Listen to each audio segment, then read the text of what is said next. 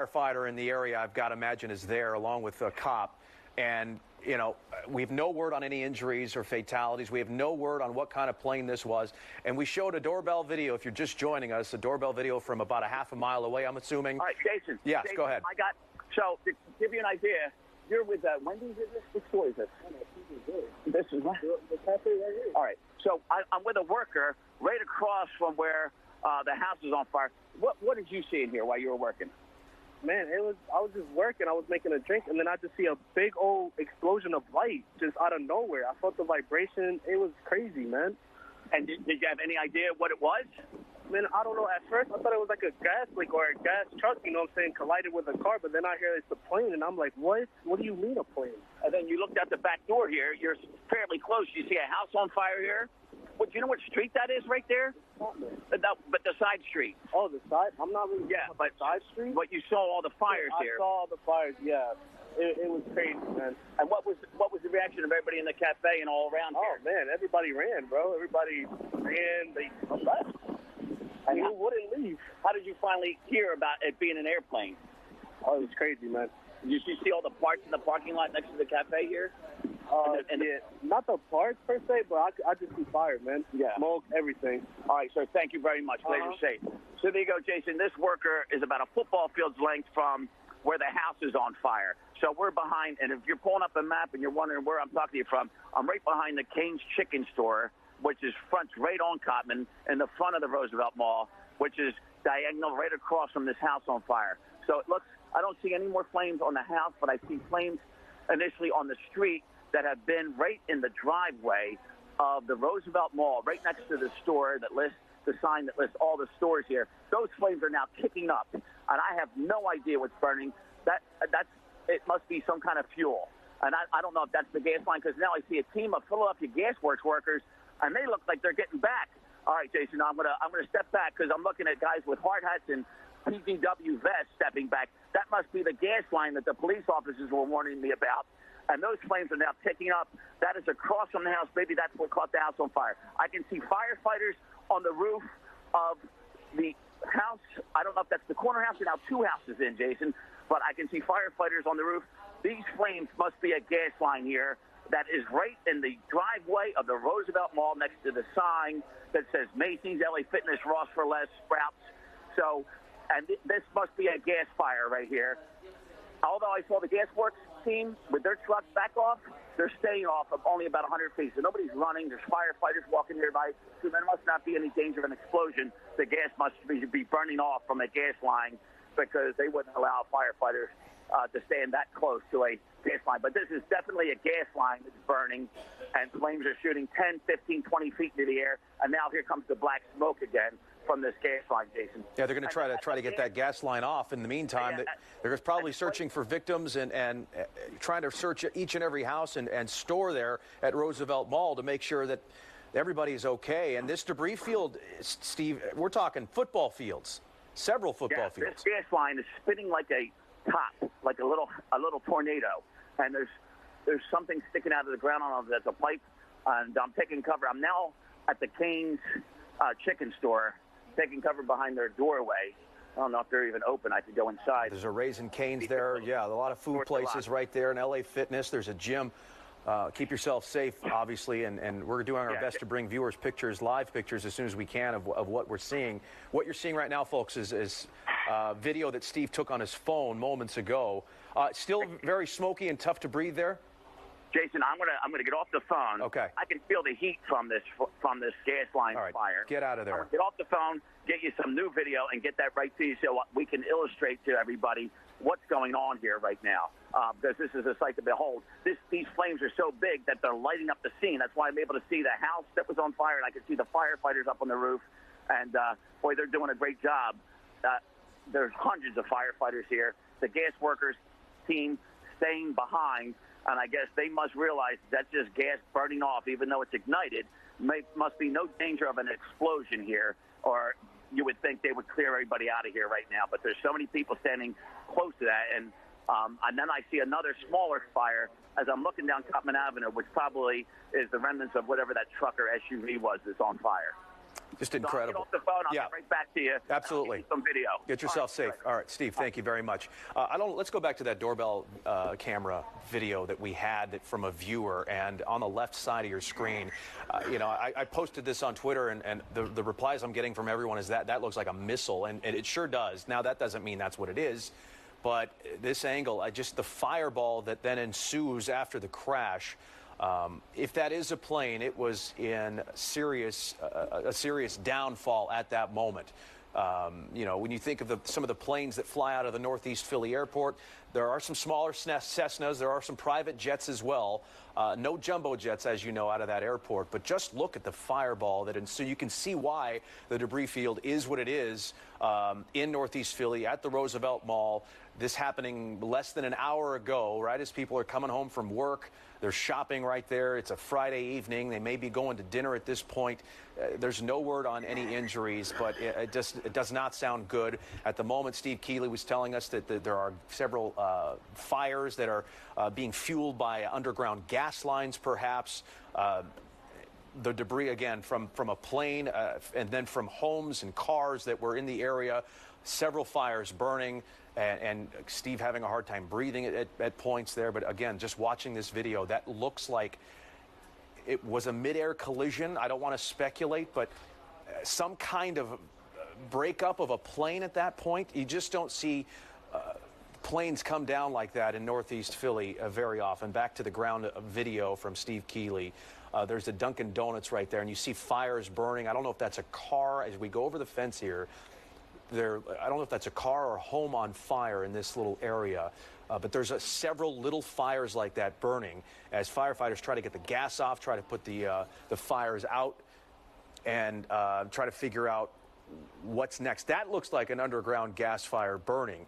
And as Steve mentioned, hundreds of firefighters are on the scene here in Northeast Philly. We have been our phones have been ringing off the hook here in our newsroom as people called to tell us what they saw and heard, and really out of nowhere, just a loud bang and an explosion from there. So it's really chaos at this moment here in Northeast Philly.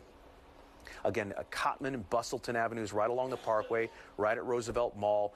The bulk of this crash, hard to tell where it hit, because there are several different areas. But if you're just joining us, 6 o'clock tonight, around that time, we had reports of a small plane crash that happened here in this area.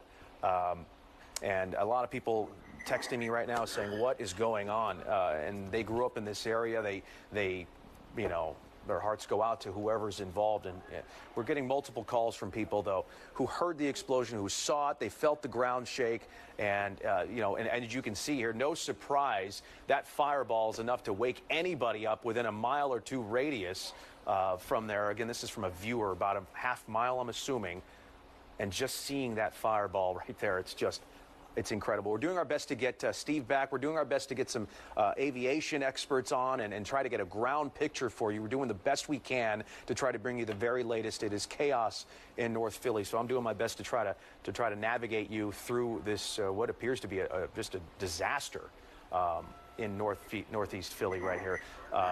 And I don't know if can you hear? I think we had to mute some of the audio from this when that loud bang happens. I think. The person in the house might have cursed a little bit, but you can see what happens right afterwards. And as Steve Keeley reported earlier, gas lines, houses on fire, firefighters there to put car fires out, parking lot, a large debris field that stretches city blocks. Again, Roosevelt Mall is where this happened. And so we're just trying our best to tell you what happened here. There are row homes in this area. There are gas lines that fire crews are trying to shut off, I would imagine. There are people in homes possibly in need of medical attention. No word on any fatalities at this moment, but you have to treat this as a mass casualty event. There's a Dunkin' Donuts. Steve Keeley was down at the Raisin Cane's right there, the restaurant right there next to the Roosevelt Mall. That mall is an outdoor mall. And the parking lot there appeared to be empty in some of Steve's videos. Okay, now we are live. We are officially live. Our first live look at the ground from the scene, and this just gives you a glimpse at the response. Every cop, every firefighter in the area you can believe is suited up and there. I believe this looks like it is the area of, and there is going to be a media staging area, I believe, at Bustleton and Cottman. There is still smoke smoldering there from right to left. Philadelphia Fire on the scene. Cops are there as well. And this is going to take quite some time to figure out, first of all, whether anybody in this area needs help. There might be people inside homes that they don't even know about who need medical attention. So they're probably going to have to go door to door as soon as they can get this fire out. And not only that, but what we've learned in D.C. is these debris fields, they are, to preserve them is of utmost importance. But right now, the priority is saving lives, keeping everybody safe, whether there's another threat of another fire from an underground gas line, that is something they're going to have to look into as well. Based on the body language here, it looks like some of these firefighters and police officers here are trying to get the area cordoned off. Media there as well. This is probably as close as we can get, as safe as we can be in this area of Northeast Philly, right outside Roosevelt Mall. You can see this is a kind of a strip mall. There's that Dunkin' there. Okay, yeah, so police have told us that's it. This is as close as we can get, which is fine. Obviously, we probably can't even get Skyfox up over this scene as well, just due to safety, and then we're talking about a possible plane crash. But again, about an hour ago, we've got reports of a small plane, this was described as a small plane, crashing in the area of Roosevelt Mall, Northeast Philly, at Bustleton and Cottman. And after that, then we ended up getting this doorbell camera that showed the fireball. Fires were kind of burning in just various locations. Cars were on fire. People felt the shaking like a little earthquake in this area. The rest is, you see it. The response, the ambulance is here. It's just chaos. Steve Keeley was on the ground. He says he smelled jet fuel when he got to the scene. He saw what he then later learned were parts of the plane, or a plane. So he backed away, got out of there, and backed up. He wound up at a restaurant there as he was trying to sort through everything. It's just chaos at this moment. That's the only way I can describe it, as we try to learn what that was that fell out of the sky. It very may well could have been a plane. It could have been something else. But that doorbell camera makes it look like, an asteroid, a missile, who knows, a piece of a plane, or, this was a far away plane, and you just never know what we saw. But this is the result of it. We've got major traffic in the area, obviously avoiding the area at all cost. This is not the time to go drive by and be a looky-loo, and I know some people will, but that's the way it goes. We have Drew with us now, and it's, Drew, it's a rainy night. Yeah. That's obviously going to help in some of these firefighting efforts. A little bit of a breeze, it looks like, as well. What can you tell us about the conditions? So I want to talk a little bit more about the traffic in the area. I've been studying our traffic maps here. So police, as you can imagine, have a good section of that area closed off. So we're talking about Cottman Avenue, that's 73. If you're familiar with the area where it intersects with Roosevelt Boulevard, that is the main area that's closed right now. But the closure extends farther back. So on Roosevelt Boulevard, so we're talking 1, that is closed between Tyson Avenue, and then as you kind of go farther down, as you cross over Cottman Avenue down there. And, Jason, Steve was talking about this a little bit earlier, kind of give that location of the mall as a locator. So just imagine a couple-mile radius outside of that. That's where the roads are closed right now. And then on top of that, you have all these slowdowns as we look at the live traffic flow. And the black, by the way, is where things are closed. I'm going to give you a little feel of exactly where things are closed as we look at Roosevelt Boulevard, which is Route 1. And then as I'll give you a little feel for Cottman Avenue, where those sections are closed, you have all these slowdowns around the area. That's slowing things down on 95. In other words, not letting folks exit onto the Cottman Avenue exit just to keep people moving along. So that's just a little bit of a feel for what we're seeing on the traffic maps right now, Jason. Yeah, that's helpful. This is obviously an incredibly dense area, probably the most dense area, really, if you think about Northeast Philly. I mean, really a terrible location for something like this, and there was no good location for it, obviously. But the Northeast Philly airport, there are private jets, there are twin-engine jets, there are private-type jets that fly out of this airport, and Cessnas as well.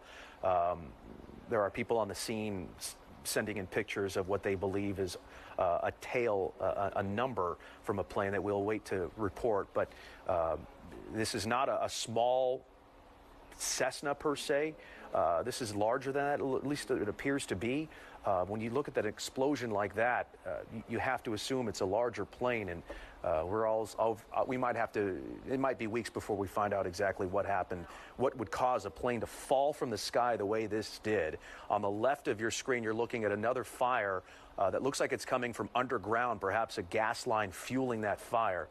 That is new video from our Steve Keeley. So this is what Steve was seeing. He was describing what appeared to be a gas line that was causing flames to twirl in like a top, he said. But you see the red tape, too. That is obviously do not cross. Investigators will be there for days and days, I would imagine, to try to figure out what happened. And there are several little fires like that burning across the area of this strip mall. You see the Ross and some of the signs of this outdoor mall in this area. On the right, you see a lot of firefighters waiting on orders on what to do and where to go. They may have to go door to door, car to car, store to store, checking on everyone involved. And I'm sure many of the hospitals are preparing their emergency rooms and triage units to try to see anything. Have you seen anybody who's been injured on this as we get Steve Keeley, who joins us again? Steve? Jason, no. I'm hearing about victims from the plane. So here's what we got from high-ranking police sources here on the scene, that there were 6 people on a plane that had just taken off from Northeast Philadelphia Airport. 2 pilots, 2 doctors, a patient, and a family member is what they're telling me. And I said, is that confirmed? They said, yes. So that's the word Philly police got early on here at the scene. And again, I just want to caution, everything's preliminary when police get this information. But that is what they're being told from folks, I guess, working at the airport, because they're in communication with them, obviously. I was sent a picture of the plane. We'll hold that for now until that's officially confirmed. But it was a larger than usual. I'm with Fox. All right. So I'm sorry. That's police just looking out for my own good. And the smoke is billowing again. So, Jason, I sent in video of the flames I was telling you about the gas line. You got it, brother. Thank you. You got it. Thanks. So they're moving even themselves back just for everybody's safety. So we're moving away from the gas line, and the sound of new sirens and more trucks showing up because there's so much on fire here, and the smoke is still billowing, Jason. So that's what we got here. So a plane, a jet. And that's why, and that confirmed the jet fuel smell that we were talking about when we first spoke live on the air. And that would tell you why there's so much jet fuel, because they had just taken off probably with a load of fuel. No word on where it was headed to, but it was just taking off from Northeast Philadelphia Airport. And the picture of the plane that a source provided had like at least 6 windows on the side. So this was not a very small one, but what we commonly call as Lear jets, executive jets that would take off. So I'm walking further down the Roosevelt Mall out of the smoke line. Where are you guys moving up at? Well, the opposite way. They said the boulevard, and thank you. They said that way, because they just chased me this way. But go over that way. All right, thank you. Yes.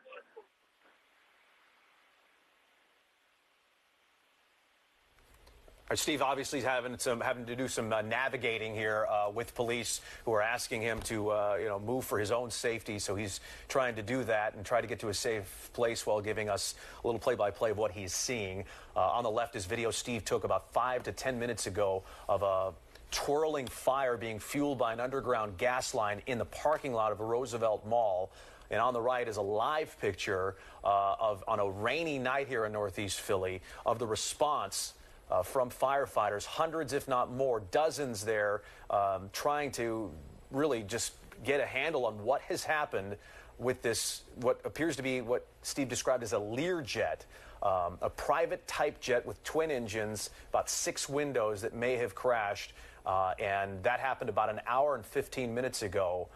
This obviously kind of a chaotic scene here as police and firefighters have yet to give us an update on what's going on. We're doing our best to try to bring you what we know and what we've seen. Right, and police a top police source telling Steve Keeley that this was a plane that was carrying 2 pilots, 2 doctors, a patient and a family member. So this sounds like it was some kind of medical transport situation. 6 people on that plane. Steve describing it as larger than usual. It was not a small plane, obviously involved in some kind of medical transport, according to top Philadelphia law enforcement officials. And just to see the fire, cars on fire, and this chaotic scene, Steve obviously moving about, trying to bring us the latest details while also trying to stay safe himself, talking about just how hard it is to breathe and the smoke in the air. And then we have all these EMT and EMS workers on the scene also trying to make the situation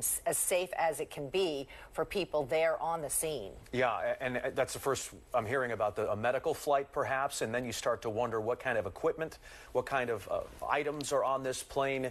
That may have caused this crash to be even worse. As far as the explosion goes, I mean, it was almost in a nosedive.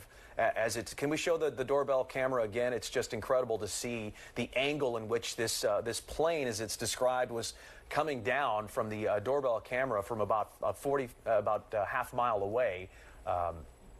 There it is on the left of your screen. And you'll see the fireball, and it's a lot of people are saying, are we sure that's a plane? But it appears to be. And again, Northeast Philly Airport's less than 2 miles away.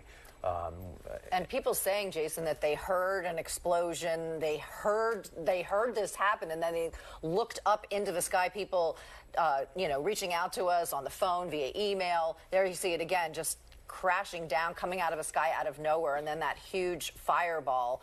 People say they felt the ground shake. Certainly a scary and frightening situation. I mean, this is the ring cam video that we've been showing you this evening, and can you imagine seeing this from your front door and wondering what in the world is happening? Well, especially when you think about what just happened in Washington, D.C., and a mid-air collision, and a lot of people saying, wait, what in the world is going on? Fred Teesey, former pilot, aviation attorney, joins us now on the phone. And Fred, you've flown this airport many times. What can you just tell us about the type of aircrafts that fly in and out of Northeast Philly Airport? Yeah, so no problem. Thanks for having me on, guys. So I actually used to be based in Northeast Philly Airport years ago when I first came back from New York. My airplane was up at Northeast Philly Airport, so I've flown in and out there countless times. It's an interesting airport. The biggest runway there, it kind of goes up. It runs from almost parallel to the boulevard up kind of around Red Lion Road. And the first thing I can say about Northeast Philly Airport is that it's surrounded by the urban part of Philadelphia. So it's not like Millville where you take off and the whole world's a kind of an off-field landing strip. So Northeast Philly is, I don't want to say dicey, but if you're a single-engine airplane and you lose your engine in Northeast Philly, you're descending. And the question is, where are you going to descend? Right, and that makes it so much more dangerous because of the location of this airport and what can happen, which is what we're looking at right now. Right, it is what we're looking at right now. It's really hard to tell what's going on. I've seen some of those ring cameras. I saw one on your Instagram account, and so that air, whatever it was moving at a high rate of speed. Yeah, I was going to say, what do you make of the angle, what appears to be a nosedive or what have you? What can cause a plane to fall out of the sky like that? Okay, well, a number of things. And so I don't have any problem with speculating, but before I do that, the first thing you want to look at is the weather. And so right now, right before I came on with you guys, I looked at the weather at Northeast Philadelphia. It's what they call 700 overcast, which means it's that when you take off, once you get up 700 feet above the ground, you are in the clouds. The other thing that caught my attention is that in aviation, we use centigrade, and it's 10 degrees centigrade. And the reason we use centigrade, not one of the reasons, is that because as you go up, for every 1,000 feet that you go up, you lose 2 degrees of centigrade, and 0 centigrade is freezing. So now that tells me that the clouds start at 700 feet on the way up, and the ice starts to form at 5,000 feet, right? 10 degrees to 5,000 feet. And so back to the answer to your question, I have no idea what happened here. But one of the things that can cause an airplane to have a problem like that is icing, and particularly this type of weather where you have rain that's falling, and depending on what the atmospheric conditions are above, a lot of times that rain will fall and the water itself will get below freezing, and then it's just looking for something. And when it hits an airplane wing, the water droplets splatter and they immediately freeze. It's called freezing rain, and it is an absolute nightmare for anything other than a jet. I mean, it just the weather. So to answer your question, the first thing that I'd be looking at with this is the weather, because that's the kind of accident that would be consistent with either airframe icing. It's just not an engine failure. People don't understand this. When engines fail, the airplane, airplanes will keep going. I mean, they just need to move through the air to create lift. I mean, they'll definitely go. They won't go indefinitely. At some point, they'll come back down to earth, but not like that. Right. That was like a nosedive to the ground. Yeah. It was. And Fred, witnesses are reporting just an immense smell of gas, of fuel.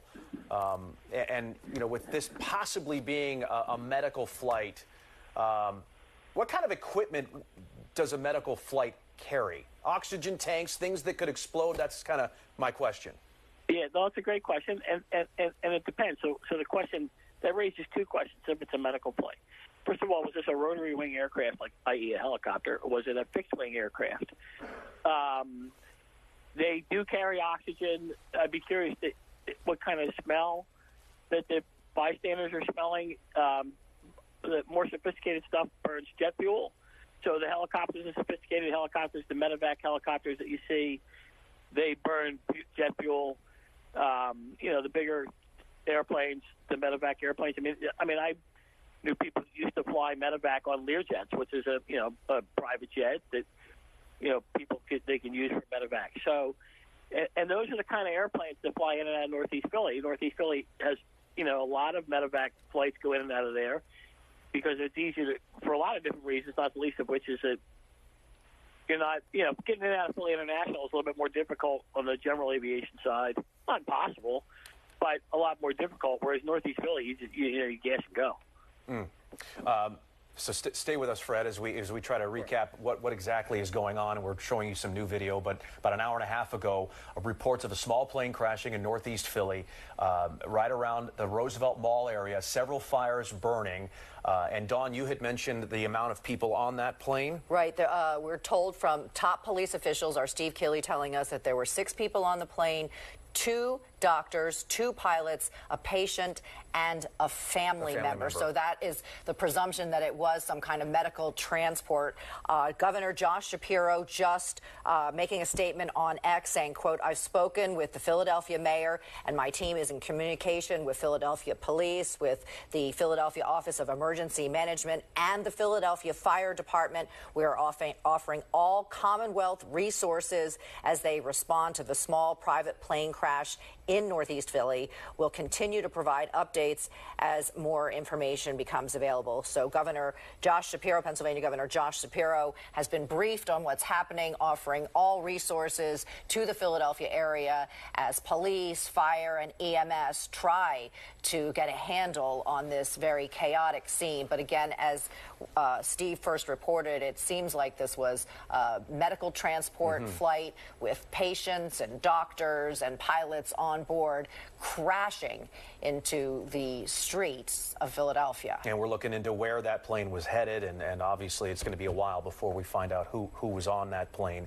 But Fred Tisi joins us, a former Navy pilot, and Fred, you just joined us to talk about that midair collision in D.C., and now here we are talking about this in Northeast Philly. So when you're talking about 6 people in a medical-type flight, possibly a Learjet 55, this plane could have been headed anywhere. You had mentioned the importance of de-icing, and that possibly being just speculating here, but obviously Northeast Philadelphia Airport, and that's all part of the pre-flight process, correct? It would be. And so a couple things. So now it's interesting how fluid this kind of stuff is. So we now know that the aircraft was departing Northeast Philly. So it means that tells me it would have been full of fuel. And that's why you're seeing an accident on the ground. You're seeing witnesses on the ground saying that the airplane was full of fuel. Could it be a Lear? That would be consistent with the kind of airplane that comes in and out of there. It could have been a King Air, which is a twin-engine turboprop. It could have been any one of a dozen airplanes. I mean, I could rattle off dozens of airplanes that it could be. To answer your question, you cannot take off with ice on the wings. Now, as I said earlier, the ground temperature is 10 degrees centigrade, which is, what's that, like roughly close to the 50s. So being iced up on the ground before it took off, that's not going to be an issue. So the question is whether or not that aircraft, how long has it been since it took off? Did it climb into icing conditions? Depending on the type of aircraft it is, the first thing you do when you get into ice, if it is, let's say it is a light jet, you get into ice with that thing, you just pull the nose up, you just keep going. Because sooner or later, you get up where the air is so cold that the water's not going to form on the wings. Now, if it's a Navajo, which is a twin-engine, unpressurized airplane that's used for medical transport, that's a piston-powered airplane, that airplane gets into ice, that's a whole different kind of kettle of fish. So, I mean, there's a million different things that go into this. I just can't keep getting away from the fact that the way the airplane came down, which that just tells me one of the two things. It was either it could have been a structural issue. Airplanes don't come down that fast. I mean, they just don't. Yeah. Unless there's been a structural issue. I mean, there's. And what kind of structural issue would you think it could possibly be? What could we be looking at? Well, believe it or not, that's what people don't realize is that the pilot can on either a 747 or the smallest Piper Cub, a pilot can pull the wings off of an airplane, and by yanking back. And so what happens is that we see this a lot, or even the tail. A pilot. I don't know anything about the pilots flying this airplane, but a pilot who is not well versed in flying an airplane on instruments gets into rough weather, they panic or they over control, and they literally can overstress the aircraft. And then that's the kind of, again, I have no idea if that's what happened here, but I'm telling you all the different things it could be. So you can get a pilot gets spatially disoriented, but if it was a two-pilot crew, that's less likely, and then actually do something that would either overstress the tail or overstress one of the wings. You see this a lot in these high-performance light single turboprops and light single aircraft that they build. But usually that's an accident that happens to people that are at 21,000 feet, and they get too close to a thunderstorm and they pull the wings off the airplane. So, what about visibility, Fred? Like, would that have been an issue as well? Well, the answer is to a professionally trained crew in a sophisticated piece of equipment, no. All right, so that gets back to what I was saying earlier, that 700 feet, once you go at 700 feet overcast, once you go through 700 feet in the climb, that's it. I mean, I've been in weather so bad that I can't see the tips of the wings of my airplane like that, and you have no visibility. And so you fly the airplane solely by reference to the instruments that are on the airplane. They could have had an instrument failure that didn't allow the pilots to keep the airplane upright in zero visibility conditions. So it could have been that. I mean, a lot of these airplanes today, like my airplane, all that stuff's kind of computer driven. In the old days, you literally had vacuum pumps that spun gyros that you used to keep the airplane upright in the clouds. So, could there have been an instrumentation failure that ended up being overstressing the airplane? Who knows? Could there have been icing that resulted in a stall in an effort to try and get out of that, overstress the airplane? I mean, it could be a million different things. But I'd love to know. I think the biggest piece of the puzzle that I'd like to get my hands on right now is what type of airplane, and we'll go from there. Yep. Yeah. We'll go from there. We're talking to Fred Tisi, a former Navy pilot, an aviation attorney, and many other things. Obviously, an expert in aviation. But there's two stories going on here. There's the plane crash that caused what happened in the sky, and then there's the search and rescue efforts for anybody on the ground in Northeast Philly, at that Roosevelt Mall, at any of those homes in the area that may have been hurt. I think it's probably safe to assume the worst for the folks on the plane. But we have no word yet on anybody on the ground who may have been hurt or worse in this disaster. There are, again, homes, row homes here, stores, people driving, innocent. Again, this is right at rush hour. This happened about 6 o'clock, somewhere around there. And this is a video by Steve Keeley. And just look at the debris field. I mean, that looks like just a terrible scene right after the plane crash, and you saw the fireball from a distance. This is up close. Several gas-fueled fires underground. So, and pieces of the plane scattered everywhere. all over. They're on fire. Homes are on fire. Cars are on fire. I mean, it looks like a war zone out there. It does. It's very chaotic. It's frightening. We don't know the extent of any injuries on the ground right now. We're still trying to get that information. And as we had reported, we believe there were 6 people on that plane when it just took a nosedive out of the sky for reasons we're still trying to figure out. So a massive response, and there you can see some firefighters. This is as close as our live camera can get. Now we've got Pico crews there, so you're going to have gas and electrical workers there trying to probably shut off all of it in the area just as a precaution to get the fires out. That video up in the top left is from about 45 minutes ago, and at that moment there was still smoke in the sky. Steve was having a hard time breathing, and a lot of folks in this neighborhood were having a hard time breathing, smelling jet fuel, smelling gas, and obviously several fires burning in scattered areas, just chaos. Exactly what you'd think a terrible plane crash would look like in a very dense area. Unfortunately, that's what we're seeing in Northeast Philly. And we bring in Fred once again to talk about this plane crash, and just a terrible coincidence here, Fred. When you talk about a mid-air collision and then a plane that virtually just fell out of the sky. All right, so a couple things are coming. So it's funny. So now, you guys can't report on this, but I'm telling you some of the things that I'm saying, which gets back to kind of the speculation that I was saying earlier. There was a Lear 55 that operates as MTS, Medical Transport Services, that was scheduled to depart Northeast Philly, I think for Springfield. I want to say Springfield, Illinois. So if you go to FlightAware.com, you can see scheduled departures from Northeast Philly. And that aircraft, a Lear 55, was scheduled to depart. And so that airplane would have a bunch of jet fuel on it. Some of the, a lot of the aviation rumors are starting to swirl around about an instrumentation loss, which is something we had talked about earlier. Who knows if that is what it was? But with a Lear 55, if that's what the airplane is, a Lear 55 is a very sophisticated airplane. A Lear 55 and a highly trained crew, something kind of went catastrophically wrong. And so you're saying, based on the FlightAware data that you've looked up, that Lear 55 was taking off Northeast Philly Airport when? It was scheduled at 6:06 p.m. And that's here for a second. Right, and that's shortly thereafter right about is the time when this all happened. And Fred, you also talked about, so it would also be completely fueled up, making this crash with fuel everywhere, which people are reporting smelling jet engine fuel. We've seen all these fires. All right, so let's look and see here. So that airplane may have made. So we have scheduled departures out of Philly. Looking at FlightAware, right? So then there was another one, Canada Regional Jet, going to South Bend, Indiana. That airplane looks like it got where it was going.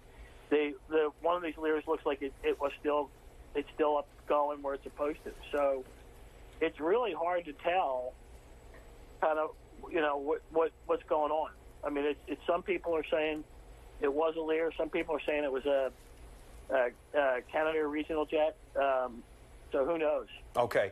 Fred TC, thank you for joining us, giving us your expertise, and I appreciate what you very much helped us try to understand what happened here. So thanks for your time. We're going to get back to Steve Keeley on the ground. It's been a while since we've talked to Steve, probably at least 20 minutes or so, as he has tried to get to a safe place, and then his reporter instincts kicking in, and he's going to need to sort of tell us what he's seeing, and he'll be joining us in just a moment. And this all happening shortly after 6 o'clock tonight at Bustleton and Cottman, the Roosevelt Mall. A small plane crashing into Northeast Philadelphia. People seeing a plane taking a nosedive in the sky, and then you see on the left-hand screen there just a huge ball of fire. Emergency crews, dozens and dozens, all available. Fire, police, EMS crews responding to the scene, which has been very chaotic. As we've talked to our Steve Keeley, he's having trouble breathing. He's trying to report the story.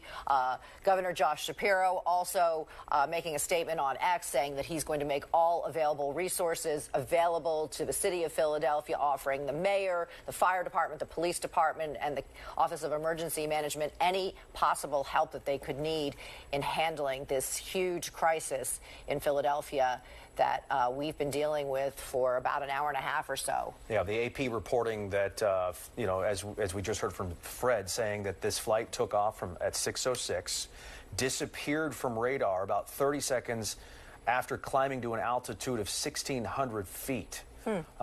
And at least that's what this particular flight did. It's only 3 miles from the airport. So however high a plane like that can get in just 3 miles and just a few minutes after takeoff is what we're talking about here. And at some point, this plane, which had been reported to be a Lear 55 medical jet with 6 people on board, 2 doctors, 2 pilots, and a patient and a family member, took off around 6:06, and something awful happened after that, and this is basically the result. Right, and Fred TC talking to us about that this is a very sophisticated aircraft, and it had a highly trained crew on board, so saying that, something like this is hard to explain. Yeah. This is a new live look on the right side. That's live. It's a gas station here. It looks like Cotman Food Market right there, one of the strip malls in the area. You still see smoke and sort of a haze in the air. Steve Keeley, can you hear us? All right, can you hear me? Yes. Yes. All right, so you're not going to believe this debris field keeps getting wider. So I parked at the McDonald's, as I told you earlier, Jason, at the Boulevard and Cotman Avenue, which is across the boulevard from the plane crash site. 2 officers tell me here is an air tank from the airplane, and the air tank has a number 10 on it with jet rescue label on it. So I said how it was a medical jet with 2 doctors, 2 pilots, a patient, and a family member, a commander had told me, and that was confirmed by another officer.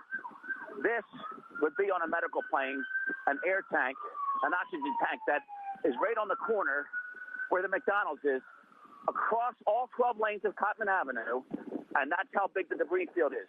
I just talked to Sergeant Eric Kripp. I said, any estimated time of arrival on the police news conference? He says, we might have to keep moving it back because we keep finding stuff from the plane.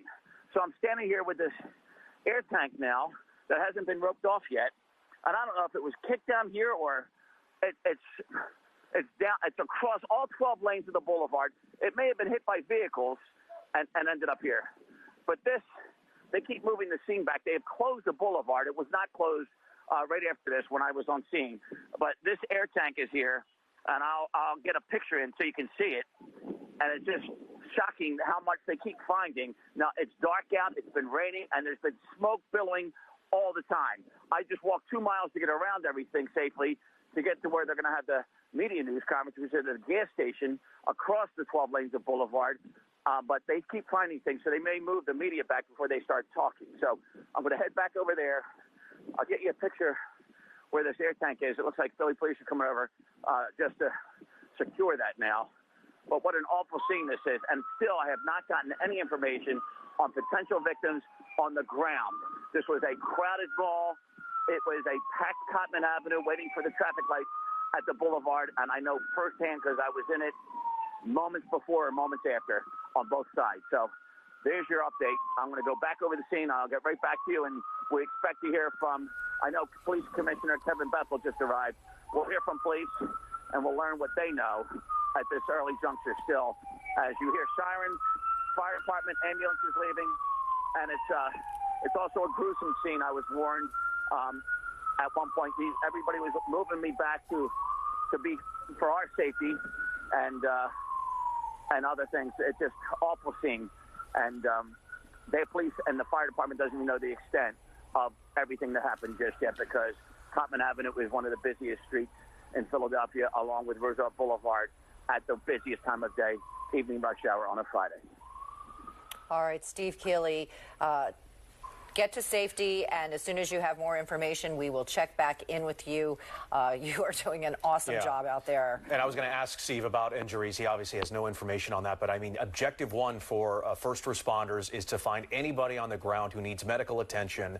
And I don't know if you can hear me, Steve, but have you seen any patients being loaded onto gurneys, people being scooped up by ambulance or police officers in need of medical attention, anything like that? Okay, I think he took off. It's very fluid for him. Right. We're trying to get him back on the phone. When we do that, we can. But as you mentioned earlier, Dawn, Governor Josh Shapiro is the one who really helped shed some light on this plane. The occupants, the 6 people on board a medical flight.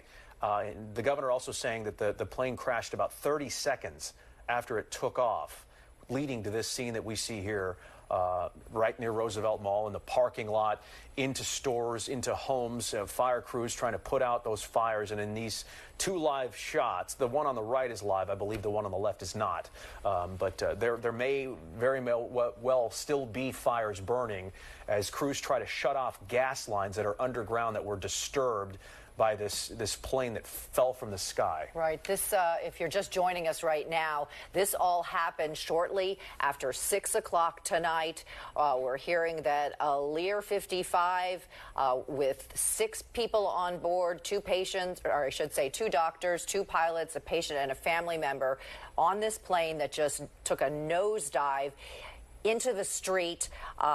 We're told that Roosevelt Boulevard from Steve Keeley is currently closed. He's hearing from top police officials. He's been in the thick of this all night long. We're hearing that it is a gruesome scene. He's been warned. It's just awful. We don't know the extent of any injuries on the ground just yet. He is waiting to hear more from police. They're setting up a command center, so we don't know the extent of any potential victims on the ground. But you know, as you look at this video, you can see the massive response. The video on the left showing the fire burning after this plane crashed into the ground. And I thought it was interesting, as Steve pointed out, Jason, that where he was at this gas station across 12 lanes of Cottman Avenue, that they found an air tank, an oxygen tank with jet rescue on it, presumably medical equipment that was on that plane that somehow ended up, whether it was hit by a car or that's, you know, flying through the sky, landed in this gas station parking lot. Yeah, and I think what is just blowing people away is just the idea of the angle that this plane came down. I mean, almost straight from the sky. And there are several other videos on social media as well that we will share with you when we can, but that just show different angles of just how this plane fell from the sky 30 seconds after takeoff, reportedly by the governor. And then the fireball so bright that even this camera shot on the left from the Ring doorbell and many others, just you lose sight of everything. That's how quickly and how bright it happened. The debris field, they haven't even been able to cordon it all off yet because Steve is walking around in what may be evidence. And you think about what the job the NTSB is going to have here, and they're already spread thin enough in the Potomac from a mid-air crash 2 days ago. And now they're going to have to respond to this scene in a very, very busy section of Philadelphia, maybe the busiest outside Center City and some other areas, but Northeast Philly and the Boulevard and Cottman, and now you're talking about tanks from a plane that just crashed. But again, objective one, priority one, how is everybody doing on the ground? Right. Some of the folks in their row homes, in their cars, in restaurants, in some of those right. This was rush businesses. Hour. People were. It's a Friday night. It's rush hour. People were headed home from work. They might have been headed out for the evening, and this happened.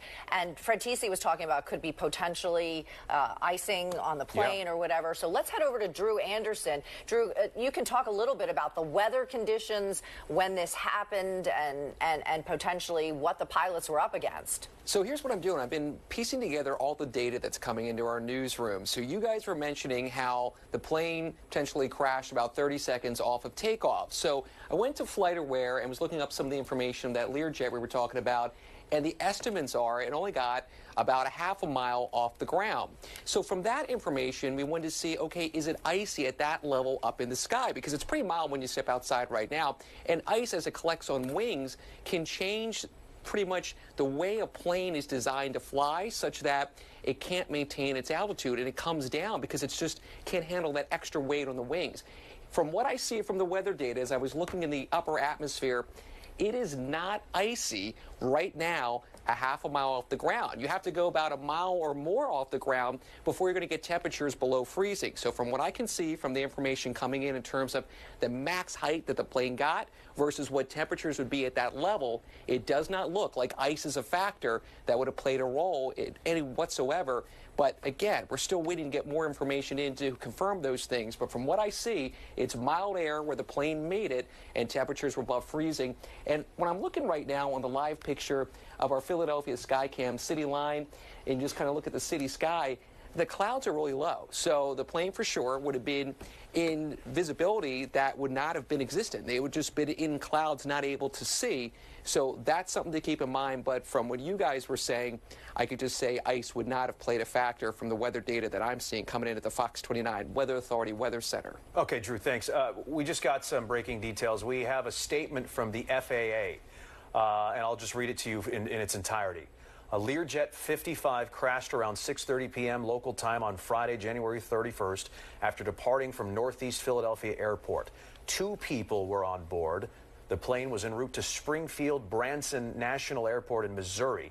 The FAA and NTSB will investigate. The NTSB will lead the investigation and will provide all updates. So the governor earlier had said 6 people were on board. The FAA now saying 2 people were on board. But now, Dawn, we know that this plane that took off from Northeast Philly Airport was headed to Missouri, Springfield Branson National Airport. So that's what we can tell you from the FAA, an official statement. And now the NTSB will be making its way up.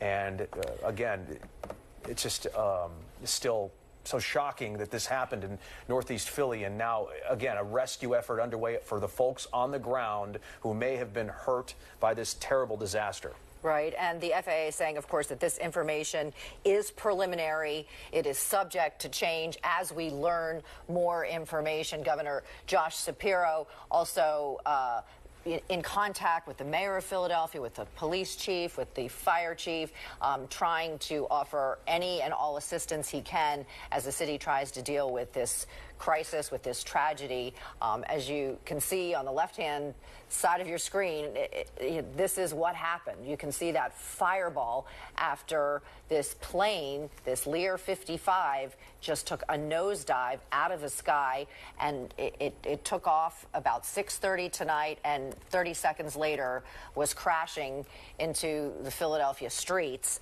And we have learned, as you mentioned, Jason, initially we thought there were 6 people on board, but according to the FAA, it's now saying that 2 people were on board that plane.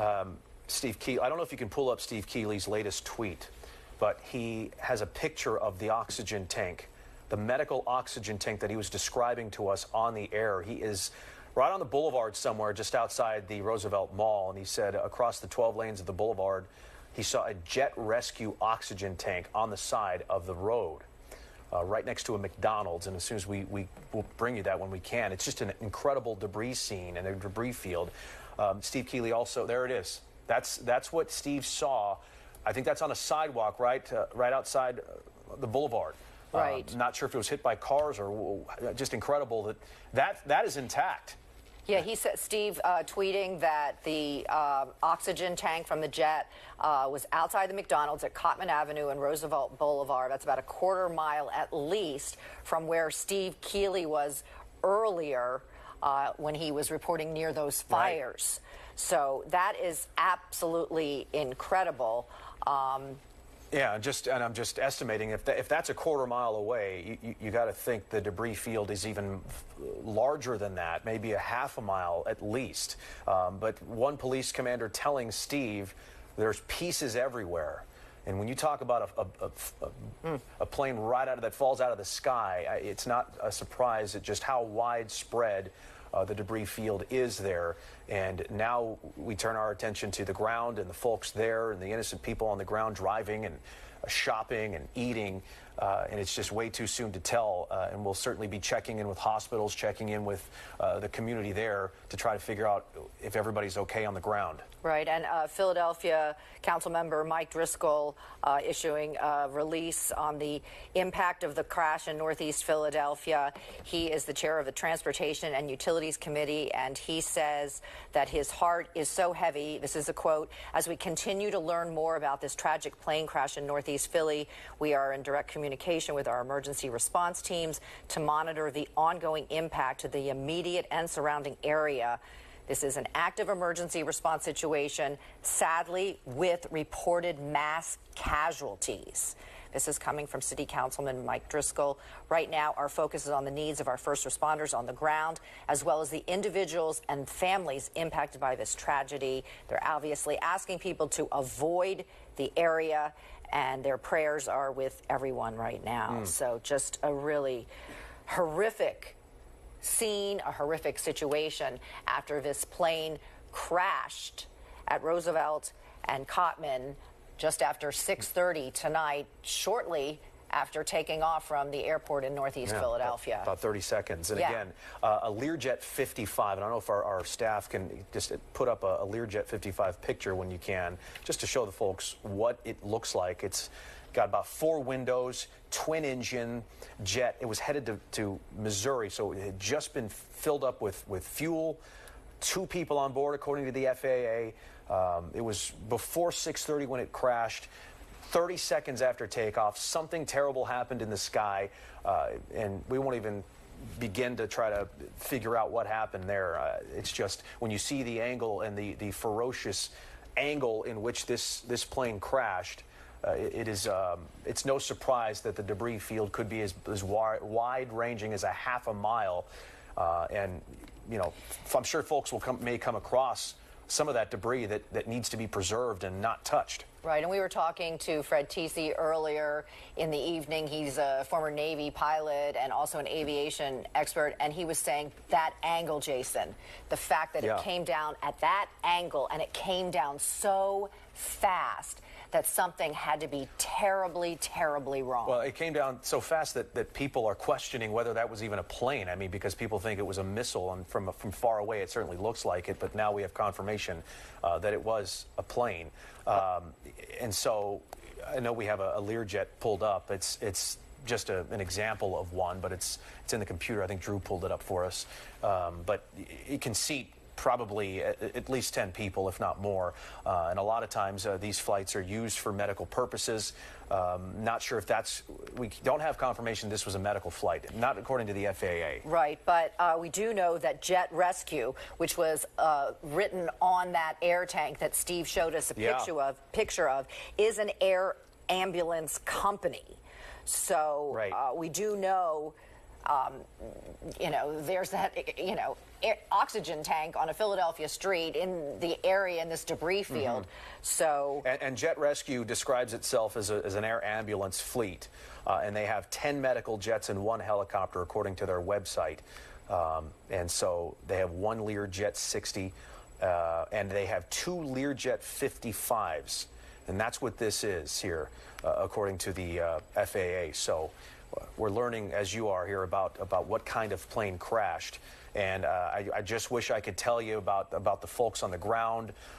There was a home on fire. There was an issue with underground gas lines and fires burning. Cars were on fire. And so with the chaos going on, all we can say is we're on it. And as soon as we can bring you information on injuries or worse, let's pray that's not the case. But when you talk about a populated area here at rush hour, it couldn't have happened at a worse time. Absolutely. I mean, it was the height of rush hour.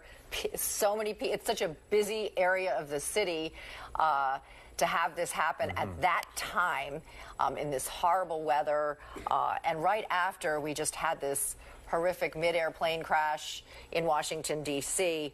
And as I mentioned earlier, Councilman Mike Driscoll from Philadelphia releasing a statement, and as part of that statement, he said that there were reported mass casualties. Of course, everything is preliminary, and we'll be learning more as the evening progresses. But let's get out to our Shawnette Wilson. Shawnette, where are you, and what have you learned? So, Dawn, we just got here a little while ago. We are at Bustleton and Cottman, and I'll step out of the way here. This is much of what you've been seeing all night through Steve Keeley's video and the other video that viewers have been sending. Emergency crews just as far as the eyes can see. We're talking, of course, about fire trucks, police cars. We just saw Pico. Pico's actually coming right behind us right now, the water department. And actually, you know, we just saw a little bit ago as well, police bringing in some of those barricades, the road barricades that, you know, we usually see that we saw during the last NFC Championship game that'll be out for the Super Bowl. They are putting those up around this area as well, because a lot of people have come out to try to figure out exactly what's happening here and what is going on. And it's not just people who really want to just look and take pictures, as much as that's a big help, because they've been sending that video to us. One lady walked by. She had on scrubs. She was with someone who had a blanket wrapped around her, and she went up to the middle of, as far as she could go down this way. And I asked her, I said, "Are you good?" And she said, "Yeah, I'm a nurse. I just wanted to go and see if anybody needed help." So as much as we talk about it is cold, it is raining, police are trying to keep people safe and as far back as they can. There are some people out here who just have heard what happened involving this plane and what we reported as a medical flight, and their, you know, their jobs and their instincts have kicked in. They just want to come out here and see if there's anyone that they can help. We've been talking, I was listening on the ride here about whether there have been people on the ground who may have been injured in some way from this plane debris, which as far as I know, we don't have any information on that just yet. But again, people are out just trying to see if things are okay, if people are okay who are out here. Shawnette, so it's just let me stop you for just a moment, and then Sure. I'll let you continue. But folks, if you're just tuning in for a basketball game on Fox, Indiana-Purdue here that's supposed to start right now, we're staying with this breaking news story in light of this disaster in Northeast Philadelphia. We are staying here with this local urgent news story here, and so I just wanted to pass that along to you. If you're just joining us to watch that basketball game, we are going to stay with this for the time being, and if you want to see that basketball game, I guess you'll have to check your local listings. It might be on another network. We'll let you know. But we're going to stay with this, Sean.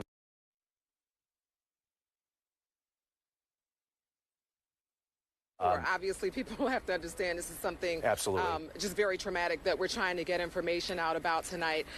People affected by this, people who have seen that video is being shared on social media of this kind of like fireball or explosion in the air. It brings people out to try to get some answers about what happened here. I heard Fred TC mentioning a little bit ago just about the type of area we're in, very urban, you know, a lot of strip malls around here, those little outdoor shopping centers, a lot of restaurants, a lot of small businesses here, and so there are a lot of people in this area, again, who feel pretty close to what has happened here, and again are just coming out here to look. But a lot of emergency vehicles, police where we are right now at Bustleton and Cottman, really just trying to direct the crowd. There are people on every corner here, cell phones up, just trying to see what they can see, as you know, we are ways back from actually where this is all concentrated.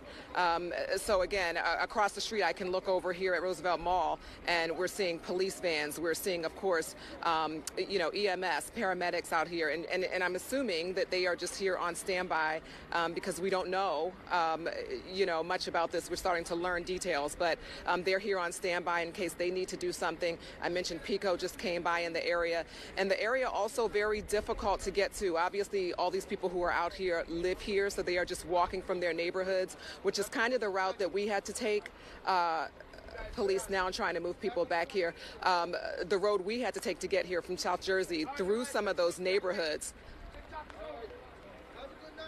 Okay.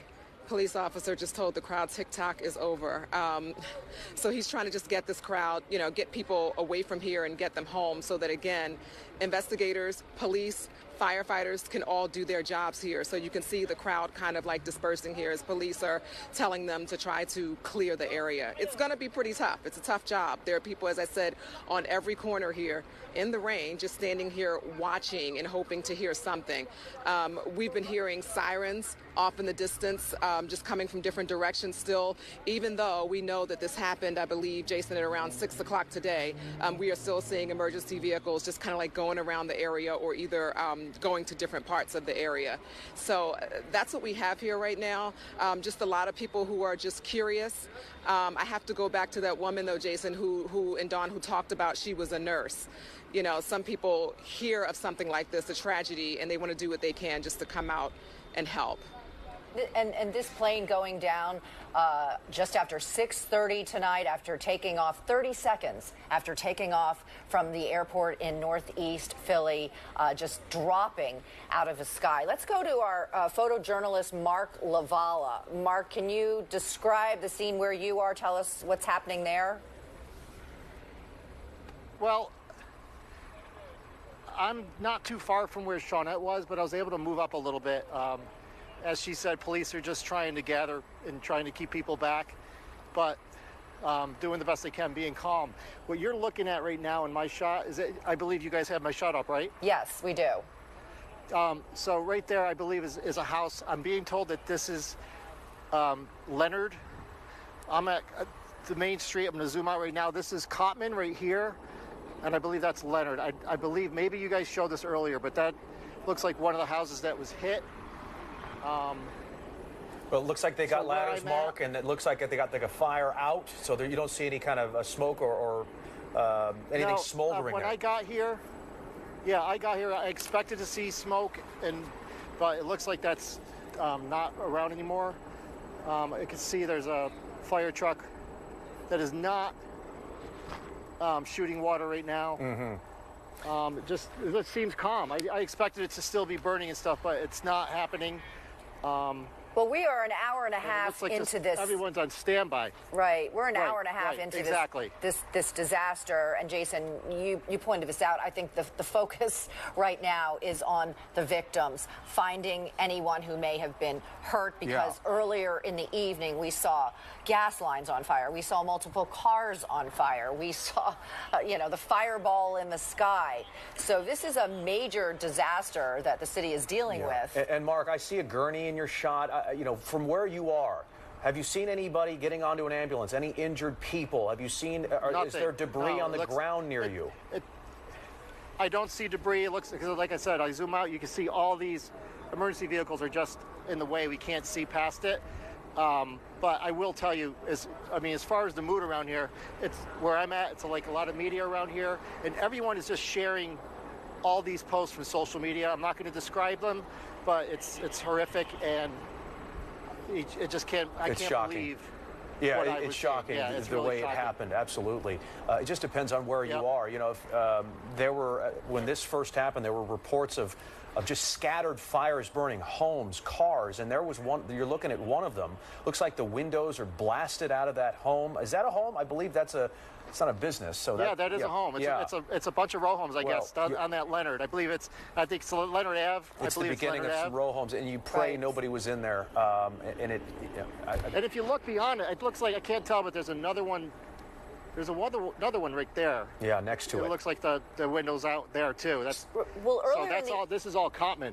Right, and earlier in the evening we saw a house on fire, and it was a house on the corner. So. Not sure if that one is We're not sure if this is it or it was someplace else along in that area. But Mark, do you smell fuel or anything? Nothing. I don't. That's what I'm saying. Somebody was asking me, what do you smell? I don't smell anything. Yeah. I expected to smell it, but no. Mm-hmm. It just depends on where you are. Where Steve Keeley is, he must be downwind from where you are. At least Is it smoky the wind there? Is blowing. Is it smoky or? No, that's what, like I said earlier, I expected to get here and see smoke. At one point I saw smoke, but it's gone. Like I said, the wind is blowing in all directions right now where I'm at. So it might not be up in the air at right now. Okay, if you're just what joining I do us. see, I don't know if you can see. Go ahead, Mark. When you see in the air, it looks like maybe everyone could be. You see all these drones. It could be people flying their drones right now. Wow.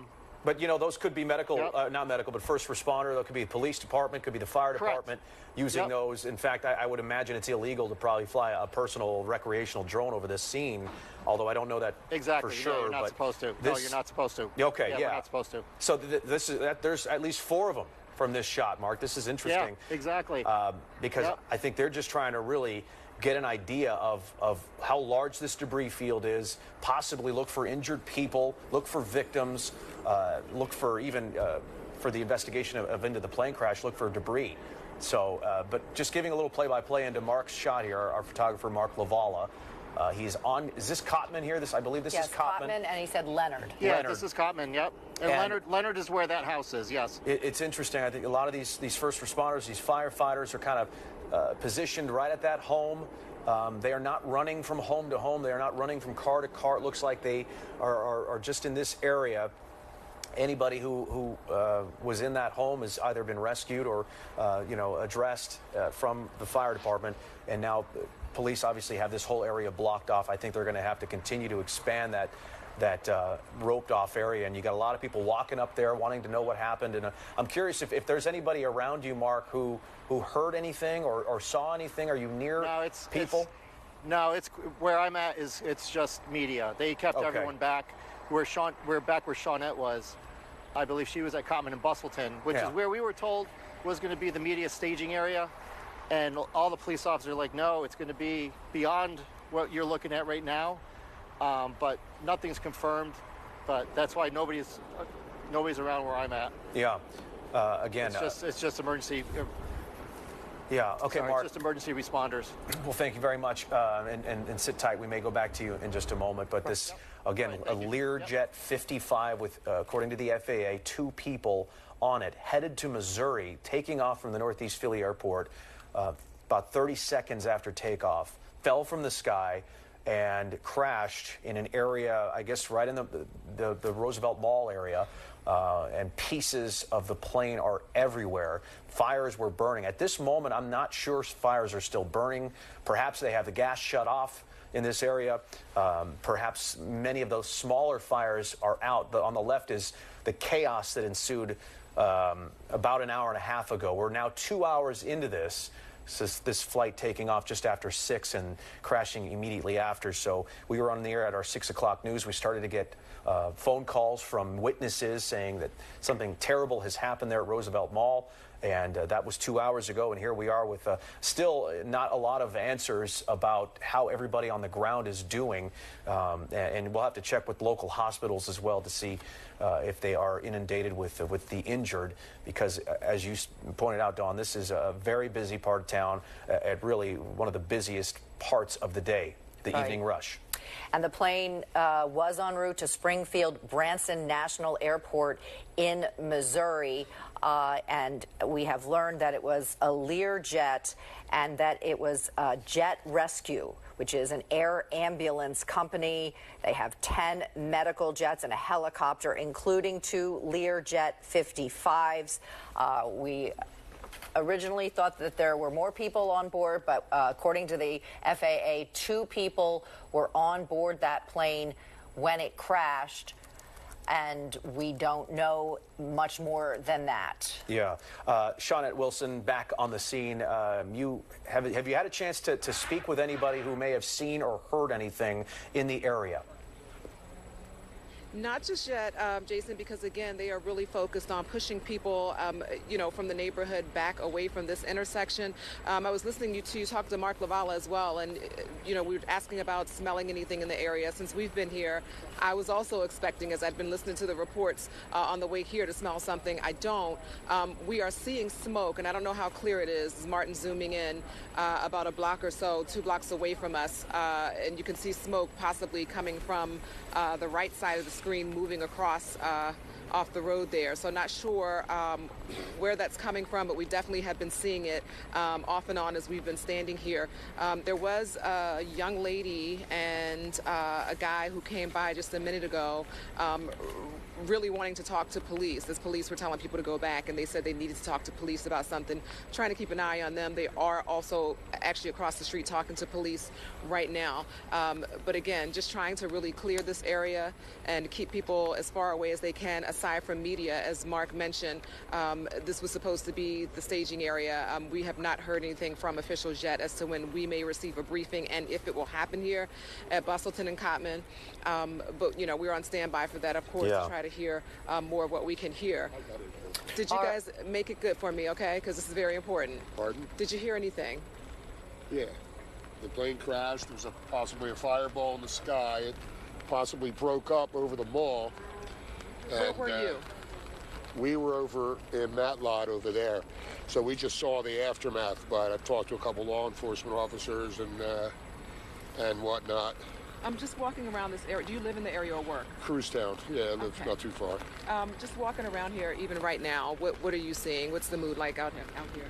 Somber, concerning. They're trying to keep people back because we heard the gas lines were at risk. I haven't seen an after explosion yet. Have you smelled anything, seen smoke since this happened? We saw a lot of smoke and we saw fire down there. When you hear that they're saying that this, was a medical flight. We heard the same doctors thing. and patients on board. Or Memphis or something. What does that do to you? It's heartbreaking. It's heartbreaking anybody, anytime. But certainly from what we heard, there were 2 doctors, a patient, a friend, I guess a pilot and crew, whatever. But any tragedy like this is horrific. It's terrible. What's the area like as far as getting around? I mean, you're on foot, so you're free to move, just not beyond the barricades, but even traffic-wise? Traffic, it looks like it's moving a little better now, but, all of Bustleton was backed up before, and obviously here on Cottman, they're starting, or they've kept diverting traffic farther away, so nobody can get, even close at all. And last thing, so I can let you guys go out of the rain, why'd you decide to come down here as far as you could walk? We were just shopping and maybe going to grab something to eat. So we were inside one of the stores at the time. And then when we came out, that's when we saw the melee and fire and smoke. And then just, red light, blue light, one after another. Police, firemen, just all racing down. Common sense tells me to not get too close to what appears to be an explosion. Yeah. That I can tell you. Out here right now, why'd you guys decide to you're out here now? Just to be part of the community with anybody who needs anything. A hug. Just to be around. Well said. Thank you so much. And that's what, the good part of this that we're talking about. As much as there are a lot of people out here walking around and taking pictures, there are certainly people who are looking to see if they can help in any way. And again, we're not close exactly to where the heart of the scene is. So it's not likely that people will be able to get down. And they don't even know what they can do, right? Jason and Don, they just, as you heard him say, feel like they want to be a part of a community here. It is heartbreaking. We talk about what type of flight it is, the size plane, and he made a good point. Whether it was a 2-seater, these are people who are a part of someone's family, who have been in this situation tonight, which, as far as we know, does not appear to be a good ending. So again, where we are at Bustleton and Cottman, police trying to keep people away. People are leaving and coming back. We still see those same emergency vehicles around here, which are still on standby for anything, as we wait to get word, hopefully, from officials here on the scene at some point tonight. Shawnette, thank you very much. Let's get back to this video that just came into our newsroom. Can we take it full? We're working on it. You just saw it was 2 people entering their home much closer to the crash scene from what I believe is a doorbell camera. Here it is. Watch this.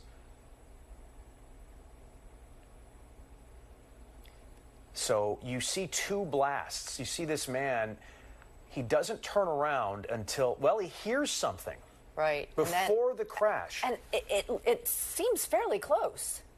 You can see the plane there. A ball of fire. And 2 explosions, one after the other, which makes you think, were there pieces of plane falling at the same time? Was this plane intact by the time it hit the ground? Your guess is as good as mine. But these poor folks just, running inside for their lives. And we thank them for sharing this disastrous video with us. But I mean, it just gives you an idea of what people in this neighborhood had to deal with. What incredible video from that. And there's the other video on the left of the fireball. Yeah. That one not showing the simultaneous back-to-back blasts that we just saw. But you can see emergency crews, firefighters, ambulances, police, as far as the eye can see. Every available unit is on the scene of this mass disaster in the city of Philadelphia. Let's get back out to our Steve Keeley. Where are you now, Steve, and have you learned anything new? Look, I'm standing on Roosevelt Boulevard, and the outer lanes are closed. The inner lanes go under Cotman Avenue here, and we're being careful because even though the road's closed, you see police vehicles and Philadelphia Gas Works vehicles are coming through. Plus, they are bringing in things that indicate that this is going to be a long investigation, like the steel barricades that we see up for the Eagles celebration. So we've seen truckloads of those. We've seen porta-johns come through because there's going to be teams out here for hours and hours and maybe days and days, I should say. Now, look, they kept moving the media back, and that also moving back the updates. And we'll learn whether there's a discrepancy between the Federal Aviation Administration's information about the plane and what Philadelphia police were told about the plane. So we'll get that sorted out when police give us an official on-the-record comment. But police are standing by what they had said earlier because I showed them the FAA statement. Now, you'll see on the corner where the green traffic lights are here at Cotman. Now it's turning yellow. That McDonald's is there, the big McDonald's M sign, the arches. That light is out now. They've closed the McDonald's. That's where I parked initially thinking I'd be okay. The police moved all the people and all the cars out of there because that's where that air tank was. And then on the other side of the McDonald's, further away from the scene, we were told an air tank went through the window of the family-owned diner next to the McDonald's. So they said they keep finding pieces everywhere, and that's why they moved us out of the Philly gas station over there initially as well. So they are finding this debris field even further out every time they see something, and it's dark and raining. So that's what's going on out here right now. They are trying to sort out and find out where all these parts are because that is a crime. They treat it as a crime scene. They treat it just like a crime scene. So they don't want people trampling on it. People see usually car parts here because there's so many accidents. And as I said, these parts were so small, you would never recognize them unless you were probably in aviation somehow. And we'll learn about all that coming up when we get information from people. Go ahead. And Steve, you're hearing now that there were 2 oxygen tanks that were among the debris, one that was in the parking lot and then one that went through a window? Yeah, and the diner is right next to the McDonald's. And in fact, we've been there on Christmas morning, a family-owned diner.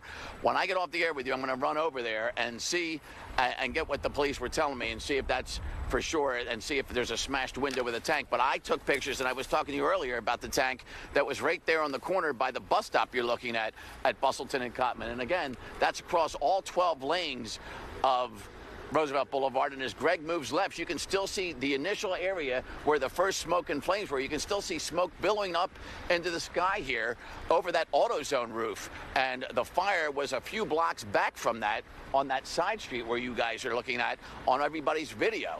And then the smoke was coming across Cotman Avenue into the Roosevelt Bowl parking lot. And to get to this scene, I walked for 2 blocks behind that. The smoke was just crawling along the ground, still thick, still the smell of jet fuel burning as far as I walked through it to get to Philly Gas. And then the Philly police said, no update coming right now because we're still finding pieces everywhere and we're probably going to move you guys back. So they moved it completely across the boulevard and moved whenever they plan to talk to us back, as well as the information is still coming in, and you can bet they're on the phone with that company. It was headed for Missouri. They're talking to the company. They're talking to the folks at Northeast Philly Airport that likely saw the folk getting on the plane and boarding the plane somewhere from one of the hangars over there and one of the offices over there. And so they're getting all their information correct. And then you've got the National Transportation Safety Board with that GO team on the way to Philadelphia. And it'll be a very busy, hard week on that team because they're still busy with the crash into the Potomac in Washington this week. Yeah. That's why this was so hard to believe. You always want to triple check and confirm all your sources. And when you're being told there's a plane crash and you're thinking, Here we are. We're covering the plane crash in Washington. That was our lead story when I was reporting at 5. And then here we go at 6 o'clock, a plane crash here in Philadelphia, and it boggles the mind, and you just try to get all your facts right, and then they go, yeah, it's a plane crash, and then you can smell it when you're here. So the story I was on at 5 o'clock was only about a mile from here, where the police caught that guy that ran into a New Jersey police officer, came across the bridge, and that's why I was so close to the scene initially and saw so much that I did see and videotaped what I saw. And now we keep saying things. So there is the Sergeant Eric Grip is here right now. So I'm going to walk over there. Greg, you can stay here. I'm just going to try to get an update when we'll find out what we're hearing from police and when we'll hear from police tonight. And we'll see. Here we go. Hey, Eric.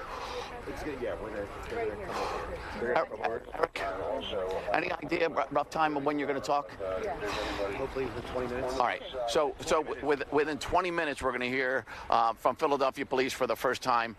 You'll probably hear from the police commissioner and any other people that are here in terms of command for this crash. So that's the story here, right along Roosevelt Boulevard, where you see the outer lanes closed, and they likely will be for a while. They're still bringing in teams. They're still bringing in investigators, and they're still bringing in equipment. And the folks dealing with this are also dealing with some harsh conditions out here with wind, rain, and a whole lot of people up here that they keep moving back as well. Jason, Dawn? Not an ideal situation at all. Steve, have you talked to anybody who was close to what happened or witnessed it?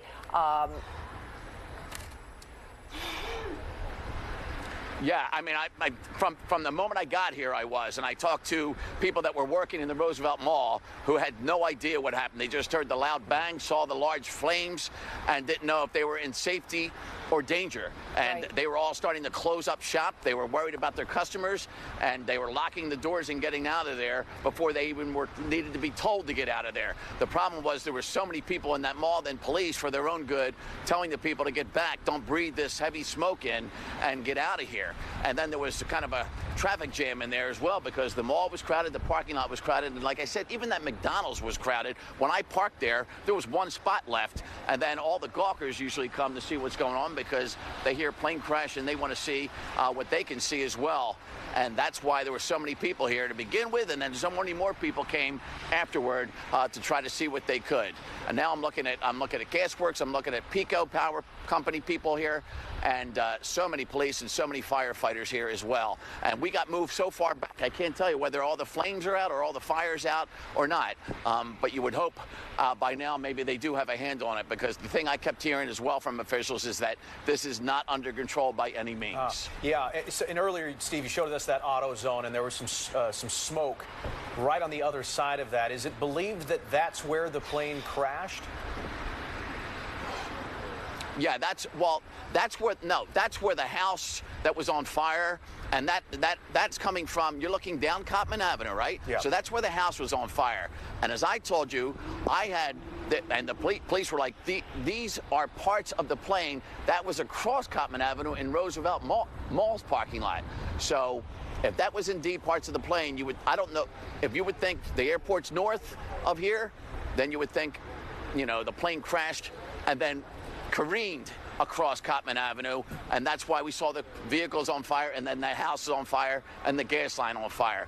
So you would think there was parts on this side of Cottman Avenue, and then maybe careened across Cottman Avenue, or through the Cottman Avenue into the vehicles, and then into that house on the corner as well. And then if your cameraman can pan over to that McDonald's, that's where you found a tank that you believe was on that crashed plane that flew from somewhere in the Roosevelt Mall parking lot all the way to that McDonald's. And let's show a picture of that tank. Two police officers. Go ahead. Yeah, two police officers. Corporal Jasmine Riley, who I deal with, she and I walked over to that because she says, I'm told there's a tank from the plane. It had a number 10 on it. It had, labeled Jet Medical. And then there you see the diner next to the McDonald's. Most of their lights are out. The restaurant word is out, but you see restaurant and diner with the red lights. And we're told another tank went over there. I can't confirm that, but I will as soon as I get off the air with you guys. We are showing your tweet right now, Steve. We are showing that tank that you're describing on the air right now. that McDonald's now shut down, and pretty much every business in the area is closed. Yeah, and there was other debris in the McDonald's. That's why they're saying, let's clear out this parking lot so we can see the parking lot, because people may have had cars parked there and debris may have been flung under their cars as they were parked there. So they cleared all the cars out of that lot and cleared all the people out of that lot as well. So as we heard from Sergeant Grip, that we will hear from police in about 20 minutes. I would imagine dignitaries, the mayor will eventually make her way out there. This is my assumption. On a moment like this, it's still chaos, and we're still trying to gauge the amount of injuries on the ground. Oh, we're seeing a shot here now of a burned out car. I'm not sure where this is. This might be in the parking lot of the Roosevelt. Is this live on the right? Okay, that's live on the right. So now we're getting an idea of the aftermath in one of these parking lots with the charred out car. Yeah, so Mark Lavala is our photojournalist out there on the scene. What can you tell us, Mark? Well, a couple fire department vehicles just moved, and I'm seeing this for the first time now. That is not the parking lot. That is Cottman Ave. Just beyond Leonard Street. I don't know if I was calling it Leonard Street earlier. I might have called it Leonard Ave, but it's Leonard Street. There's a Raising Cane's across the street that's on Cottman, and Leonard Street is directly across. Now, I can't see the house that was burning anymore, but after those vehicles moved, you are now looking at, like you said, a burned out car, and I don't even want to guess what's in the middle there, but there's a lot of debris right there. Yeah. So that's actually, we're looking at Cottman right now. That's Cottman. That's Cottman. That is Cottman, yeah. So Steve Keeley was talking, he was on the other, my shot is facing towards Roosevelt Boulevard. So Steve Keeley, like if you look at that 18, the number 18 yes. fire truck right there, I believe Steve was on the other side of that. And so I'm totally opposite of him. And I am like, this is what's in between us. Wow. Mark, hold on there for 1 minute, because imagine this. We just got some information from Jet Rescue Air Ambulance. They released a statement saying that at approximately 6:25, Jet Rescue Air Ambulance experienced a crash. The Lear Jet 55 crashed after takeoff from Philadelphia, and they are saying that there were 4 crew members and 1 passenger, a pediatric patient on board. No further information is available at this time. They go on to say that they cannot confirm any survivors. No names are being released at this time until family members have been notified. It says our immediate concern is for the patient's family, our personnel, their families, and other victims that may have been hurt on the ground. And then it just says more information will be released as it becomes available. And this is coming from Jet Rescue Air Ambulance. This was released just a short time ago from that company. Back to Mark here, because this is as bad as we've seen the devastation on the ground. This is our closest look at it. I mean, here, Mark, it looks like, I mean, this is ground zero. Yeah, that's what I was afraid of when I was trying to describe, because, you know, we don't want to disrespect the scene too much, and I'm hoping we're not seeing anything, you know, too graphic, but it just looks like, I mean, I see that car ahead, and I did see some workers, you know, using their phones and taking pictures, you know, probably doing video walks. If you back up here, can you just widen out here, and I just kind of want to get a better lay of the land. Okay, so there you can see. So this is the Leonard Street. Yes. That's the house where I was telling you about. That's what we were looking at earlier. I see. Leonard Street, and then there's a house next to it. And that house is still smoldering. Well, no, I think it's that smoke is beyond. I think Steve was describing what he was seeing. That was also that was where closer to Roosevelt Boulevard, and I didn't see that earlier. We just started seeing that like about 10 minutes ago, and so right near Leonard Street, it's just a little beyond. This is where? So there's the house. Mm-hmm. Yeah. And as you had described, a fire vehicle moved out of the way and gave you a clearer picture of the devastation on Cottman. Yeah, there was nothing clear earlier. It was just all cars and a couple big fire trucks just moved, and this is what we're seeing now. Yeah. And I don't even. I mean, I just can't even. You can't even describe, because I don't see people walking through there at all. So, Yeah. I mean, normally at these scenes you would just see them, walking through and looking through. But at this point, I would guess NTSB are the ones you got to wait for them to. Well, yeah, they'll investigate they'll investigate the cause and try to gather every piece of plane they can possibly get their hands on. And the firefighters who arrived on scene, they probably went car to car, house to house, business to business to try to find anybody in need of medical attention. There is a car there that, I mean, talk about being in the wrong place at the wrong time. I mean, the fireball. I might be able to go out in the street. Sorry, Jason. Go ahead. Police asked us to stay on the sidewalk, so that's where I'm at. And it's amazing that I can even see the shot. I might be able to go to the street a little bit. Let me, excuse my moving here. I guess you get a better shot of the car only, but... Well, the fire department has their rescue lights blaring to try to see the scene better. Judging by their body language, they're just kind of walking around at this point. So you have to imagine anybody in need of medical attention has already received it and has been transported or whatnot. And now it's just... they're kind of walking around in a daze, in a shock, it seems. Right. It looks like a war zone out there. Exactly. No, and you called it ground zero earlier. It's what it seems like, because normally at these scenes you would see people running around and going back and forth. I'm not seeing that at all. We're a little over 2 hours into this. I mean, the plane reportedly went down at 6:30 tonight after taking off from Northeast Philadelphia Airport. And so 2 hours in, we're still trying to figure out exactly what caused that plane to just drop from the sky and burst into a fireball. Dawn, if I can crash. Sorry. Yeah, go ahead, Mark. Can I just interrupt you for a second? I don't think we described this earlier, but I'm now looking at the house that was on Leonard Street. Earlier, we did not. I don't know if you had the shot up, but I did see fire crews walking through. Oh, walking through the house? Guess they were walking through the house earlier. Yes, I don't know if we had that up. That's this house right here, but that is not the case anymore. They're just still.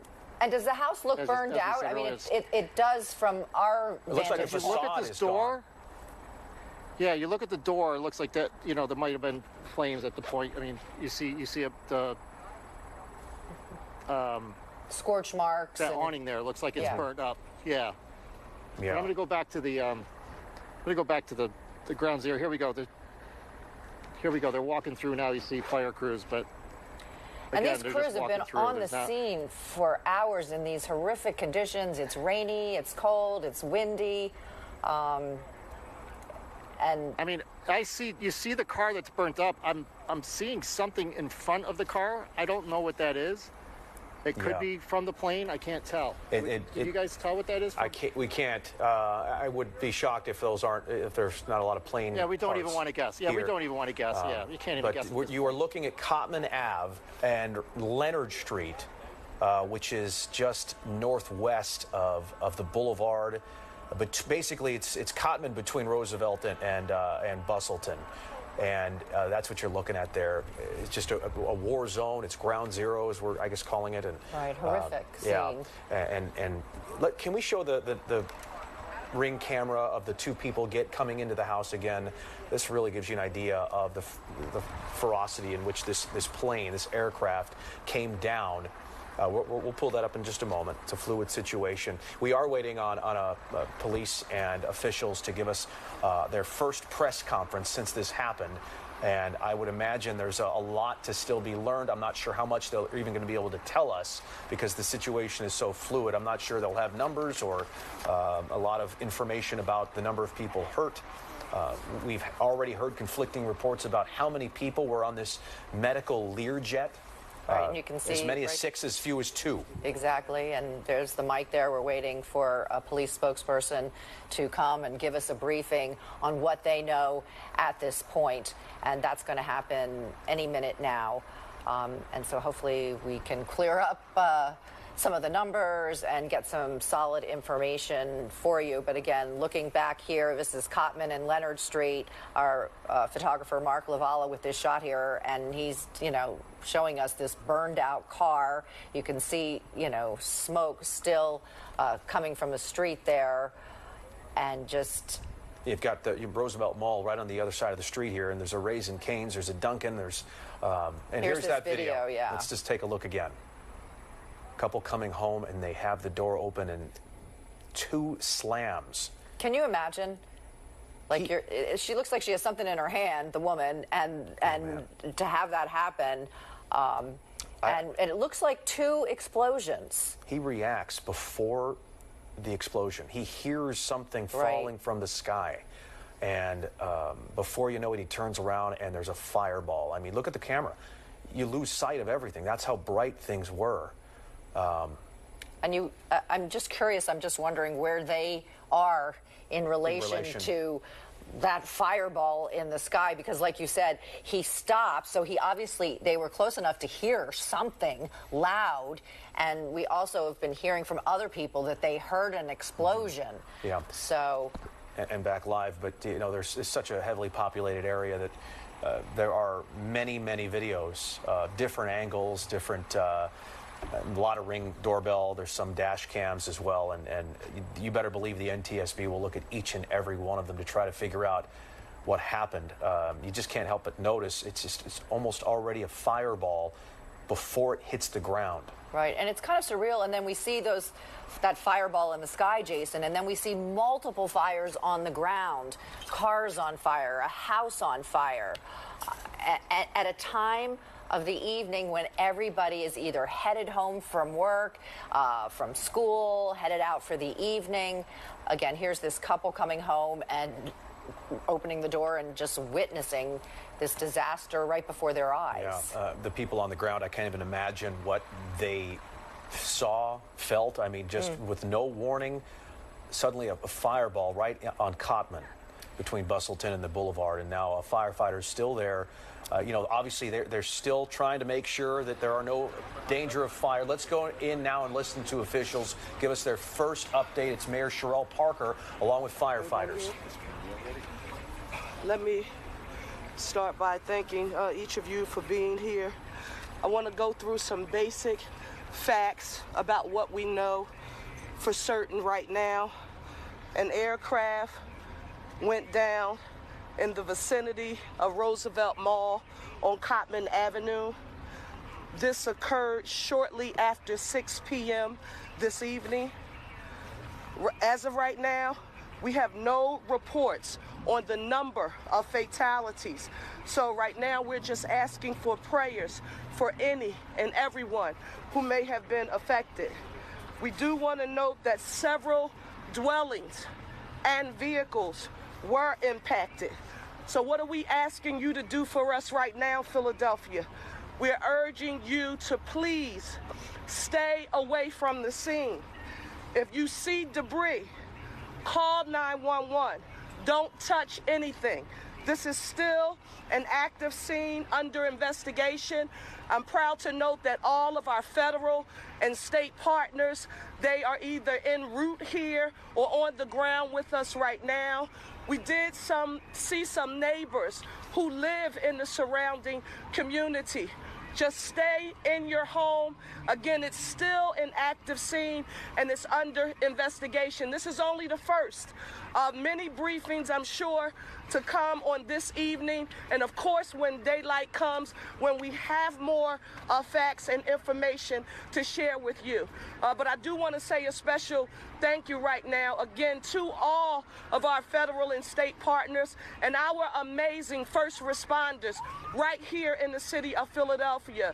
Our fire, our EMS, our police department, they have been here working vigorously to ensure that we get this perimeter and the surrounding area blocked off to ensure that we make public safety and health our #1 priority. So we don't have any further information to share at this time. I've spoken to our Governor Josh Shapiro. He is en route. I've spoken to our U.S. Senator John Fetterman, other federal officials, and everyone, all hands on deck. That's where we are right now. Thank you so very much, and we'll have more information to report in the near future. Thank you, Mayor. And that appears to be it. Just, I didn't expect a lot there. It's just so fluid, and there's so many things yet to be determined. So Mayor Sherrell Parker, the main point there saying, if you come across debris, first of all, stay away from the area. Don't touch anything. And if you see any debris, call 911. So that's really was the gist of what she had to say early on. She had no information on injuries, fatalities, casualties on the ground. I would have liked to have known, what the hospital situations are like, what the triage units and some of the area hospitals are like. Still too soon to tell. You're looking on the right at what we believe is ground zero, where this crash happened on Cotman. And on the left, the mayor, along with the police commissioner, Kevin Bethel, and Adam Teal, the managing director, the former fire chief, was all there. But again, they did not take questions. Just a very stern ask of the mayor to don't touch anything. And Shawnette and Steve Keeley both were saying that there were a lot of people who live in that neighborhood who had come out to see what was happening, to see the scene, some people gawking. And basically the mayor is saying, please don't do that. Stay away from the scene. Stay in your homes.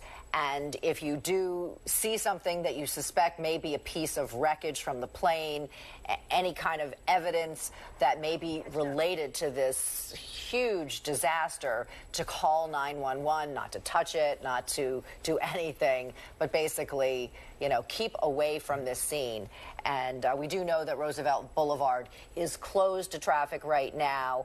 And the mayor, Jason, saying all hands on deck, that she had talked to Governor Josh Shapiro, and that he was on his way to the city of Philadelphia to do whatever he can to help in this crisis the city is facing at this moment. It's pretty shocking to think about, just 2 plane crashes in just a couple of days, one right here in our own backyard, one down in D.C.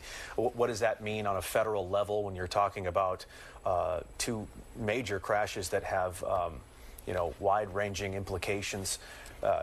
How will the NTSB divvy up that? The FAA says the NTSB will be leading the investigation into this. It could be months before we have an official cause, whether they can recover. I mean, can you imagine trying to find a black box here? No. I'm not sure if that plane, I think that the Lear 55 has one, I would imagine. And so, again, every piece of debris and evidence is of utmost importance to investigators. But again, priority 1, how's everybody on the ground doing? Right.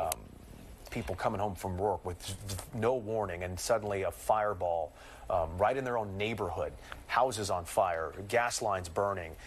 Some of that chaos is wound down, and now we're left to just figure out what's next. Exactly. And if you are just joining us right now, this was a small plane crash that happened just after 6 o'clock. The plane was departing Northeast Philadelphia Airport. We're hearing different reports on how many people were on board, anywhere from 2 to 6 people. We believe it was a medical transport aircraft. It was headed to Branson, Missouri, to the airport out there, when for some unknown reason, this plane just fell from the sky, burst into flames, causing multiple fires on the ground. This was at Roosevelt Mall. This was at Cotman and Roosevelt Boulevard. We just heard from the mayor. She said right now she does not have any report on the number of fatalities, that she's just asking for prayers. She did confirm that several houses and vehicles were impacted, and we have seen video of a house on fire. We've seen cars on fire. We've heard from people on the ground describing an absolutely horrific scene, and the the mayor saying it is still a very active scene right now, giving one of the first of what she said will be many briefings. And Jason, you can only imagine. I mean, it's a damp and dreary, cold, windy, awful night. And tomorrow, when we see the light of day, you know, we'll really be able to, you know, see the impact of this. And top police sources describing to our Steve Keeley that it's a gruesome scene, an awful scene. So just a major disaster in the city of Philadelphia unfolding shortly after 6 o'clock tonight and just impacting so many people. Yeah, and this is, you know, all my friends in the Northeast, they're so proud of where they come from, and this is just such a dark, terrible day for these folks who were so shaken up. It's a day they'll never forget. This is one of those days you'll never forget, this terrible crash that happened, and now we have so few answers about what happened and who's truly impacted here. And just some of those videos of folks reacting in real time. There's another surveillance type video of the fireball as the sky was bright orange in this moment. Firefighters doing a tremendous job getting all the fires out and doing the best they can in this chaotic situation where the smell of fuel was in the air. Visually, you couldn't see anything, black smoke, and you know, people in the mall. I'm not sure how crowded the mall was at this time. You have to assume there was a lot of people at 6 p.m. And so let's get out to our Cheyenne Corinne. She is where Mark Lavala was, along Cotman Avenue. Cheyenne, can you hear me? Yeah, I can hear you, Jason, and I just heard you say the word chaotic, and I think that's the best way to describe this scene right here. Just to give you guys some perspective, we're here at Roosevelt Mall. This is right near the Raising Cane's, the Panda food, and just trying to navigate this scene myself, I actually had to have a police officer escort me, and that kind of just speaks to the danger that's in this area. And right now, a lot of people, they have a lot of questions about what exactly happened, but as you just heard the mayor say, the priority right now is people staying safe. And of course, we are working to figure out what exactly caused this crash. But right here behind me, you can see that we are kind of right near ground zero. That home that was on the corner, you can see that it has some damage. It actually was on fire. And just trying to get to the scene, I was going through the neighborhood, and a lot of people were asking, what exactly happened? And to be quite honest with you, a lot of people are really afraid because we just saw exactly what happened over in D.C. on the Potomac River. A lot of people have questions about how does this happen back to back, because the reality of the matter is this is something that doesn't happen often. So a lot of people are on edge. I mean, it was a Friday evening. People were coming home from work. Some people were getting ready to enjoy their weekend. And then something like this happens right in their backyard. And as you said, this is Northeast Philadelphia. Right here, there's a shopping center, there's homes. This is a very active part of our community. So a lot of people, they just really are honestly scared right now, Jason. And officials, as you just heard, they are going to continue to give us some updates about what exactly happened. So as soon as we know more, we'll absolutely make sure that we let you know. But Jason, Dawn, this is just still a very active scene right now, and a lot of people are quite honestly afraid and concerned. Right, and you can understand why people are frightened. I mean, we've seen Ring camera video of people opening their door to come home for the night and all of a sudden hearing an explosion and then looking up into the sky and seeing this ball of fire. What is the mood there, Cheyenne? It's actually quite eerie. Like I said, when I was on my way to get to the scene, I was walking through the neighborhood and there were a lot of people. I mean, it's just natural for you to step outside your door and you're just wondering exactly what is happening. People are freaked out, for the lack of a better word.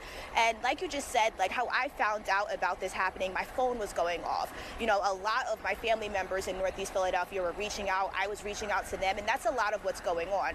People are reaching out to their family members to make sure if you live in this area that they are okay. So that's definitely top of priority for people here. And a lot of people are just like, well, what is next? What possibly more could happen? Because we are still very much so on edge after what happened in D.C. And it's hard to ignore what just happened, you know, less than 2 days ago. And then this hitting so close to home, it definitely has a lot of people frightened. I'm curious if you had a chance to speak to any witnesses who saw or heard anything.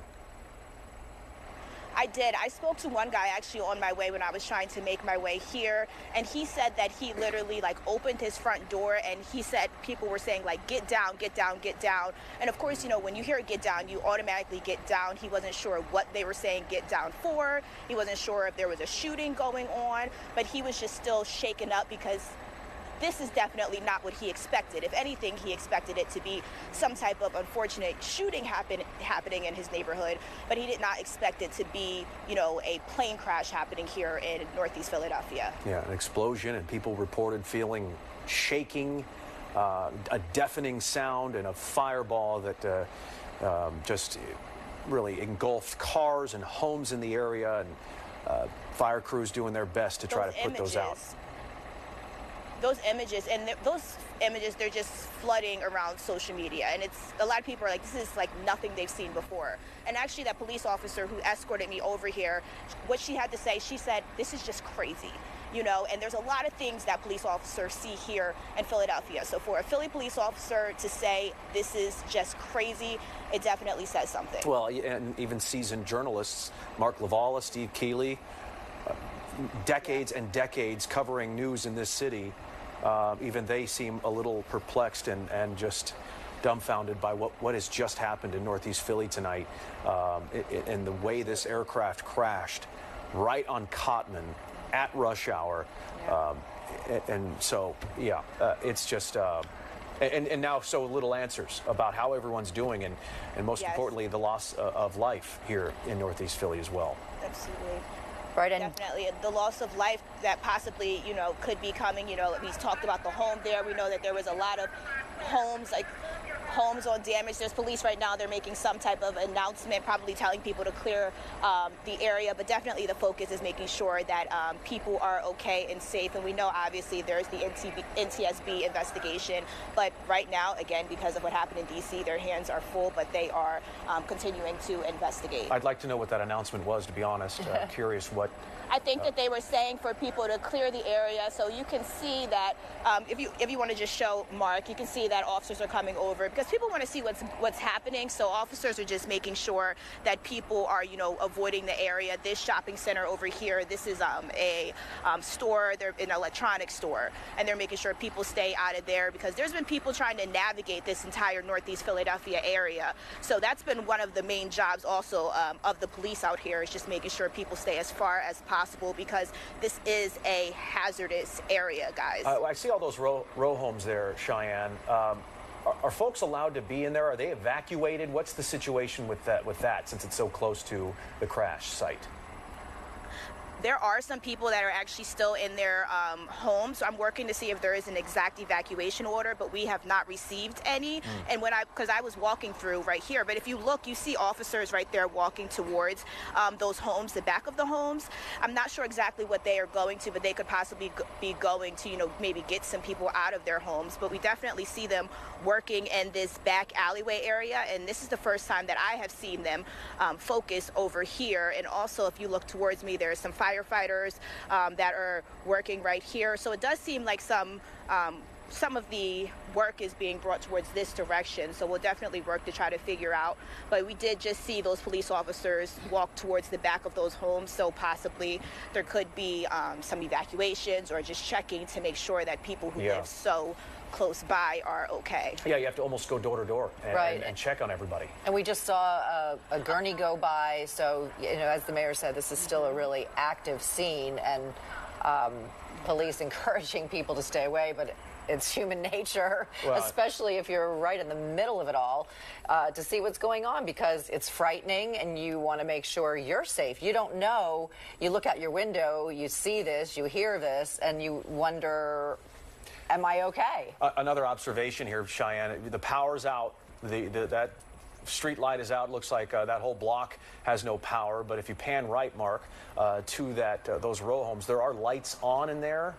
So perhaps, I don't know if it's a backup generator or if they have power there. But, you know, crews had to shut off the gas, I think, in this area. And we saw Pico out there.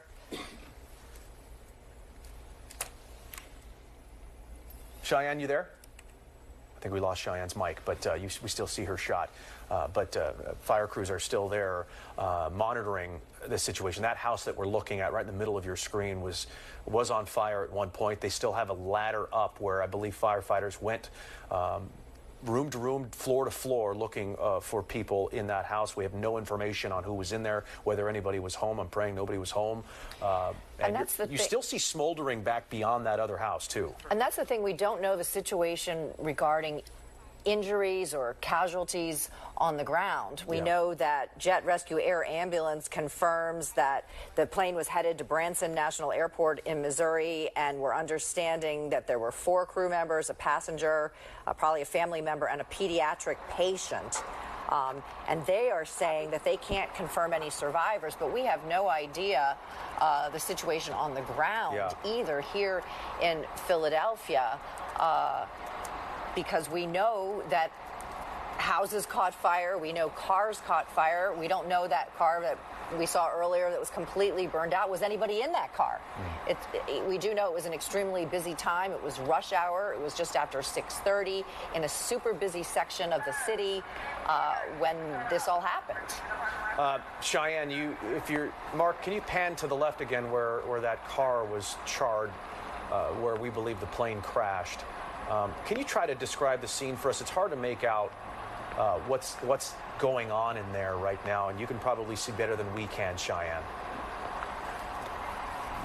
Yeah, absolutely. So right now there's just, an entire effort to, kind of get this situation under control. You can see right ahead of me, Mark, if you're showing the firefighters that are straight ahead. And then also you can actually see that there's still some smoke coming from that home right there at the corner. But the firefighters, they were able to work pretty quickly to, contain that fire. But what's a big concern in this area, we talked a little bit about this earlier, is that there could be some other things that happen as a result of either the equipment. It's still a very hazardous area. So that's definitely a focus right now for officials. And I know that we just received the update in terms of, it's presumed that there were no survivors on board. And Jason, can you just confirm for me that we also updated the amount of people that were on board as well? 6. That is the medical flight company. 6 people. Says that 6 were on board. This is according to the company, and that there is no confirmation tonight that any survived.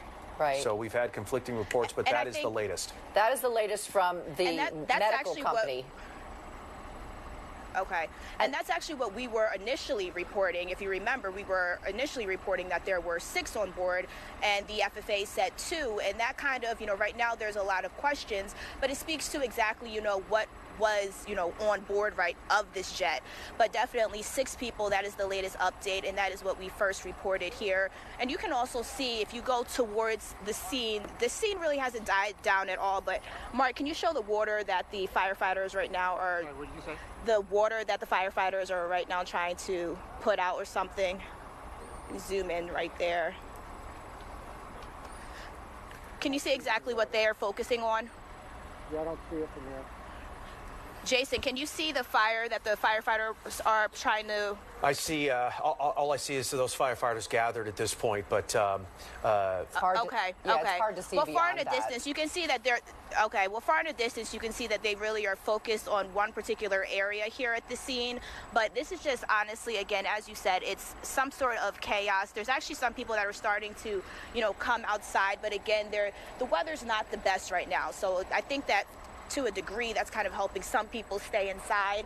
But in between, when you came to me last, I went back on social media, and people definitely are, shocked, especially hearing that update that there were 6 people on board. And now, there is a question of, what exactly was happening, where we know they were headed to Missouri, what was actually on board. So there's all of those questions. But right now, we see officials again. I think these are fire officials. Hello, how are you? Fire officials making their way back to the scene, and that's really the focus here. All right, let's keep your shot up here. I just, Dawn kind of read the statement earlier, but it's from Jet Rescue Air Ambulance. That's who owned the plane and operated the plane. And they said at 6:25 tonight, Jet Rescue Air Ambulance experienced a crash. There were 4 crew members and 2 passengers, including a pediatric patient and an escort. You have to assume a child and a parent. Right. And they were headed to Springfield, Branson National Airport. That is in Missouri. Yeah. And Steve Keeley showed us earlier an oxygen tank with the company's name on it that presumably is part of this massive wreckage that has been just strewn across blocks and blocks of this area at Roosevelt Mall. Roosevelt Boulevard is closed. There is a sea of police, ambulance, fire, emergency responders here on the scene. And they've been here for just almost 3 hours now. Yeah, we understand the governor's on his way. We'll hear from him when he gets there. Our Shawnette Wilson also reporting that people may be displaced, which would not surprise me at all with some of these homes that caught fire. And so, I don't know where they're going to go tonight. I'm sure people will step up and help them. Again. And the mayor confirming, too, when you talk about people displaced, that homes and vehicles were impacted. Absolutely. And we've seen the video, so we know they were on fire.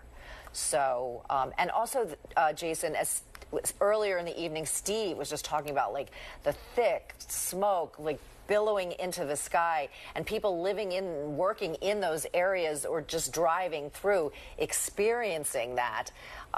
So just an awful, awful situation. Yeah. Terrible night in every respect, and the weather certainly not helping the situation at all. Yeah, if you're just joining us, 9 o'clock straight up here, and we're almost to hour 3 of our coverage of this disaster in Northeast Philadelphia. A medical plane carrying 6 people crashed on Cottman Avenue or near it, right in the Roosevelt Mall parking lot. Somewhere in that vicinity is where this plane literally fell from the sky, creating a fireball, shaking the entire neighborhood. We have shown you many, many doorbell cameras, each one more shocking than the next. What are these firefighters carrying here? Not sure, but they are emerging from the scene. You're looking at Cottman. They're walking on Cottman Ave here. I think they have a ladder. Right. It looks like equipment there that they're carrying, and it's been a long night for these emergency responders, Jason. Yeah, and it's just beginning. They've been in the thick of this for 3 hours now. We've had people describing the scene as chaotic. It does seem like it's calmed down substantially since we first went on the air with this disaster. But beyond those firefighters are power, possibly PECO or another utility workers making sure that the gas lines are off and addressed. That was a big issue earlier. It literally struck so hard it rattled the underground gas lines, and they there were caught fires everywhere. Yeah, right. Little fires everywhere. Some like in a tornado type of pattern. Some of these fires, but those are all addressed. Again, but you can see, you can see this, this house here on the corner that Mark had shown us earlier, clearly impacted by this disaster, by fire. We understand that Governor Josh Shapiro is probably about 15 minutes away, and of course we will be hearing from him. He probably needs to be briefed. We did not get a lot of information from the mayor. She spoke a little while ago, just asking for people's prayers, saying that there was no number on any reported casualties, asking people to stay away from the area. And this is significant if they see debris, because we've heard all evening that this debris is just strewn everywhere, all across this area. Maybe a half mile. Right. And if you see it, don't touch it. Just call 911, because the FAA and NTSB investigators need to piece this all together, and all of this will help them as they try to figure out what exactly went wrong tonight. Mark, can you pan up? And I wonder if those drones are still there. At one point, there were 4 to 5 of them over the scene. There's one blinking.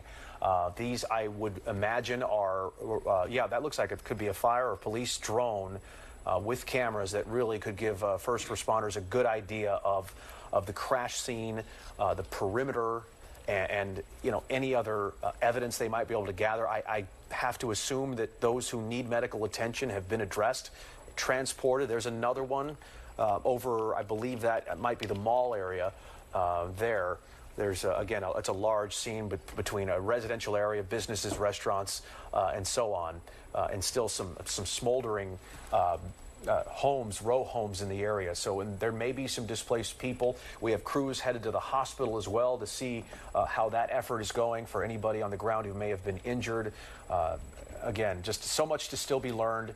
And we just, all we can do is kind of give you the play-by-play here of what's going on here in hour 3. And it's still a very much an active scene. I have to think this is going to be a shutdown scene for days, if not longer. And let's head back out to our Cheyenne Corinne, who is at the scene. And have you learned anything new? What's it like there at the moment? Yeah, we're still working to, figure out more information. But right now, the scene, it honestly has remained the same. As you just said, Jason, I mean, we're now in hour 3. And this scene, it hasn't calmed down, or we haven't seen less of a police and fire presence since we got here on scene. That means that there definitely is still, a lot going on behind me. You can just see based on the amount of flashing lights that are out here. Since I've been out here, I've also been trying to, check social media. As you heard my coworker, Shawnette, she's checking on those who are displaced, because obviously, it's so close to homes here in Northeast Philadelphia that there are people displaced. We at least know that that home at the corner, those people, there's no way that they are still inside of their home. And actually, since you came to me, I haven't seen too many people in these homes right here come outside or even poke their heads outside. So we don't know if possibly those officers were telling people to, stay inside or possibly leave. But I do know people personally who live in this area, and just out of caution, which is probably a good idea, they are just evacuating the area. So although we haven't heard any official evacuation orders, a lot of people are just getting out of this area. And that's really what Mayor Sherrell Parker was focused on, was people staying safe. As you said, there's a lot of debris on this wet ground here in Northeast Philadelphia, and officials are telling people to not touch it. If you see something, call it in. Because as you saw, my coworker, Steve Keeley, he saw a really, really crucial piece of that jet on the ground. So if you see something like that, do not touch it and just call it in. Right now, as you said, this is just going to be, it's going to take some time to really get to the bottom of this. I can't imagine that Northeast Philadelphia is going to be the same anytime soon. I can imagine that this is probably going to be closed off for quite some time. We're going to be out here until it isn't at this point. But there's just a lot of people in the neighborhood that are on edge. We're not expecting something like this to happen. And again, we keep going back to the fact that just 2 days ago, we lost 67 people in the Potomac River due to a plane crash. And then 2 days later, about 2.5 hours away here in Northeast Philadelphia, we now have a plane suddenly come down, crash in the neighborhood, and, it's not looking good. So a lot of people are on edge. Right now, we're trying to get more answers for people, trying to get, some type of clarity about how this could possibly happen. But people are just really on edge about what exactly happened here, Jason. Yeah, it's just still so shocking. After even all 3 hours later, we're still trying to sort through it. Steve Keeley is kind of walking around the neighborhood trying to speak with people who may have witnessed things. And when you get a chance, control room, check out his tweet. He was at a diner nearby, and Steve is reporting that debris. I think it's the Country Club Diner, which is up Cotman. Yeah, it is. Yeah, it's right up Cotman, and he says, okay, this is his tweet. That's the picture of now a boarded up glass, and a piece of plane flew through that glass into that diner, which has since been evacuated. It's empty now, but a piece of plane flew into that diner. And so that is down the street from where Cheyenne is, and it just, again, a debris field that's stretching city blocks, a quarter of a mile to more. So, and obviously that will be preserved. Jason, yes. I think that speaks to, the amount of injuries that could possibly be a result of this crash. Because, of course, we have the 6 people who were on the jet, but also, there's a lot more injuries that possibly could have come. We know that there were cars on fire. We know that there were homes on fire. As you just said, debris went into a diner. Those are a lot of people that are possibly injured. Yeah. So that's why we also have a crew going to the hospital, because we are expecting that there are going to be a lot of people that show up that, you know, also were injured as a result of this crash too. So that's something that we also are trying to pay attention to as well. Anytime that there's flashing lights, and we just want to bring your attention to what's going on over here. It looks like police may just be making sure that this car over here does not cross these barriers, the red and yellow tape here. And then there's also a fire truck that here is leaving the scene. All right, Cheyenne, thank you very much. Steve, I don't know if you can hear Steve Keeley or on the other side of the street. I just saw we just showed your tweet at that diner.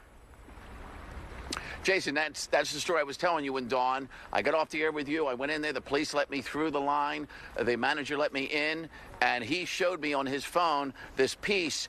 And as I said in the tweet, that piece didn't just go through the window and land on a table. It went through the diner, past about 3 booths, by the salad bar, and then hit a diner on the far side of the diner, eating restaurant. And it hit him in the head. I said, was he okay? He goes, no, I think he's hurt real bad. And so there was a big heavy piece of metal that came flying through the diner, and the diner is right next to the McDonald's you're looking at.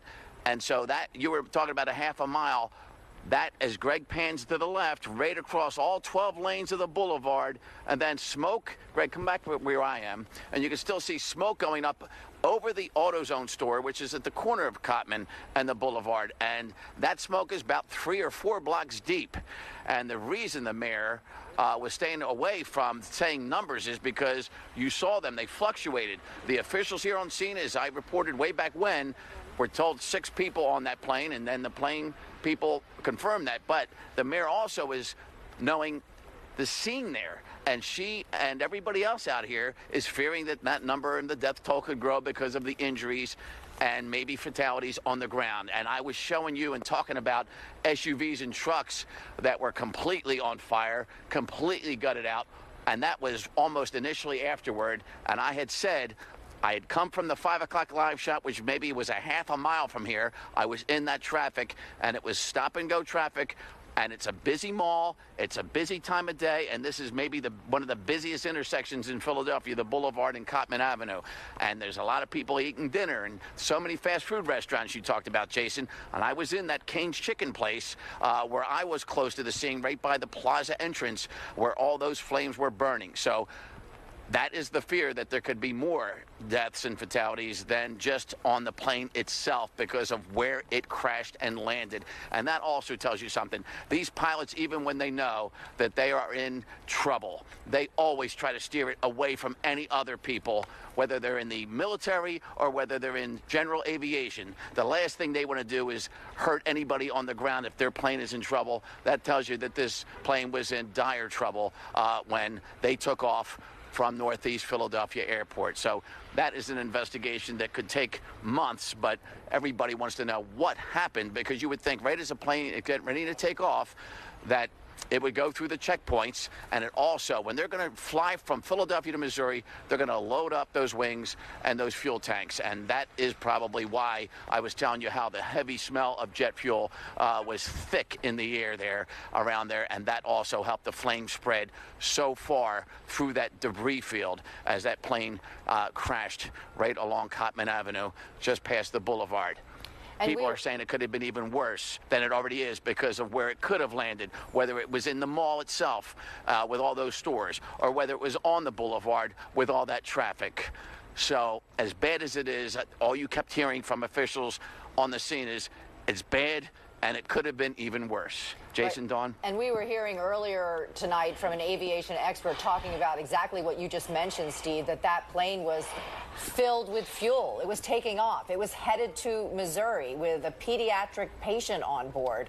So it had, a significant flight to make to get this patient to Missouri when it just fell from the sky. And I was just curious, when you were inside that diner and you were talking to people, was the diner packed with customers as well when this piece of wreckage just went flying through the window?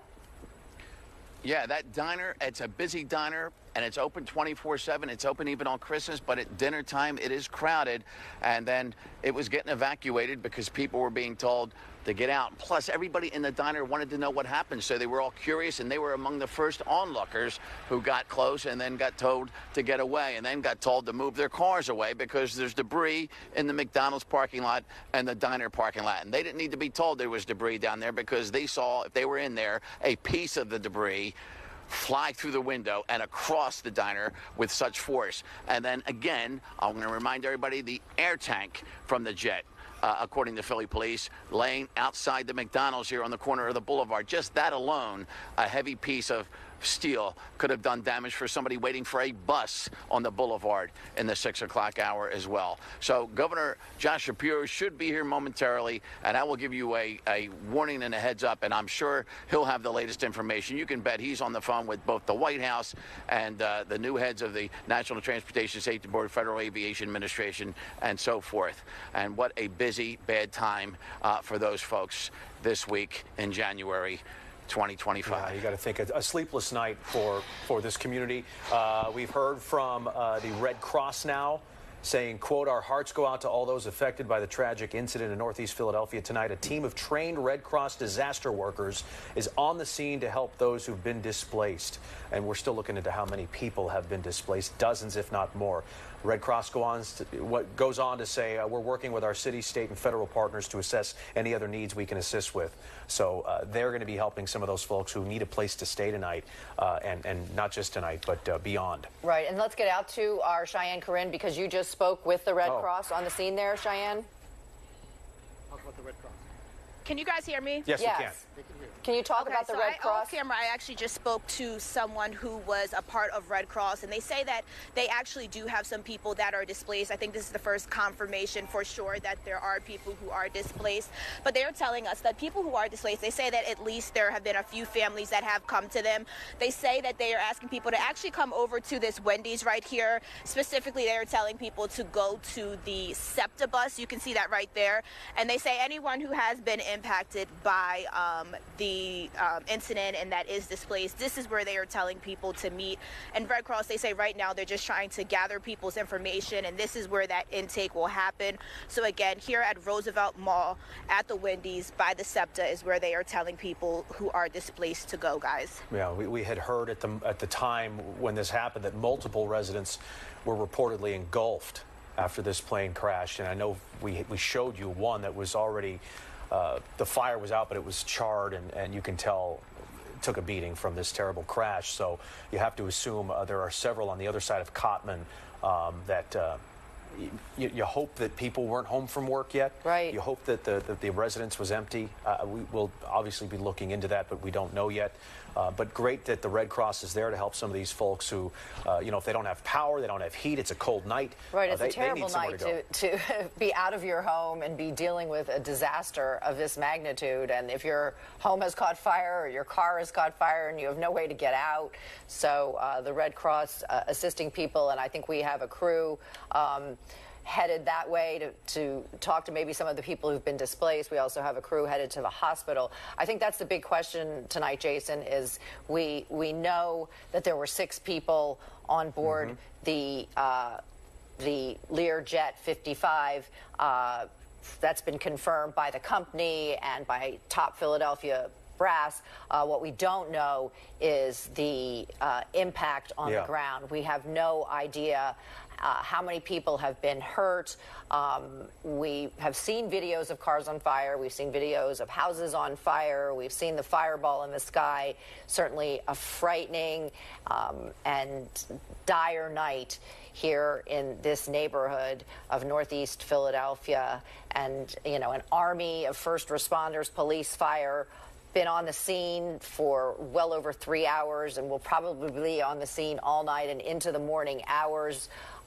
Mayor Sherrell Parker saying all hands on deck. We're awaiting Governor Josh Shapiro's arrival at any minute now. I'm sure he's being briefed on what happened and what they know at this point, but certainly a dark day for the city. It's tough because, clinging to any kind of good news we can find, and there just isn't any, because the mayor didn't have any information on injuries or anything like that. I mean, maybe the best case scenario. Many on the ground avoided this plane crashing. I don't know how you could. You could not see this coming.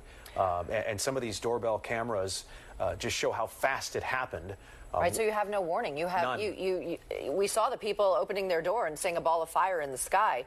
Right here is the video. These people are coming home, opening their door, and then an explosion into the night sky right behind them. And Jason, you said that man turned around before you saw the sky light up, so he likely heard some loud explosion or a big thud or something. Yeah, that man who shared that video with us, I would love us to try to get him on the phone if he's willing and able. Totally understand if he's not, but I would love to hear his firsthand account, because we've heard so few from eyewitnesses from their firsthand account of what they heard and saw, and I'm genuinely curious to know what it was like. It looks like, okay, here's another ground live shot here. But, you know, we've seen a couple of different doorbell cameras and people kind enough to share them with us. And there's some others on social media floating out there as well. And each one just shocking to see. Right in the middle of your screen is a car that must have been a few feet away from the crash. That car is just a shell completely of its former burned self. out, Yeah. and in the middle of the street. In the middle of a street. So you fear the worst. You fear the worst because it's not a car on the side of the road. Yeah. It's not parked. It's not parked. And as we mentioned, this is in the middle of rush hour on a Friday night when everybody is out. It's been a long week.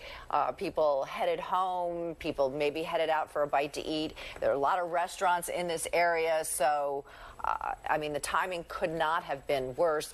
And one thing I thought it was interesting that Steve mentioned, and I've covered plane crashes before, where the pilots do at all costs, if they know they're in trouble, they definitely try to avoid an area where there would be lots of people.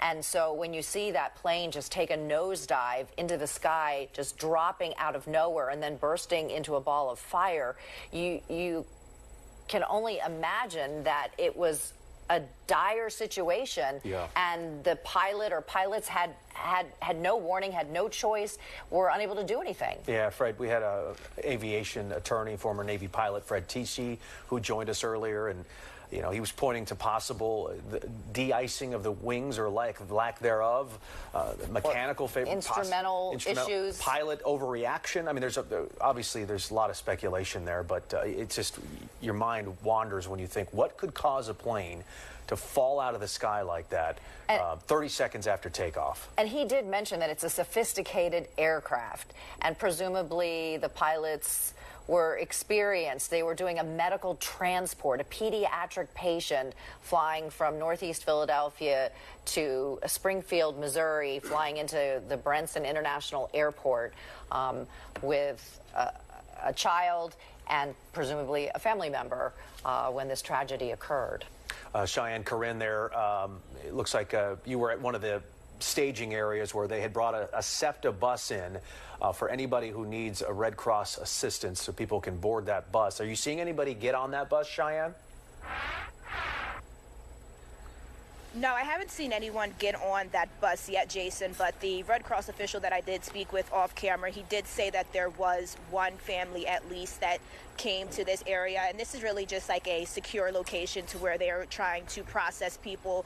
Usually when people are displaced, they just need a place where people can know to go to, and that's where they get your information, your number, and they get you set to go and make sure that you have somewhere warm and, in this case tonight, dry to stay. But that's definitely one of the priorities, is making sure that the people who are displaced have somewhere to go and they get your information, and then also just making sure that people again stay out of this area, because where we are stationed, this is probably the closest that you're able to get. I actually have been trying to, hopefully speak with some people in the area, but understandably so, officials are making sure that people who live in the community are staying away from us. So this is honestly the closest that we are able to get, and it's honestly just us out here right now. I mean, there's a lot of rain coming down, but it is just me and my photographer, Mark, out here. But we've been seeing crews, firefighters, police walk up and down. We've been seeing them continue to focus really at ground zero that you see us shooting right now. And again, the focus has been people keep trying to get closer to see what happened. I'm sure they're seeing all of this video on social media, and of course, you are curious about what is happening. But again, we are waiting for the governor to get here. He actually should be here any moment, and that's where my colleague Steve Keeley is, because the last press briefing with Mayor Cheryl Parker, we really didn't get much information, but just with experience, reporting on different disasters such as plane crashes, explosions, usually in the beginning, you just are trying to make sure that people are okay. That's the priority right now. There were 6 people that were on board. So that's really the priority right now in this case. All indications are they did not make it. As you see this video that we have shown many times of this couple running in for cover. The president, Donald Trump, releasing a statement saying, "So sad to see the plane go down in Philadelphia, Pennsylvania. More innocent souls lost. Our people are totally engaged. First responders are already being given credit for doing a great job. More to follow. God bless you all." Federal help is coming in the form of the NTSB and other FAA and other agencies there. If these first responders need it, they've got drones in the air, they've got crews on the ground. Every firefighter in the Northeast, I would imagine, is here to try to help those who need it. The power is out from this angle. There are charred cars, homes that have burned, and people who have needed help. This was a good 3 hours ago now when it happened. So here we are on a Friday night, 3 hours later, still trying to make sense of this. The mayor has said if you see debris, first of all, stay away. If you see debris, call 911. Do not touch anything, and let the crews and first responders do what they need to do. But that's all the information she had. No other information about the people on the ground or some of the numbers and totals that we're all waiting to hear about when it comes to the people on the ground who were affected by this disaster. The weather appears to be deteriorating right now. Rain continues to fall as crews try to piece this together. They've got a huge area of Cotman Avenue and Roosevelt Mall and many other areas all cordoned off, discouraging anybody from trying to come and see what's going on. Any looky-loos getting any ideas to come see what's up, don't even try it. There are people who live in this area who may need another place to stay tonight and beyond. There's a whole line of row homes on the right of your screen. As firefighters take this gurney, I don't believe there's a victim on it. Can you hear me? It's just equipment as these firefighters move by. This is Cheyenne Corinne's camera. And so crews are just kind of making their way through and still probably looking for anybody who needs help. The mayor was the only one who spoke at a press conference, I want to say about 30 minutes ago. Let's go back to Mayor Cheryl Parker as she addressed the media. I want to go through some basic facts about what we know for certain right now. An aircraft went down in the vicinity of Roosevelt Mall on Cotman Avenue. This occurred shortly after 6 p.m. this evening. As of right now, we have no reports on the number of fatalities. And that's all she had. And otherwise, stay away. We're doing our jobs, and we'll update you, she says, a little bit later. And so now we wait, hopefully in the next few minutes, to hear from Governor Josh Shapiro, who will brief us as well. He's been briefed by federal agencies, state representatives. He's been in touch with Senator Fetterman. I mean, all the elected officials in this area have released statements saying that their hearts are with the victims and the first responders. And I think that's how we all feel tonight, thinking of the victims, thinking of these first responders who are doing everything humanly possible to help people and save those who need it. But it's 9:30 tonight. It's dark here. It's hard to see anything. They've got the drones up. They're doing everything they can at this moment. But as far as numbers, as far as information goes, it's going to take hours, if not a day. Cheyenne, I'm really curious about the folks who live here. You have somebody with you in this area? Yeah, I do. He actually somehow made his way over here, I hope safely. You live in the area, correct? Yes, I live in the neighborhood. What exactly, where were you when that happened? What happened was, we was coming out of Ross, out of the plaza. All we seen is a big fireball up in the sky. We ain't know it was a gas explosion or whatever happened, but it was just crazy. People just running all over and trying to see what happened, exactly what went on down there. And what was your first reaction when you heard that it's a plane crash? Well, you heard a big boom, so it was like a bomb. I didn't know it was a attack going on or whatever. I mean, we just heard about the terrible tragedy that happened in D.C. So, and then another plane was going down, so we didn't know what was going on out here. And did you hear that, unfortunately, there were 6 people on board, and it's presumed that there are no survivors? What's your reaction to that? Yes, they said there's no survivors. And then the bad thing about it is that they said it was a little girl that was being rushed on medical alert to another hospital, and this happened. And how far from the scene do you live? I don't live far, right off, like about a half a block down. We're down in that area. Are you able to get to your home? I know that there are some people that are just blocked off. We can't even get down in the area. They're not allowing no cars to go in the area. They got it blocked off like 10 blocks around the area. No cars can go in the area at all. So what do you plan to do tonight? Is the rest of your family safe? Tonight, well, I DJ. I'm DJ Thorpe, so I'm working at a club on the other side, so I got to go way across and around, so I can't even go to my destination to get records and stuff to do the work. And you mentioned the recent D.C. plane crash. With this happening so soon after, what are your thoughts? I'm thinking it's like I'm trying to figure out, like, it's like very, like, I don't know if it's like to me, I'm thinking this is a terrorist thing going on or something like that, or but unfortunately, there's prayers going out to all the families that went down in this collision here, especially the little girl that was going for medical attention. It's terrible. Absolutely terrible. Thank you so much. All right. And this is just one resident who lives in the area, but as I said, this is Northeast Philadelphia. There's a lot of homes, a lot of row homes in the area. As you just heard him say, he doesn't even know how he is going to get to his home, which is on the other side of this scene. And I just want to also say that right now we don't know exactly what caused this crash, but this is as you can see, this is a very chaotic scene. This is just the reality of one live TV and also an active crime scene right here. Thank you so much. But you see the Northeast Philadelphia community, they are very strong, but they definitely are trying to figure out what exactly happened. And it's only normal for people to speculate and be a little weary after what we just saw happen over in Washington, D.C., guys. Exactly, Cheyenne. And we appreciate you being out in these conditions to bring us the latest information. We want to head over to Drew a little bit and talk about the weather. I mean, it looks like it's raining harder now. You have hundreds of first responders, fire, police, EMS on the scene trying to make sure people are safe, figure out what happened, what went wrong, and the weather is definitely not helping, and we will find out as well later when we learn more information if it played a role in this plane going down. Yeah, I was doing some research on just that, Dawn. So one of the things that folks look at when a plane comes down was there icing, like icing on the wings, because that essentially changes the structure of an airplane, and it can lead to it coming down. There's actually been a lot of crashes because of that. That does not look like the case. I was looking at some weather information. It sounds like the plane only made it a little bit off the ground, about 1,600 feet. So we're talking just over 1,000 feet.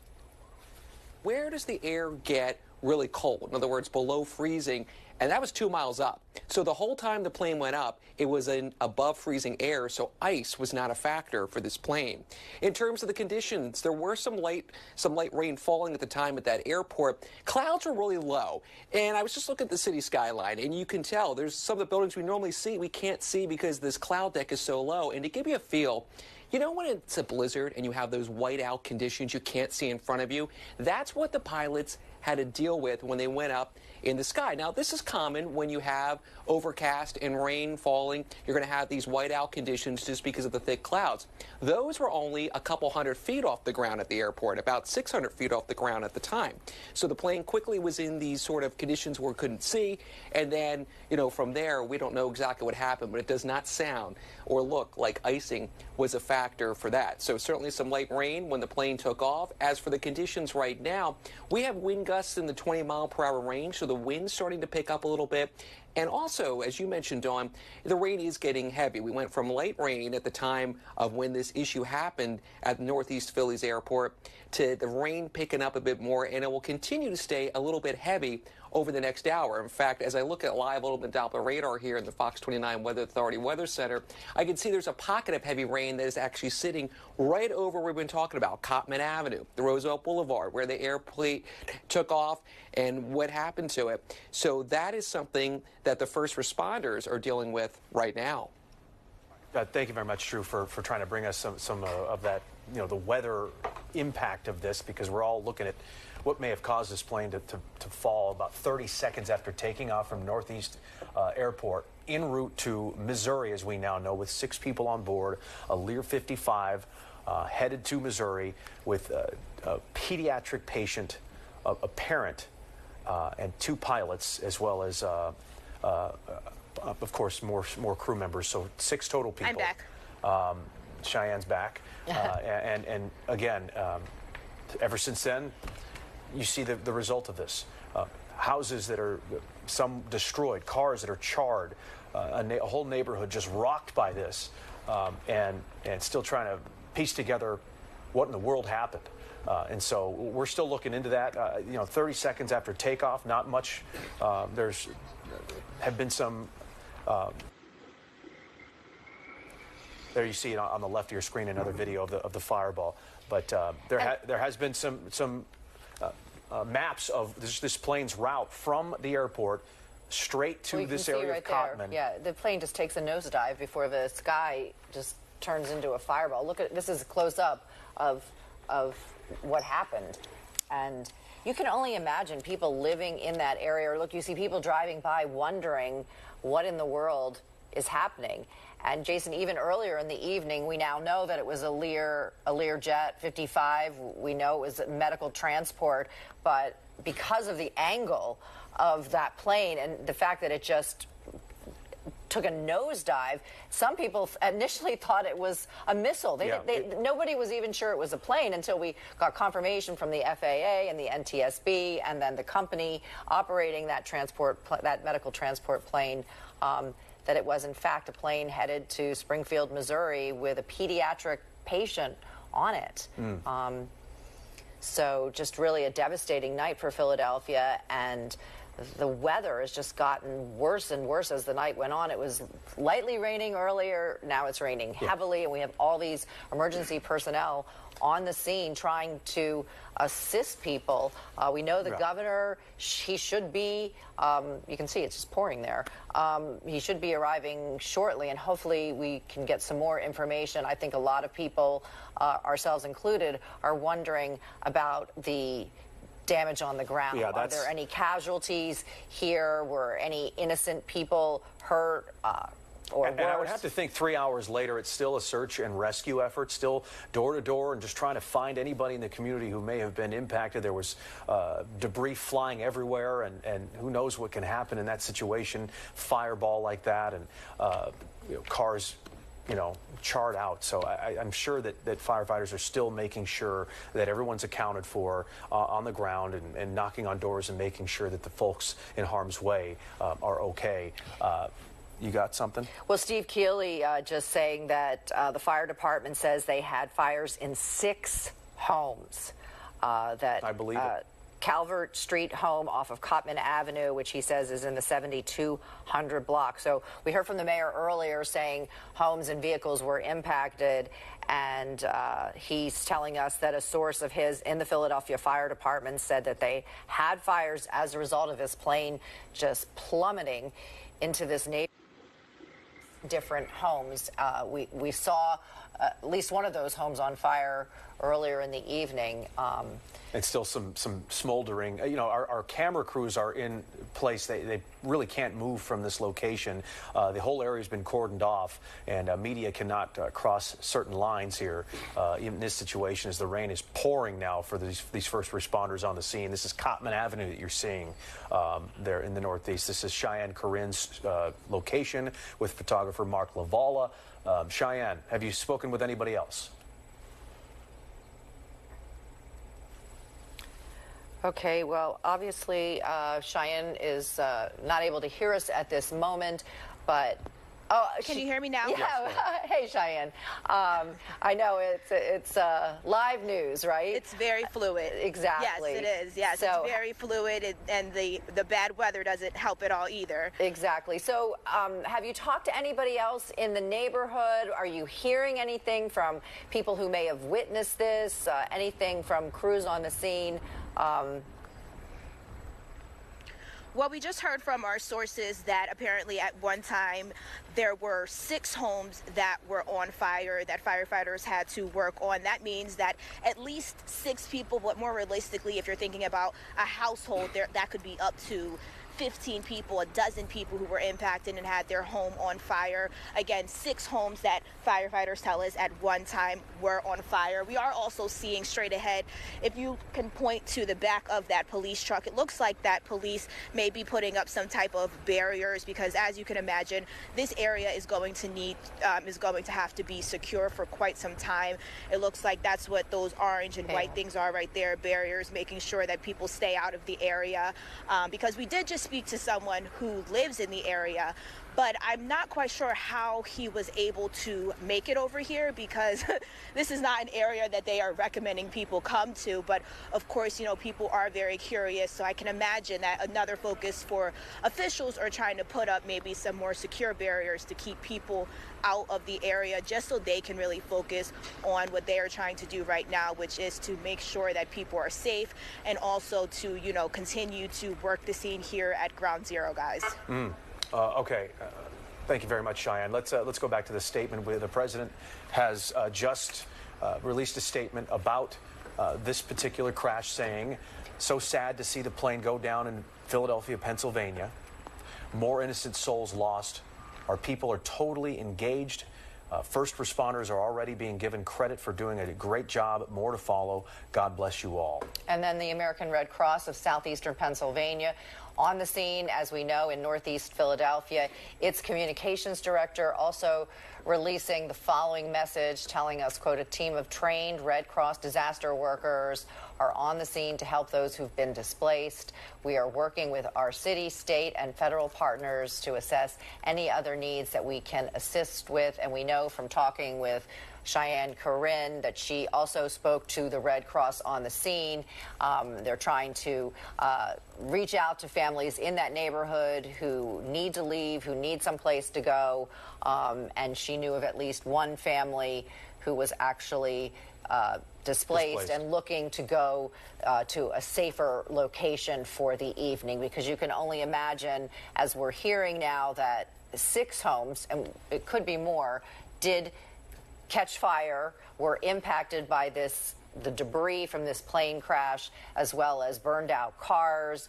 And you can only imagine the fear that must be so rampant. I can't even imagine how it must have been to be there, to see it, and to not experience know, it, and not know what what happened. And what if you were inside? We've seen the ring camera video. We've seen people who witnessed it. But if you were in your home and had no idea, or like these people, right at their doorstep, running in for cover, right, and all of a sudden this. But what if you were inside and you didn't know, and all of a sudden your house catches on fire, and you're like, what in the world was that? Right. You know, the diner that's nearby, the Four Seasons Diner, had some debris. Steve Keeley has been all over, has been running around this whole neighborhood trying to get some, just some reporting for us to tell us what's going on. There's a McDonald's there that had some debris, an oxygen tank from the plane, we believe, which had the same markings and same branding as the plane that crashed. That's at a McDonald's. There was an auto zone in this area that had some smoldering plane parts near it. a Dunkin' Donuts here across the street, a Raising Cane's, all these businesses that that may have some serious damage. Here's an earlier look on the left of the fire that was taking place right after. This video Steve Keeley took at about 6:45, showing the aftermath, and really the whole intersection, the whole street was on fire, with some homes as well as gas lines. It was just a chaotic and dire situation at the time, and now a bit of a lull, as it does appear that a lot of the rescuing and that needed to take place has happened. The fires have been put out. And now we wait for federal agencies to come in, and they might re-establish a new perimeter as they see fit, based on the amount of aircraft that may have been strewn across this area. It could be days before Cottman is opened again, maybe a week. Yeah, we have no idea. Our Shawnette Wilson is actually live for us on the phone. She's been out trying to talk to people. And what have you been able to learn, Shawnette? Well, Don, we've been driving around. People are eager to help and get information out, as you all know, from just the videos and things that we've been getting into the newsroom. And so we, received some information that we went to check out that didn't completely pan out, but realizing that things are changing minute by minute with the situation. We went to check out a location where displaced residents were supposed to be, and that location has since changed. We stopped by another business, the Ritz Diner. One of the workers there told me, and they're a little bit ways down the boulevard, but said that, police had come in earlier that day just to make sure everybody was okay. But they said once this happened, of course, everybody cleared out of there. They wanted to either get home where they felt that they would be safe, or get closer to see exactly what was going on. And I know we've been talking tonight just about how this is going to be just a long night. And for, Don, you were mentioning also the weather and the conditions that police and other emergency crews are dealing with out here with the rain, and it's, getting cold with the rain. It's not just that, it is also what they have seen. And they've seen a lot. Cheyenne mentioned this a little while ago as well, but one police officer, we had gotten on the back street, not too far from the house that Mark Lavallo was showing earlier, the house that, had caught fire. And the police officer was trying to direct people, including us, off the street. And he said to me, I'm sorry, it's just that earlier I watched a house burn down before most crews were even here. And at that point, he kind of just stepped away. And so, here his job for tonight is just to kind of man the area, block off roads, and make sure people are moving through and not stopping. And the weight, I felt the weight of what he said when he said, I watched that happen. We're getting through right now. Police are trying to let us through the road, so I apologize for that. But just driving through some of those back neighborhoods, we could see that people who are inside their homes are in the windows, they're looking out, and these are people in the neighborhood. They're not, on Cottman, on Bustleton, and so there's not a lot for them to see aside from maybe emergency vehicles going by and roads blocked off, but yet they are in their windows. Some of them I saw on their phones and just trying to, deal. It's What's their mood, Shawnette? Are people worried? Are they scared? Are they anxious? So those are people that when I was driving, we just saw them in the windows looking out. But, I've received a few text messages, Dawn, from people who I interviewed in the Northeast on a story just within the past 2 weeks. Tara Cameron and her husband, Charles. And she said to me, my heart just breaks. Right. She's here in the Northeast. Her house, thankfully is not right here. But she said that what they had been doing was, people are calling around trying to make sure that people in the area are okay. And I just texted her back and I said, same. Your heart breaks during a situation like this for what people are dealing with. Surprisingly, though, there's still a lot of car traffic out. Many of the businesses where we are right now, have shut down or, have closed. But there are still people out. People have come in the parking lots and just kind of parked their cars, and they're just here. And so even with the weather, I think that this is so tragic, so unexpected, that people, it's hard to just go home and just, for some people, and just sit there. They feel like they're a part by being out here. I know you said earlier that in the course of your evening that you ran into a nurse who was just out wanting to help. And I think that's really like so Philadelphia. Yeah. People wanting to do what they can when their city is in crisis. And she was dressed like, you know, she had been at work today. You know, she had her scrubs on and everything. And as I said earlier, she had someone else with her who had a blanket wrapped around them. And so my initial reaction when I saw them was to say, "Are you okay?" I didn't know where they were coming from. And I wish I had a chance to speak to her, you know, in greater detail. But she was nice, but she was moving fast, because after she went into the middle of the road to ask firefighters and police, you know, if there was anything she could do, because she's a nurse, and they said they were fine, she was going to the next parking lot to see who was around and that everybody was okay, or, you know, that they didn't know anyone, that maybe they knew someone who needed help. And you're right, it's so Philadelphia. We get a rap sometimes for how divided sometimes things can be, but in moments like this, I feel like people come together. You know, we're blessed in a way that we so far haven't heard that people who were, I don't know, on the road or out shopping or anything like that were hurt from any debris. We haven't, I don't believe, heard anything like that yet. But people come together in this moment to make sure that their neighbors are okay. Yeah, and I was thinking the same thing about some of these folks who are displaced. I wouldn't be surprised to see some of these neighbors opening their doors to their friends who are displaced here. You know, we're looking at, we're still looking at, we've been looking at the same shots for a while. We cannot move. We cannot give you a better glimpse, because this is it. I mean, any closer, we can't pass these police lines. We can't go to the other side. It's all locked down. So when Shawnette says things like a police officer watched a house burn, I fear that, you know, we haven't even begun to scratch the surface on some of the damage, some of the devastation by this crash and the fires that then ensued. And, you know, normally we would have our choppers up for something like this, but we can't because of the weather conditions and because of the gravity of this crash. So it's really hard to get an idea, except for ring camera video and video that viewers have provided to us. But, you know, the lingering question as we approach 4 hours, Jason, from when this actually happened is, you know, what is the impact on the ground? Because presumably the people who were in that Learjet 55 didn't make it. We're hearing from the company that they don't believe that there are any survivors. Right. Obviously, that's not confirmed, and we have to wait to get official word.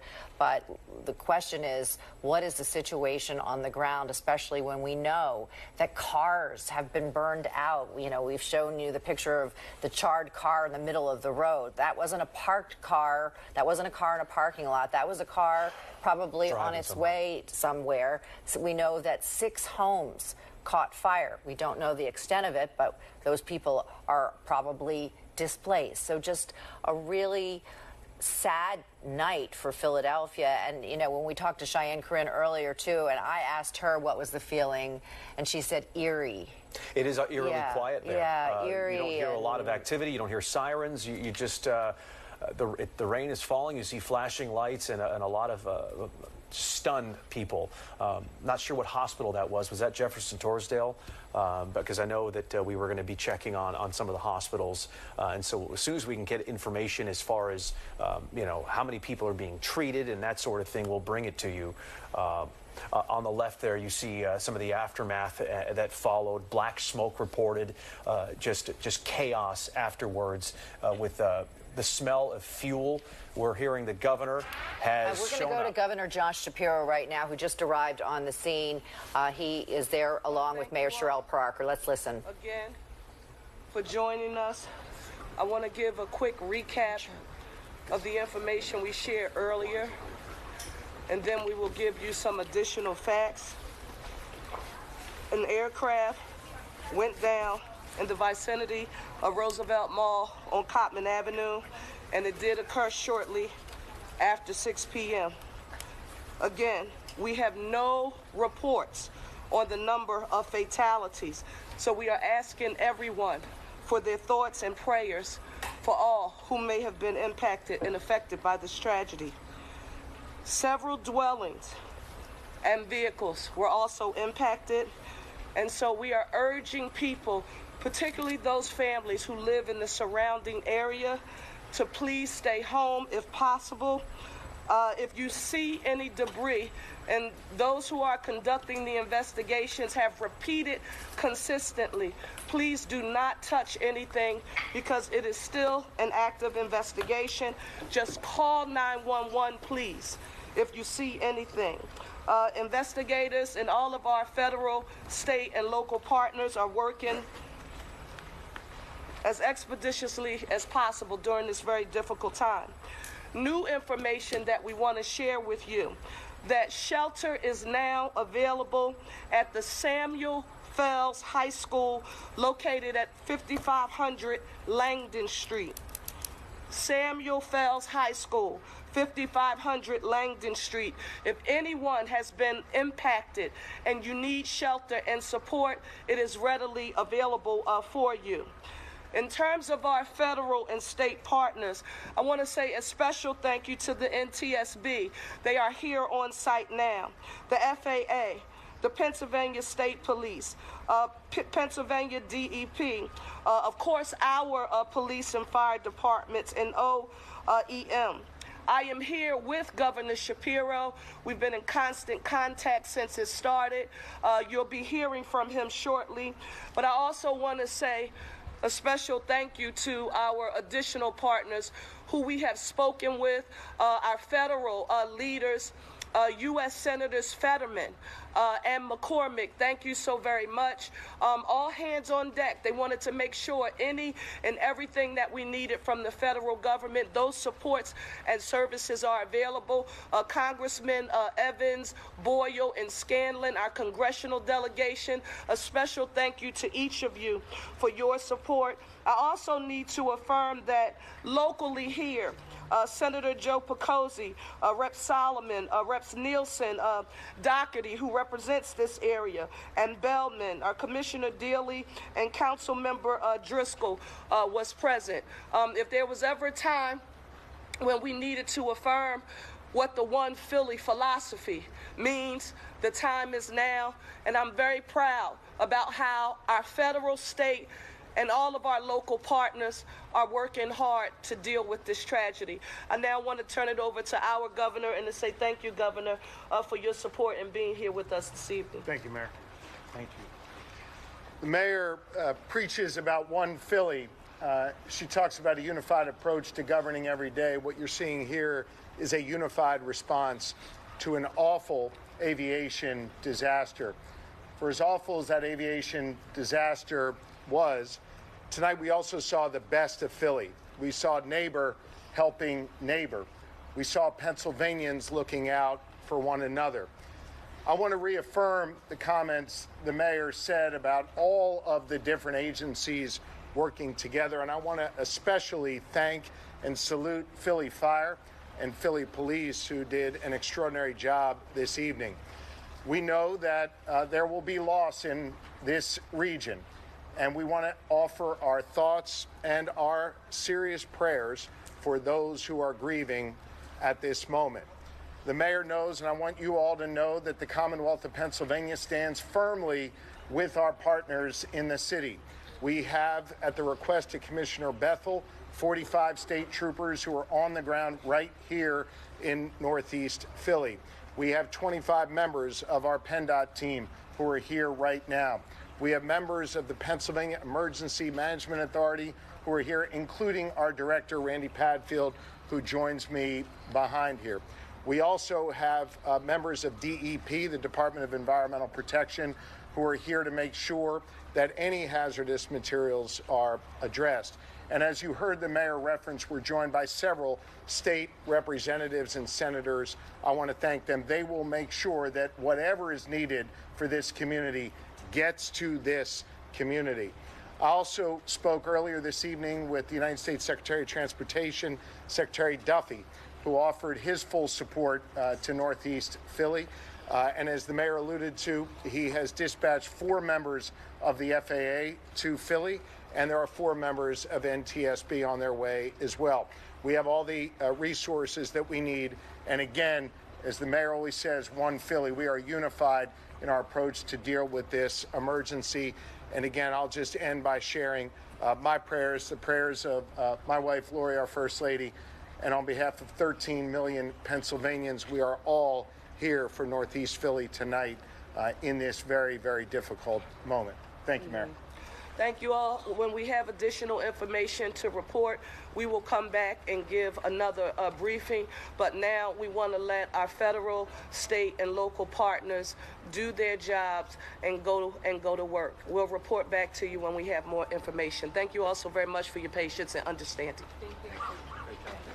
Just been listening to the mayor of Philadelphia and Pennsylvania Governor Josh Shapiro addressing reporters on this monumental tragedy in Philadelphia, a plane crashing in Northeast Philadelphia shortly after taking off from the airport there, a little bit before 6:30, just dropping from the sky into a huge fireball, fires all over the wreckage area, 6 house fires, cars burned out, and the mayor and the governor both talking about the unified response to this awful aviation disaster. The governor saying that this is when you see the best of Philadelphia. And we talked about this earlier, neighbor looking after neighbor, people coming together to help each other. You're looking at video shortly after that plane just dropped out of the sky, and you just see this huge ball of fire, the wreckage strewn across Roosevelt Boulevard and Cotman Avenue. It's a half-mile area of wreckage, and the governor saying that they are providing all the resources that are needed. They have 45 state police troopers, 25 members of PennDOT, members from the Emergency Management Office, from the State Emergency Management Office, also the Department of Environmental Protection, to address any hazardous material concerns, because we have all this wreckage, this plane wreckage, just lying in the street here of Philadelphia. The mayor telling people don't touch it, call 911 if you come across a piece of wreckage, as they try to piece together what exactly went wrong here, Jason. Just a day that so many of us will never forget. I just heard from a friend who says his daughter was at Target nearby, about a couple blocks away, and heard the bang, felt the shaking of the store, and just saw a fireball right outside there, just at the Roosevelt Mall area. And so Cotman, and there are some videos out there, Cotman looks like a war zone right when this happened. And that's where we are looking right now. So here we are. It is just about 10 o'clock straight up. Normally, we'd be going on the air right now with our newscast, and we are staying on the air with that right now to bring you continuing coverage, hour 4 of this disastrous plane crash of this Learjet, this private medical plane that crashed on Cotman Avenue, resulting in what is likely the deaths of 6 people, including a child and a parent, and medical personnel. And this is the start of the 10 o'clock news. Let's get live to Shawnette Wilson with more information. Shawnette. And so, Don and Jason, we had just pulled back up here near Cotman in Bustleton, and we noticed that Councilman Anthony Phillips was walking by here. So I wanted to stop him. I know he's headed over to where the mayor is and where the press conference has been happening. But you're out here in the neighborhood. First of all, your thoughts and your feeling tonight. Thanks, Shawnette. I just wanted to be out here tonight because I wanted to hear from residents about how they're feeling, what they saw, and also like what is needed for us to get through this. Honestly, what I'm thinking is that we need God. And not only do we need God, but we need to utilize our bodies and our intellect to figure out what is going on with aviation throughout this nation. Earlier this week there was a plane crash, but even before that, there were crashes that were almost a crash. There was near crashes. So there's clearly things that happen to aviation. And when I was happening here from residents today is that they felt like they heard a bomb. Right, and there was people in the Macy's who felt like it was an earthquake at the beginning because it shook the whole building. But they said when they looked outside, it was beyond an earthquake. It was far more devastating and worse. So people right now are shocked, they're in disbelief, and they're asking for answers like what's next, especially with all the changes that are happening in this country. It's just like people are just at a state of shock and fear. What do you make of those images? I'm sure you've seen them. It breaks your heart. It's shocking. Right here in this Northeast Philadelphia, I represent this area 3 blocks away, and a lot of our residents utilize this Roosevelt Mall for shopping, joy, and this is supposed to be a place where people have good times. And now it's a place where you're like, wait a minute, this doesn't feel as peaceful right now. And so when you first see these images, you're like, this is the mall that I go to. This is the place where I reside. And you're wondering how many people are devastated and how many people are hurt. Because when it initially happened, it's like, oh my God, this must be a catastrophic, because of the thousands of cars that come out, the thousands of people that reside here, but also shop here as well every single day. So those are the thoughts that have been going through our mind. And, our thoughts and prayers are with that family. But most importantly, we got to figure out, how do we prevent these things from happening? Because clearly this seems like a never-ending story right now, and it's hurt me. Like, it really hit me in the gut that this happened today, because I was already upset about the plane crash in D.C. And everybody that knows me, I'm afraid of heights. And so this plane crash in D.C. was bothering me all week, and now it hit close to home in Northeast, so I had to come out here tonight to see what is going on, what can I do, and how can I be helpful, because our city deserves the best. Thank you very much. We know you got to get to the other location, so we appreciate you. All right, thank you. And so Councilman Anthony Phillips out here saying that he's walking around the neighborhood. You just heard him. He wants to know what people stand in need of right now, who may have witnessed or who are watching these images, or just reaching out to see what he can do to help out this area as well. So where we are, we're right back kind of where we started earlier tonight at Bustleton and Cotman, and the police, you could still see the presence up there. It seems like a lot of the corners have thinned out with people kind of crowding the corner, but there certainly are people still walking around because they are aware that this is going to be what it is for quite some time throughout the rest of the night and, into tomorrow. And Jason has said earlier, into the future, to figure out, as the councilman just talked about, what happened, how do we prevent these things from happening? So that's the investigation side. We're hearing sirens off in the distance again. So, again, just as the councilman said, praying for these people who have been affected, the families affected, and then also this community who has been devastated. Yeah, Sean, it is a freak coincidence that the D.C. crash and now this, and I know a lot of people are going, what is going on? By the way, that's not live. That's earlier tonight. But Cotman is right at Leonard Street. That's where this is, and that is presumably ground zero for this plane crash, and so that's what you're looking at right there. But a freak accident that and I think it's weighing heavily on people's minds because of the situation in Washington, D.C. That was the deadliest U.S. air disaster in a generation. And then 2 days later, I know when I was in the newsroom and I heard a plane went down in Northeast Philadelphia, I thought, what? Yeah. And I think that's the feeling in this neighborhood. But it is so close to the Northeast Philadelphia airport. Yeah. And it's a very rural area, and it's a busy airport, and it happened at a busy section of Philadelphia. Yeah, I think the shock of it is where it's starting to wear off, and the reality is sinking in. The human toll is really starting to sink in. People are starting to really understand what has occurred here 4 hours ago now, just about 4 hours ago, when that plane, that Learjet, crashed on Cotman, right near the Roosevelt Mall. And so, it's still fresh, but the reality is sinking in. Okay. Is that Cheyenne? Do we have Cheyenne ready? Who do you have with you, Cheyenne? Hey, Jason. Yeah, first off, just for people who are just joining us, we're now in about our 4th hour since this plane crashed here in Northeast Philadelphia. And just to kind of also give you a feel of the environment out here, it's very eerie, and that's what I'm hearing from a lot of people, especially who live here in Northeast Philadelphia. But I do want to bring someone with us, just as you mentioned, if you want to come over here. He lives close by, and you were actually not home when this happened, but you said your mother was. If you want to come closer, what was that phone call that you received? So I was around 20 minutes around from here, and I received, a call from my mom saying she was crying on the phone. She was like, Abner, a plane just crashed around the house. I'm like, what just happened, Mom? I'm like all worried. And, I started rushing over here. But as soon as I get over here, all the cops are blocking everything. I see a huge fire. And I can actually tell you what she said because she was here. So she told me, she was on the living room. She was listening to some worship song. And out of nowhere, she said, everything just, when you, get a flashbang or something. Yeah, she said she saw something like that, like a fire.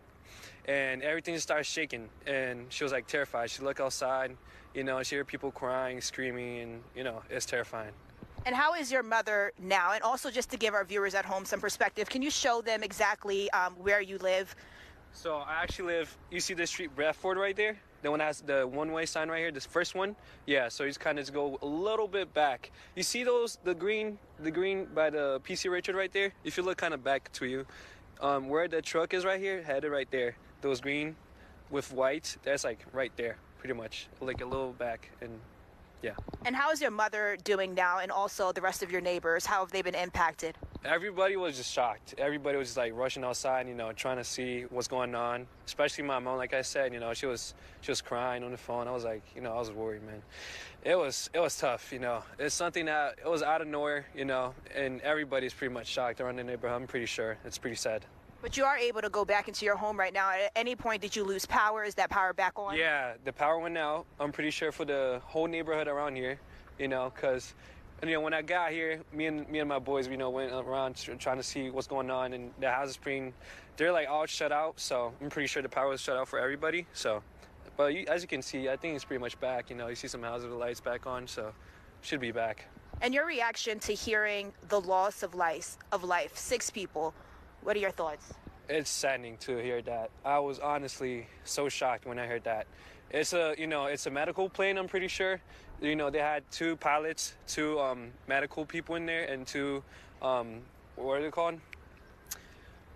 The patients. And so, just hearing that, it's just so shocking. People were trying to get them to the hospital, the pilots, to get maybe a surgery, you never know. And just hearing that, it's so sad. It's really sad.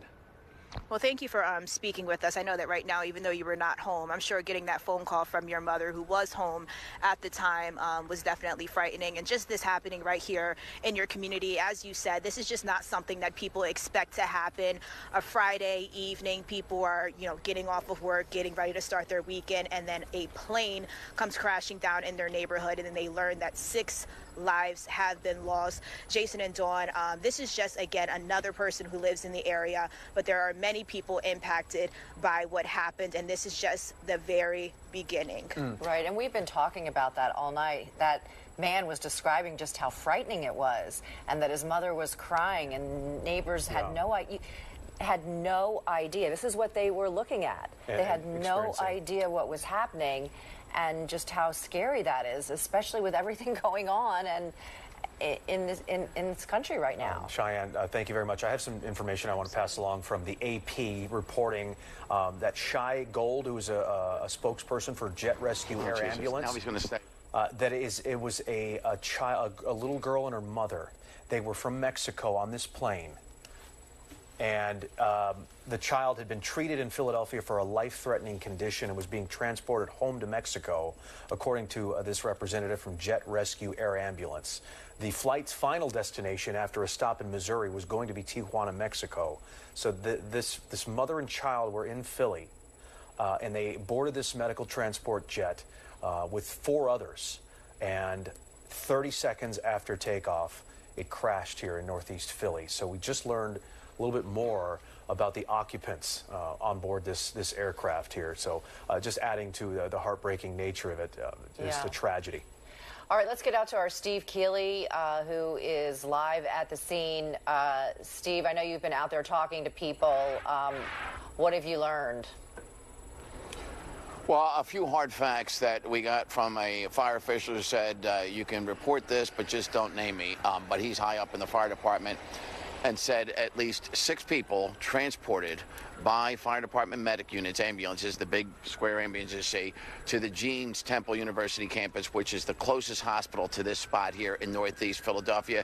He did not know the extent of burns or injuries, just people that were hurt somehow, whether they were in cars or homes. And he also told me it was 6 homes, a total, that they put fires out on. But the jet fuel and the debris initially had burned 3 houses and then started spreading to the other houses. And I was showing you, or I was at least talking to you live on the air, I think I was on the phone at the time, watching the flames shoot through the roof of the corner house at Calvert and Cotman. And then those flames obviously spread, and they had a collapse in that first house as well. So it was dangerous for the firefighters, but their job, number one, was to get into those houses and get all those people out, and they were successful in getting everybody out alive of the homes, they believe. So that is some good news from the fire department.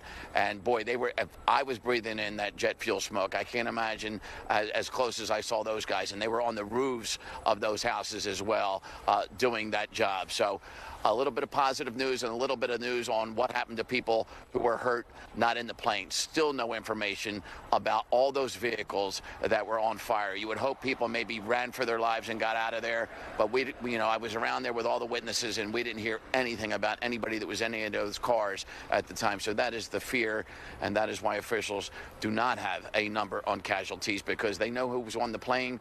They don't know about anybody on the ground. And so when you have a plane crashing into a populated area like this on a populated road at a very populated time at 6-something, there is the fear that there could be more people injured and hurt bad and maybe even killed in this crash here. So let's go to what we talked about earlier, because we're now on the corner where the governor and the mayor just spoke, and across the street is that diner you were talking about. And boy, how much of that debris, and you'll see in the video, and our executive producer Abby said just run it and let the manager talk, because I went in there and he was showing it to me. So let's play some of that video. And there was a piece of plane, they believe, that shot through the window while people were eating dinner in there. So a piece of metal from the plane came through. Yeah, it just broke the window. Did they take it from you? Well, not from me, but from my manager. Yeah, the guy was sitting right here. So it came through the window and landed all the way over here. All the way here in the seat. Yeah. Was somebody eating at the time? Yeah. They didn't get hurt, though, right? No, I think it hit his head. It hit the customer in the head? Yeah. Okay. But luckily everybody's safe. But something flew through the window. You had no idea. So there you go, and that shows you how far and how fast that debris was flying and, ricocheting off whatever. Here is Corporal Jasmine Riley, who I deal with the police department. That's her on the left with another officer, and they're examining what believed to be an air tank from the jet, and that's right across the street from where we are now, right outside of the McDonald's. And here's a close-up shot of it where it says Jet Rescue 10, an air tank, something that would be on an airplane in case somebody needed oxygen while they're being treated. And so on the plane, a paramedic, a physician, a pilot, co-pilot, and that mother and young girl. And the plane itself, Jason, you mentioned the family being from Mexico. The plane itself, according to an official here on scene, also registered in Mexico. So it was on its way to Missouri and then maybe maybe refueling there and then on its way to Mexico. Now here's another personal observation. So for the folks who weren't watching this at 5 o'clock news, we broke a story about a man who stole a Mercedes over in South Jersey. And then when the police over there tried to stop him, he hit a police officer, maybe two, hurt one of them seriously, then led police on a pursuit across the bridge. That's why I was so close to the scene at the time. I did a 5 o'clock report. And the reason I'm bringing that up, I want to talk about the weather conditions, which will play a part in this investigation.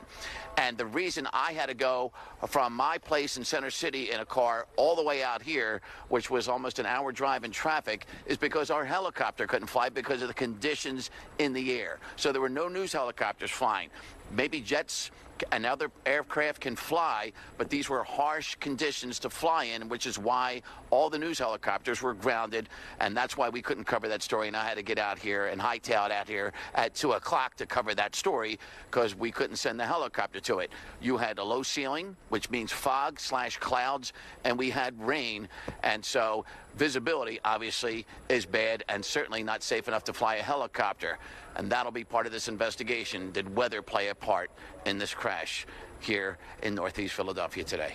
All right, Steve Keeley, thank you. Let's talk to Drew exactly about the weather and the impact it could have played, and just also the conditions that these first responders, police, and fire are dealing with now, because they've been on the scene for over 4 hours in rain and cold and wind. It's not ideal on a good day. Right, and let me just jump in on what Steve was talking about. So he talked about a low ceiling, which just means clouds are not far off the ground, and that's the main reason why we couldn't get the chopper out there.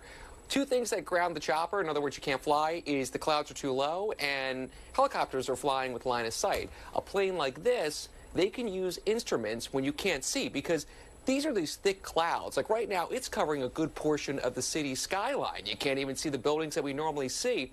So when these planes, like the one that went off, fly, they use their instruments. And it's not uncommon to do something like that. But for a helicopter, that's a concern. The other thing that would ground a helicopter is winds. winds are not an issue right now at the ground. But when the plane took off from the Northeast airport in Philly, it encountered stronger winds pretty quickly once it went off the ground. Now, that's not uncommon because winds are always stronger higher up, but it was rapid. The winds did keep staying from the same direction. One issue that smaller planes can run into when they go up the ground, if winds as you go up start twisting or come from different directions, that makes it harder to fly. That was not the case here. It was the same wind direction from the ground up coming from the west. The plane only made it a couple thousand feet off the ground, just under 2,000 feet, so not even a mile off the ground. Temperatures were above freezing for the plane, so icing on the wings was not an issue. Icing of wings has brought down planes, and that's happened before, and that's something, one of the first kind of questions that needs to be answered. Where was the freezing level? Well, that was about 2 miles off the ground, so temperatures were above freezing, and that's one of the things that the first responders are with right now, temperatures that are pretty mild for this time of the year. In fact, our numbers outside are right around 50 degrees in Philadelphia. That's above average just for a high. So we have the warm weather right now. As for the winds are not particularly strong at the moment, which is helpful, and the rain is no longer as strong. The first responders ran into some heavier rain just a short time ago. The rain was light when the plane took off of the ground. When that happened, the issue at around 6:06 this evening. And so those are some of the weather conditions that we've been following the Fox 29 Weather Authority Weather Center. All right, Drew, thank you. Steve Keeley there, you have a witness with you? This is a young man, Palace, who I had seen earlier. He was out here with me. He had just gotten back from a college visit with his mom, and they lived nearby. 5 minutes. We were talking about how gruesome the scene was, and we won't talk about that now because we saw some bad stuff. Right.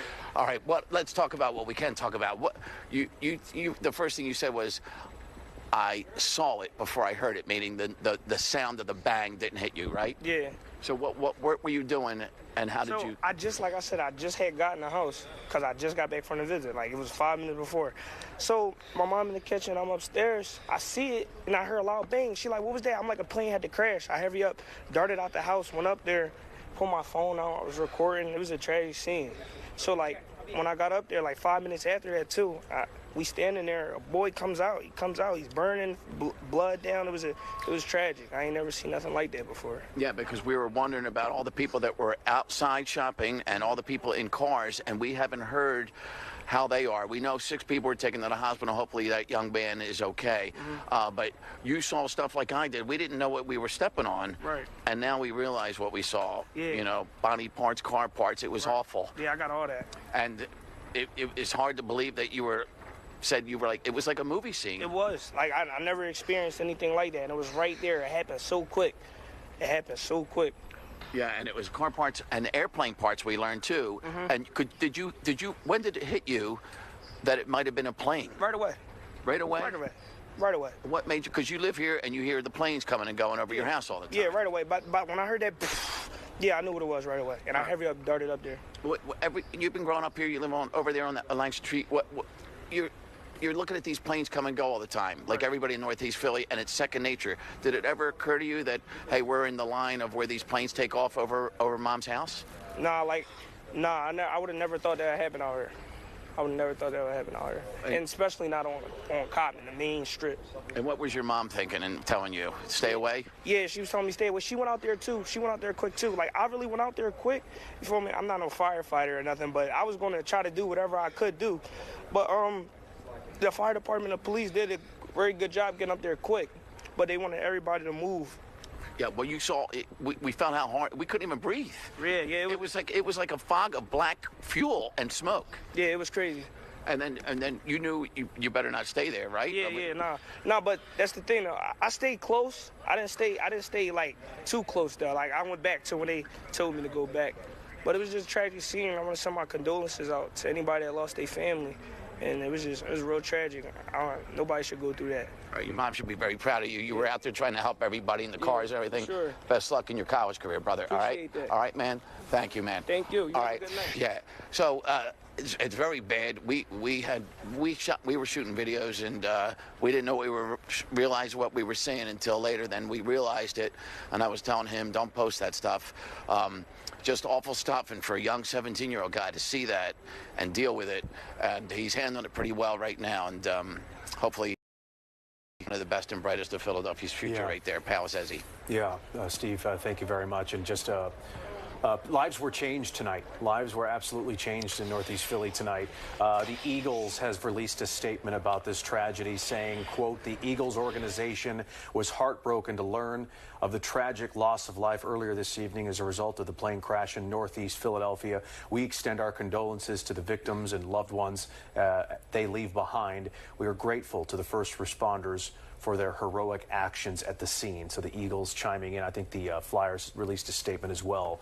But as Steve reported, lives were changed. He said some victims may have been taken to Jeans Temple Medical Center.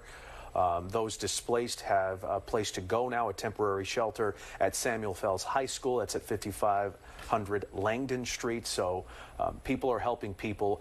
There were some heroic bystanders, some heroic good Samaritans who tried to save lives and do the right thing in this just awful moment of a fireball on Cotman from this plane crash. And I'm sure people did all they could to try to help. But just looking at some of these cars that are right there on Cotman, just burned, just shells. Burned out, and you just think the worst because these are innocent people driving home, I presume, driving somewhere, and had no warning and you know, may no longer be with us. Right, and we now know, too, that there were 6 people on that plane, and one of them was a little girl who had been treated in Philadelphia for a life-threatening condition, and she was being transported back to Mexico. All 6 people on board were from Mexico, a little girl and her mom, and then 4 crew members. And a spokesperson for Jet Rescue Air Ambulance says that when an incident like this happens, it's shocking and surprising. And she said, quote, all of the aircraft are maintained. Not a penny is spared because we know our mission is so critical. The flight's final destination was Tijuana after that stop in Missouri, which is where the plane was headed. The child was being transported home. So just a really sad situation. Here you have this little girl with a life-threatening illness. She was treated in Philly on her way back home, and then the plane drops out of the sky. But the spokesperson for Jet Rescue Air also saying that the crew was seasoned and everyone involved goes through rigorous training. So the question that the NTSB and the FAA will have to pore over is exactly what happened, why did this happen? Because even when we spoke earlier to an aviation expert, he said plane doesn't just drop out of the sky at that angle so fast. 30 seconds after takeoff, it fell from the sky and burst into a ball of fire. Yeah, with a fuel tank that was full en route to Missouri, resulting in just that fireball. That explains everything. What doesn't make any sense is how it could fall from the sky. And as Drew pointed out, you know, visibility was poor, but a little bit of rain. I mean, nothing too crazy that I'm sure these pilots, these experienced pilots, had seen before. So this might be a very difficult one to figure out. But the toll on human life on the ground is a big question mark tonight. What are we dealing with in terms of casualties in Northeast Philly? And it may be a while before we have answers there, but the videos out there, you know, seeing Cotman look like a war zone is just some out-of-body experience. You can see the fires just... There were several fires in the streets. We know 6 homes, Jason, were burned. Cars are just reduced to shells. Governor Josh Shapiro arriving in Philadelphia not that long ago. He joined Mayor Sherrell Parker, and he had this to say to the people of Philadelphia, commending the city for its unified response and its resilience.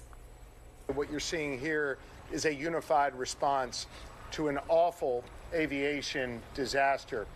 For as awful as that aviation disaster was, tonight we also saw the best of Philly. We saw neighbor helping neighbor.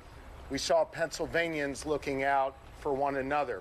We also have members of DEP, the Department of Environmental Protection, who are here to make sure that any hazardous materials are addressed. And as you heard the mayor reference, we're joined by several state representatives and senators. I want to thank them. They will make sure that whatever is needed for this community gets to this community.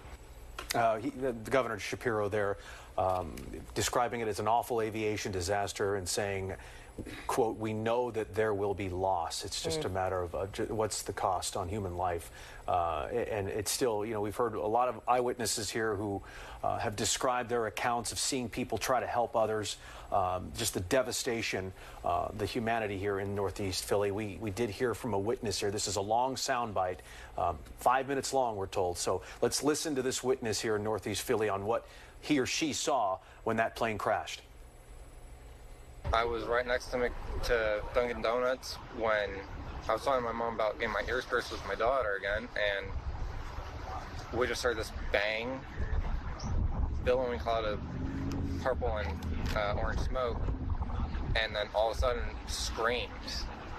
I mean, I've had PTSD before because a guy was shot outside my house, so loud noises bother me. I was stunned, and then I'm being yelled at to reverse. I'm like, I can't. There's people behind me. There are people driving up on the embankments to get past everyone.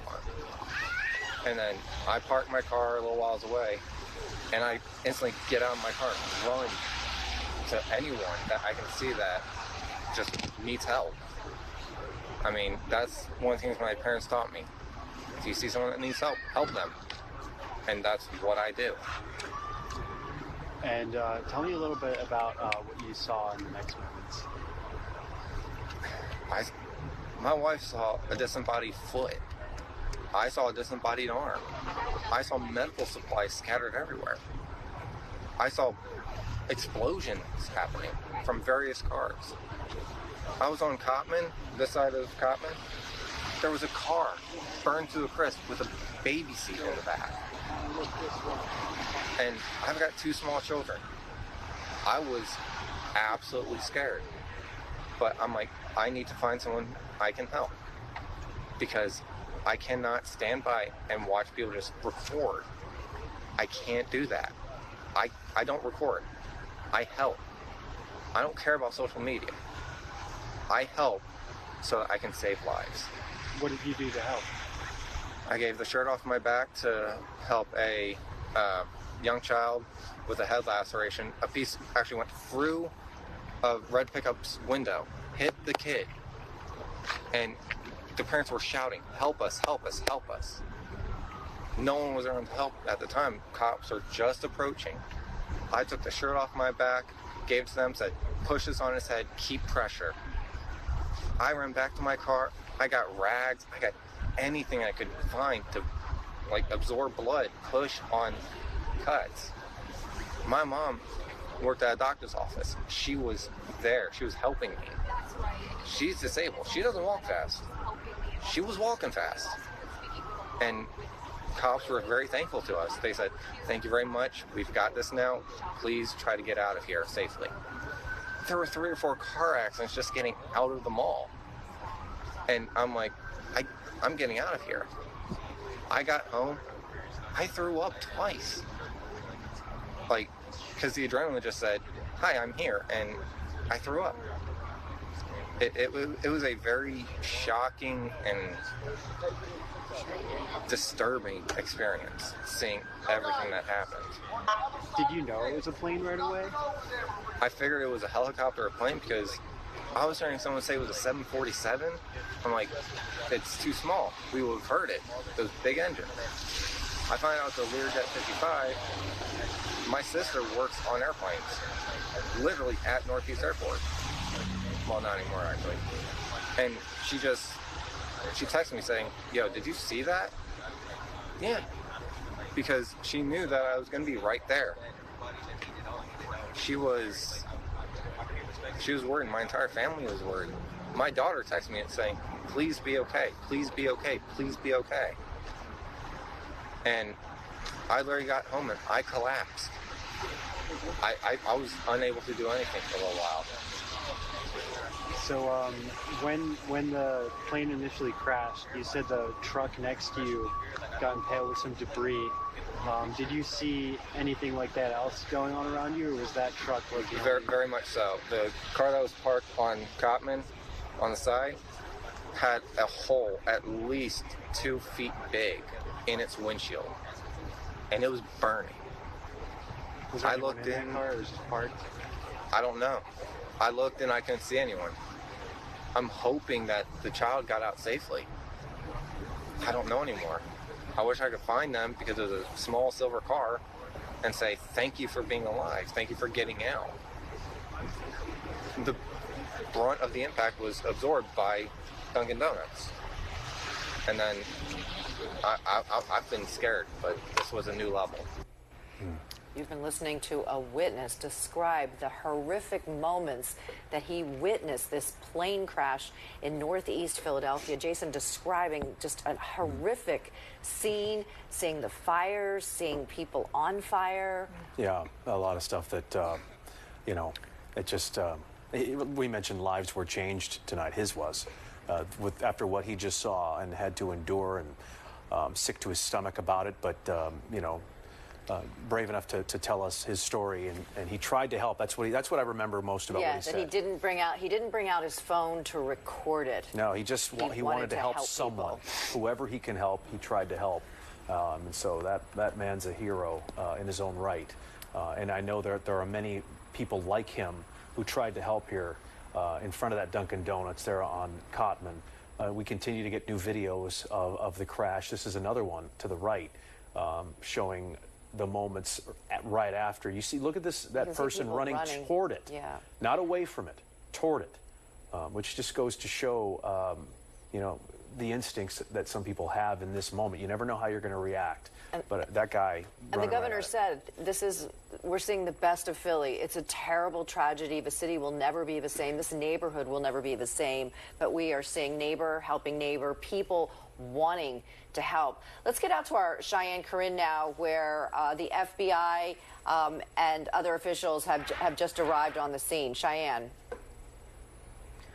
Hi, Dawn. Well, yeah, we heard Mayor Sherrell Parker say that this is really going to be a combined multi-agency effort, and that's exactly what we are seeing here on scene. Just moments ago, we saw officials from the ATF walk past us, and they were standing side by side with the FBI. You name it, they are out here in Northeast Philadelphia trying to get to the bottom of what exactly is happening. Now, since the last time you came to me, this scene, it actually did clear a little bit in terms of some of the officers' cars and fire trucks turning their lights off. So we are getting a better picture. Actually, I'm not sure if my photographer can show you. You can see closer. There are a lot of charred cars. I actually just checked some of my messages, and I had someone asking me, hey, my car's in this area. Do you know when I'll be able to get to it? And the honest truth is, we don't know if that is going to happen, and it possibly could be one of these cars that we see that are burnt to a crisp. But you can see here that there are multiple cars that have been damaged, and this is something that we have been following all evening as one of the factors. And also, I'm not sure if you can see, you'll see kind of an object, and it has numbers on it that looks like it actually may be a part of the plane. And on the ground, me and my photographer, we also spotted what looks like an engine. We've been reporting all night that there's a lot of debris in this area, and this is just an example of it, because that absolutely does look like a part of the plane, because you see those numbers very, very clearly. And I mean, we all know what an engine looks like, and it definitely looks like that is what is on the ground there. You actually, I think there's officials looking right in that area to where the red numbers are, if you can look at that. And I think that if you're able to see that shot, it absolutely looks like a part of the plane. And although there is a lot of debris in this area, officials just continue to tell people, if you do see something, make sure you do not touch it, and instead you call, because these are things that are going to really help officials piece together what exactly happened, what caused this plane to randomly fall from the sky. But as time goes on, even though things are getting, I guess you could say, quieter out here in the neighborhood, the more details we get, the more gut-wrenching it becomes. So as time goes on, it's really not getting any better, although the scene is still a very active scene. Let me clearly say that, still a very active scene, but we have seen some of the cars leave. It's still just gut-wrenching, and this is just the beginning of, one, the investigation and the community healing from this. But as you heard from the person just messaging me, hey, my car's in the area. We just heard someone who lives right there at the corner. Off camera, I talked to him, and he said his mother was trying to go to sleep after, hearing what happened right outside of her front doors. But I can imagine if she gets to sleep, which I'm sure is going to be difficult, it will not be a restful sleep at all. I don't think it'll be a restful sleep for many people in that neighborhood, especially people who witnessed what happened or maybe know someone. We know 6 people, Cheyenne, were taken to the hospital. We know at least 6 homes caught fire. Yes. Definitely, you said heart-wrenching, gut-wrenching, unimaginable. It looks like a war zone out there. And I think when everyone wakes up in the morning, reality is going to hit when daylight strikes. It's almost unrecognizable, Dawn. This is a shopping center, the Roosevelt Mall, that I am very familiar with, growing up in Philadelphia. And if I came to this area, I would not recognize it. And that just speaks to, how different it looks than it just did this afternoon at 5 p.m. This completely changed this Northeast Philadelphia neighborhood. And I have a feeling that it will not be the same for some time, and it may never be. Yeah, Cheyenne, well said. Can we take Cheyenne's shot full? We're just getting she pointed out the numbers of the tail piece of an engine and an engine right behind it. Firefighters, they're scouring through it, but there are some folks there who are not in firefighters' uniforms. You do wonder if is that the NTSB? Have they arrived yet? Have federal agents arrived on the scene who will begin to investigate? Where do you begin? Where do you begin when you first arrive to a crash scene like this to try to investigate a cause of a disaster of this magnitude? 2 charred-out cars and just pieces of plane everywhere here. It's just an overwhelming task to try to piece this together. But we do know at least 6 people have died, if not more. 6 people on that plane, including a child who was in Philadelphia to receive medical treatment. And it all ended tragically here tonight in Northeast Philly just after 6 o'clock. As this plane fell out of the sky about 30 seconds after takeoff. And the debris field, Jason, when you say where do you begin, debris scattered across a half a mile, and as you mentioned, 6 people killed, a neighborhood shaken to its core. Let's get out to our Steve Keeley now and see what new information he has at this point. Steve. When I started there, and I was only on the phone, so I couldn't show you what I was seeing, and I was talking about tripping over what I believe were pieces of the plane. And then, I never knew. I mean, I've seen this Star of Life is what it's called. And I'm going to pull up a screen grab without showing anything bad. And what that is that's this thing that's on the side of the plane, and it's on the side of medevacs. And that is over in the parking lot on that big chunk of this airplane. And so that is called the Star of Life. I'm sorry, Greg, I'm moving around the phone a lot. But that was one identifiable piece of this plane that is sitting over there in the parking lot of the Roosevelt Mall. And you can see the police. There are so many officers here. They're parking like South Philadelphians and Oregon Avenue diagonally so they can get all the personnel into that scene this far back. And Jason, you were, first of all, lives are what's important now. But we also are talking about the scene out here and how long it's going to be a scene out here. And don't be shocked to hear that Cotman Avenue needs to be repaired, because we saw that gas line burning. We saw the fuel, and the road just melted under the intense heat from all those fires. And it wasn't just one fire or 2 fires.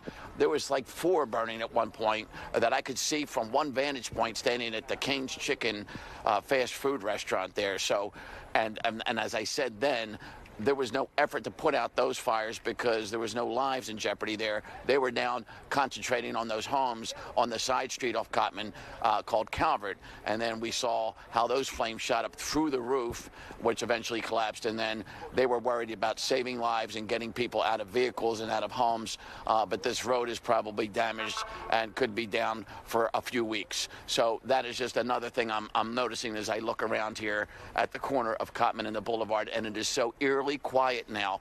All of the boulevard is shut down here, and you'll hear the occasional police horn. No more sirens, but it's eerily quiet for Roosevelt Boulevard and Cottman Avenue. And here is the number that keeps sticking out. Everything we're saying has the number 6 in it. This happens right after 6 o'clock. We have 6 confirmed fatalities. We have 6 homes that are damaged. We have 6 people at the hospital. And the number that probably might change will be those fatalities if people were killed in those cars. And you can think, when you're in a car, you have no expectation that anything's going to hit you from the sky, and you're not in expectation of all that jet fuel burning and then combining with your fuel, and you don't, maybe even if you get out of the car, you're in trouble. So that is the fear right now, and that's why city officials aren't even saying numbers.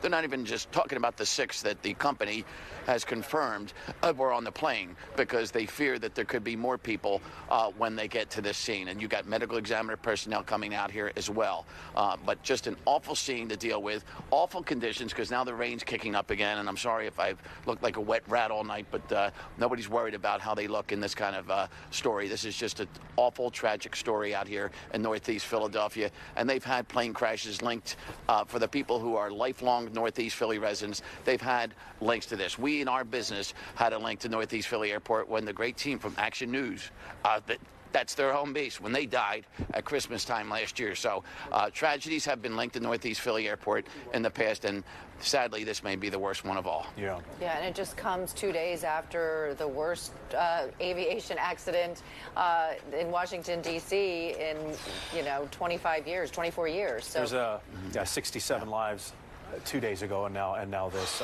Steve, thank you very much. There are reports that this plane that took off just after 6 today was in Opelika, Florida, this morning, and took off from there this morning around 11 a.m. and got to Philly at 2 p.m. And so it flew up from Florida, this plane, earlier today, and landed at 2 p.m., eventually refueled, and that's when these folks boarded the plane at 6 and took off for whatever that's worth. The plane was on the move today and was not here overnight or anything like that. So, right. Yeah. And we know it was a pediatric patient and her mom and 4 crew members that boarded that plane. They were coming from a hospital in Philadelphia after treating a life-threatening condition and headed back to their home in Mexico via Missouri, but didn't make it 30 seconds out because the plane crashed 30 seconds after taking off. And it's just unthinkable what the people in that area saw and felt when they looked to the sky and saw that ball of fire. And as you pointed out earlier, and as the company has said, that these are seasoned pilots, described as a seasoned pilot and a seasoned co-pilot, as well as a physician and another flight paramedic. So these aren't inexperienced pilots operating planes like this. And right, and they talked about the rigorous training that their staff goes through for these kinds of missions, because we're talking, this was a critically ill child. This was a life-saving mission, and this child was on its way back to Mexico. Yeah. We're told everyone aboard the plane was from Mexico, and they were on their way home. Back to Tijuana, yeah. We heard from Mayor Parker, we heard from Governor Shapiro about really just trying to spread a unifying message that we're here for each other, and really didn't have a lot of facts about those taken to the hospital, fatalities on the ground. But here's what they had to say just moments ago, the governor and the mayor. We are urging people, particularly those families who live in the surrounding area, to please stay home if possible. If you see any debris, and those who are conducting the investigations have repeated consistently, please do not touch anything because it is still an active investigation. Just call 911, please. New information that we want to share with you. that shelter is now available at the Samuel Fells High School located at 5500 Langdon Street. Samuel Fells High School, 5500 Langdon Street. If anyone has been impacted and you need shelter and support, it is readily available for you. The mayor preaches about one Philly. She talks about a unified approach to governing every day. What you're seeing here is a unified response to an awful aviation disaster. For as awful as that aviation disaster was, tonight we also saw the best of Philly. We saw neighbor helping neighbor. We saw Pennsylvanians looking out for one another. I want to reaffirm the comments the mayor said about all of the different agencies working together, and I want to especially thank and salute Philly Fire and Philly Police, who did an extraordinary job this evening. We know that there will be loss in this region, and we want to offer our thoughts and our serious prayers for those who are grieving at this moment. The mayor knows, and I want you all to know, that the Commonwealth of Pennsylvania stands firmly with our partners in the city. We have, at the request of Commissioner Bethel, 45 state troopers who are on the ground right here in Northeast Philly. We have 25 members of our PennDOT team who are here right now. We have members of the Pennsylvania Emergency Management Authority who are here, including our director, Randy Padfield, who joins me behind here. We also have members of DEP, the Department of Environmental Protection, who are here to make sure that any hazardous materials are addressed. And as you heard the mayor reference, we're joined by several state representatives and senators. I want to thank them. They will make sure that whatever is needed for this community gets to this community. I also spoke earlier this evening with the United States Secretary of Transportation, Secretary Duffy, who offered his full support to Northeast Philly. And as the mayor alluded to, he has dispatched 4 members of the FAA to Philly, and there are 4 members of NTSB on their way as well. We have all the resources that we need. And again, as the mayor always says, one Philly, we are unified in our approach to deal with this emergency. And again, I'll just end by sharing my prayers, the prayers of my wife, Lori, our First Lady, and on behalf of 13 million Pennsylvanians, we are all here for Northeast Philly tonight in this very, very difficult moment. Thank you, Mayor. We've been listening to Governor Josh Shapiro and Mayor Sherrell Parker addressing reporters earlier tonight, giving an update, not giving really specific information about fatalities or people who are injured, no numbers or specifics, but just talking about a unified Philadelphia, the governor offering all kinds of help and resources to help Philadelphia heal and recover and piece together this tragedy. Just to recap, a Learjet 55 was leaving Philadelphia International Airport shortly after 6 o'clock tonight. It was headed to Missouri before then departing back to Tijuana, Mexico. It was carrying a little girl and her mom who had been receiving care for a critical illness here in Philadelphia, and 4 crew members when, for whatever reason we do not know, it just plummeted from the sky, nosedive, big fireball in the sky, causing fires on the ground. 6 homes caught fire, cars were burned out. Just a horrific scene. Dozens and dozens and dozens of emergency responders, firefighters, police, every available personnel responding to this disaster of incredible magnitude. And right now, the NTSB, the FAA, the FBI, the ATF, all kinds of federal partners are here in Philadelphia to assist the city in figuring out what exactly happened just after 6 o'clock on a Friday night in the one of the busiest sections of town at Cottman and Roosevelt Boulevard, where the plane just crashed into the street. Yeah, sadly, there are some people there in Northeast Philly who saw some things that nobody should ever have to see. Some of the scenes and some of the descriptions are just gruesome. And, you know, as they were trying to help, we heard from a witness who, even though he was seeing some gruesome things, was still searching for people. Who can I help? Who could I find? And just, you know, between people driving on Cottman, there was a Dunkin' Donuts. Perhaps there was somebody in the drive-thru or employees there. There were a lot of businesses in the area. We haven't even begun to scratch the surface on some of the employees and workers in the area who may have been injured or worse here as we try to learn more. And there's just no information on that at this moment. But it's just a tragic situation that people had to, those who survived and those who are okay physically, may have some emotional issues down the road. This was just a lot for somebody to see. And we know that 6 people, according to Steve Keeley and a top source from him, 6 people were taken to the hospital who were on the ground, and we don't know the extent of their injuries. We just know that they were taken to the hospital, and we're hoping to learn more information. But when you have homes catching fire and cars driving down Roosevelt Boulevard and Cottman Avenue at one of the busiest times on a Friday night, headed out for dinner, headed home for work, headed out of town for the weekend, who knows? And then a ball of fire just comes crashing down. Steve Keeley telling us and talking to an employee at a diner where some part of the wreckage went flying through the window, jutting across the diner and hitting a person who was eating their meal. I think Steve said the person was hit in the head and may have been seriously injured.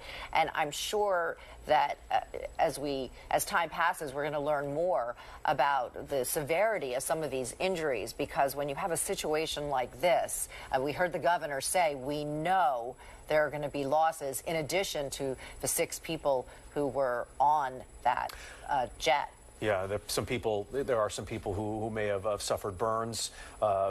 Steve Keeley saying that many people taken to Jeans Temple Medical Center. Those are just the 6 people that he mentioned that he heard from a fire official. But that's, I find it hard to believe that it would just be 6 people. I mean, I hope that's true. Right. And this is, okay. Let's get out to Cheyenne Corinne. She says the ATF is there on the scene. NTSB jackets here as well. So they've arrived. Cheyenne.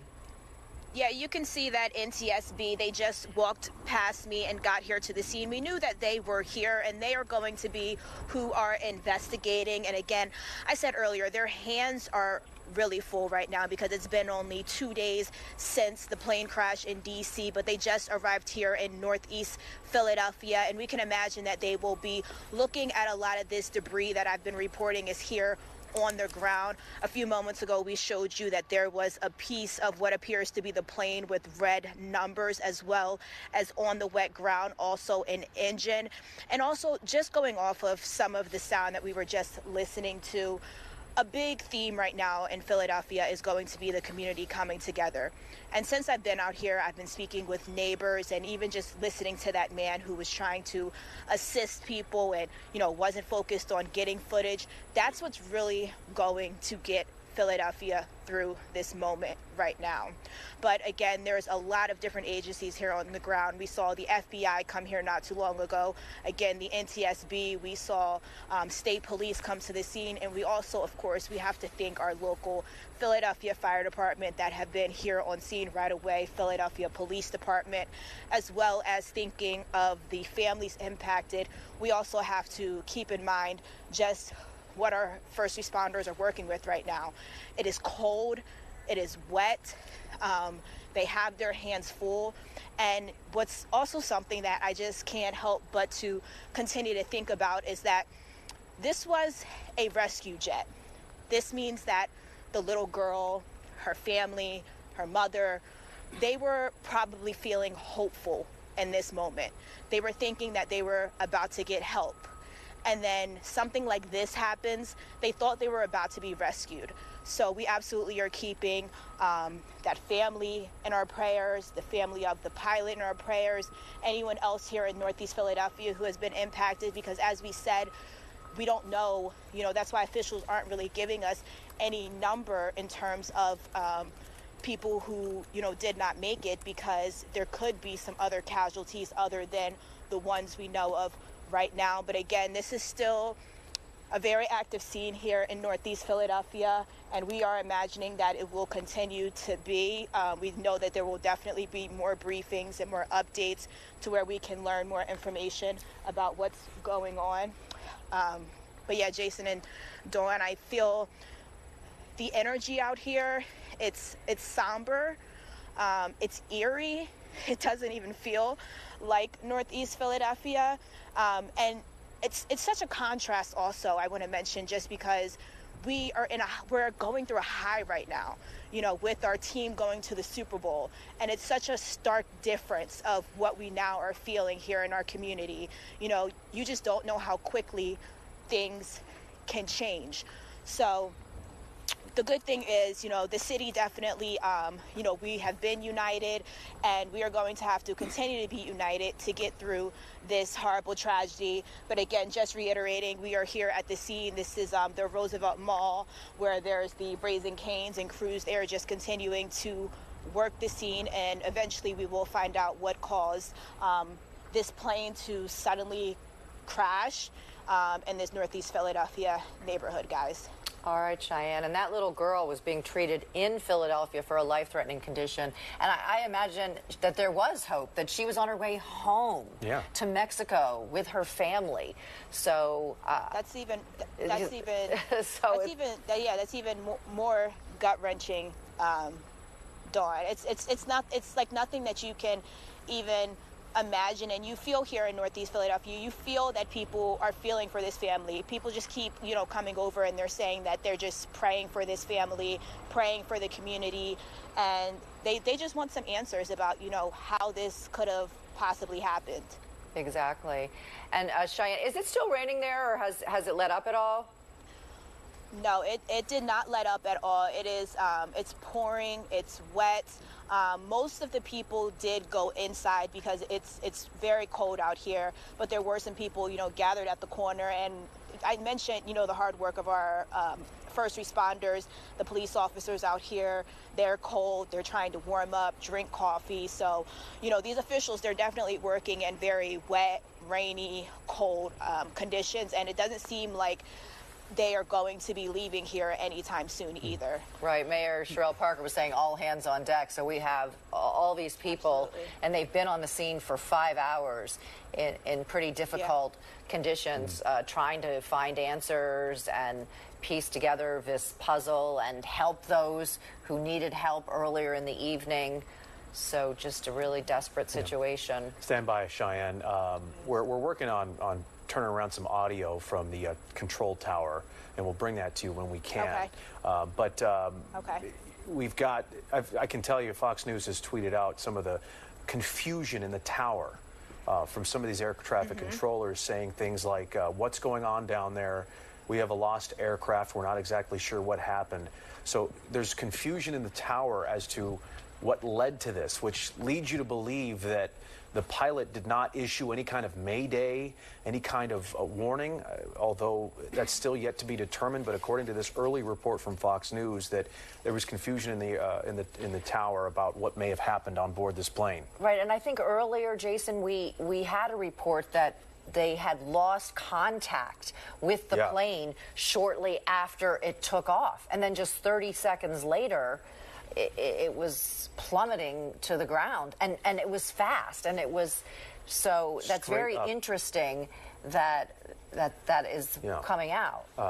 And so we'll be playing that for you when we can, but it's just even more puzzling when you see a plane fall from the sky like that, because and many of the plane crashes in this area that we cover, from smaller planes, it's an emergency landing, it's an engine loss, but the plane has to glide down, and it's not. And no mayday, no call for help. It just fell from the sky. Yeah, and to the point where people didn't even think it was a plane. I mean, it was a fireball.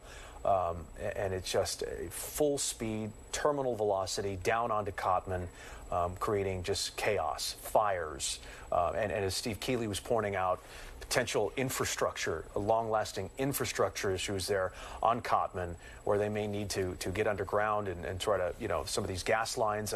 When will folks have their power and their gas back in the middle of winter? These kinds of little side stories. Yeah, Cheyenne was saying it looks like a completely different neighborhood. She's been in that neighborhood countless times, and now to come back and have to be there to report this immense tragedy and see this neighborhood changed forever, lives changed forever, and people searching for answers. The big question, why? How did this happen?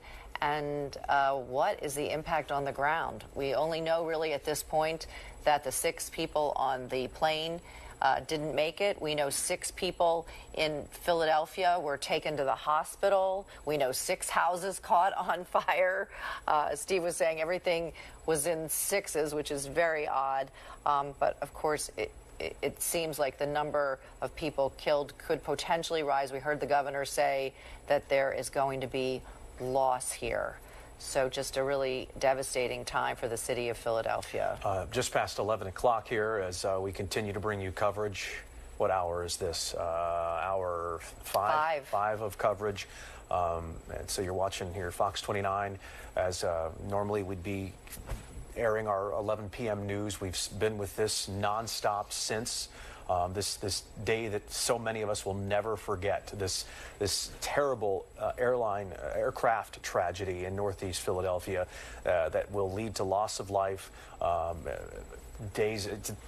visuals that a lot of folks out there will never forget, some really traumatic things. The Roosevelt Mall occupied about 6 o'clock, restaurants and homes in this area destroyed. And it's going to take weeks, if not months, to sort of rebuild this area that was struck by a devastating crash by this medical flight that just happened right after 6 o'clock. And so at that point on the left, it had just happened. The smoke was billowing into the air. It was just dark. So again, at daylight, we might even get a better idea and understanding of the damage and the devastation of this community. I think that's when reality is really going to strike, when the sun comes up and people see firsthand in the daylight the damage, the impact that this has had. And it was drizzling lightly when this all happened, but now we've talked and seen reporters out in the field. Cheyenne just told us it's pouring. Drew, talk a little bit about what these emergency responders, we have the federal agents, we have all kinds of people dealing with these conditions. So I just want to get a feel for what it's like on the ground. We were looking in some of our other live footage. We were looking at some of those folks that were investigating the scene, and I was watching what they were wearing. They just had a light coat on, and they had a hat like Cheyenne had, and they had regular pants. When you're out in the field and it's raining like it is now for hours, your pants are going to be getting wet, just kind of dripping off the edge of your coat. And it's not like they came prepared with ponchos and things like that. So they've been out in the field now since the 6 o'clock hour. So we're talking over 4 hours of just getting rained on. Temperatures right now are actually going up. Just since last hour, we've gone up a degree. We're now in the 50s, and temperatures will be going up for about 3 to 4 more hours before they'll drop fast. And by the morning, our numbers will be in the 30s. It's going to be cold and windy tomorrow. But the fact that you've been out for hours getting rained on, just think of that chill you kind of have to the bone. And that's what our first responders are experiencing right now as the rain continues to be steady. In a few hours from now in Philadelphia, about 3 hours from now, the rain will stop. But when the rain stops, that's when the temperatures will rapidly drop. Let's walk through a little bit of what the weather conditions are like when this happened at 6:06. So as the plane took off from the Northeast Airport in Philadelphia, there was some light rain. And the really thick clouds, and I'm talking clouds that would be something like whiteout conditions. You can picture on a blizzard what whiteout conditions are like. clouds that are just thick, that overcast. When you hit into that, you can't see anymore. Now, pilots are trained to fly just on instruments in these conditions. We get overcast and rainy days plenty often, so that's what the plane experienced when it got just a couple hundred feet off the ground. So 600 feet off the ground is where that layer of thick cloud started. And I was just looking at our city skyline. You really can't even see the city skyline right now because of those thick clouds. So went into that, and then just a couple hundred feet off the ground, just about a half a mile off the ground, is where the last contact was, and temperatures were above freezing, and it was wet for the whole plane. So that's what weather conditions were like then, and you can certainly see what weather conditions are like right now with the rain continuing in Philadelphia. Drew, thank you. Not good. Thank you, Drew. Samuel Fells High School is a temporary shelter for those displaced. The mayor announced that a couple of hours ago. Shawnette Wilson, you are there. We are, Jason, and just to the left of your screen, you can see a Red Cross truck that just kind of pulled up just a few seconds ago along the side to, I imagine, take supplies and things inside the school. I talked off camera to someone with emergency management, and they said that they are going to be open throughout the night for people who need to come. They need a place to stay overnight. They'll have things like food. They'll have things like clothing if people need them. I did ask if he had an idea of how many people were coming. He said he did not, but he knows that people are coming. They do have a list, and that, the number keeps changing. And we mentioned just the investigation, right? That's a big part of this. But there are plenty of people who need immediate help. People who are out of their homes tonight, and who knows when they might be able to get back in. Jason, you were talking about people wondering when their power is going to come back on, gas, electric, that kind of thing. And so people like that who maybe don't have family or friends they can go stay with are asked to come here because they are staffed to be able to handle a crowd of people who may come. Since we've been here maybe for about, I want to say maybe a half hour, we've seen at least two people that I could say for certain almost looked like they were here for help. There was a woman that walked in with a cane, and she had a dog with her. I could see through the glass that she sat down, and people were coming to get information from her. And then also a car just pulled up and then pulled into the parking lot here. So they're, asking the media, to obviously be respectful and kind of stay a ways back from the doorway. So we're in the parking lot. But they are definitely prepared to help people who need to get out of the rain, get food, get clothing, get dry, and also have time to maybe think about what their next steps are. So again, this is Fells High School. It is at 5500 Langdon Street. And they said that, for people who are displaced, if you know anyone, they can certainly come here for tonight. Yeah. And how many people did you say were there, Shawnette? He didn't have a number off the top, right on hand, but he said he did have a list of people. This is a gentleman with emergency management. He said, forgive me, I don't know the number right now. He said, but I do have a list that we are expecting people. And he said that number does keep changing. Oh, okay. He's trying to get it for me, so if I get it, I'll make sure I pass it along to you. Yeah, and I would imagine there's some people who are going to stay with friends and neighbors and that sort of thing, and that's a beautiful thing as well. But for those who don't have that luxury, there's Samuel Fells for those people, and the number of displaced not known. I think it would be dozens. There's row homes in this area. There's no power, even if there's no damage. There's no power. So, I mean, I guess you could stay home in that scenario, but it's a cold night, and Drew was telling us about that. It's rainy. The temperature is going to drop later on tonight, so it's great that the Red Cross this is available. And you think about those people who, you said some people have family and friends, but for example, like I said, the first woman that I saw when we arrived, she was by herself. She got out with the cane, and she had a small, a puppy in her hand. So she clearly, needs a place to go tonight. So this is why this is so important to let people know, if you know someone, they can come here. And that's the Samuel Elected Fells. officials have also been showing up just to check and make sure, to see what they can do, to see, if there's any extra help they can have, and to make sure that things are running smoothly. But again, 5500 Langdon Street is Fells High School for people who are displaced. Yeah, that's it's great that people have a place to go, and as we've been saying all night, that Philadelphia really is a city where people come together when there are times of tragedy, and it seems as though the city is really unified in its response to responding to this tragedy and to helping others. So, Shawnette, thank you. Let's go back to the live picture that And you can see. I'm sorry. Go ahead, Shawnette. We just wanted to give you a quick look before you moved on. You can see that they're taking supplies out. We were expecting them to do that to try to, just get what people need inside. They just opened up the Red Cross van and have boxes and things coming out to go inside.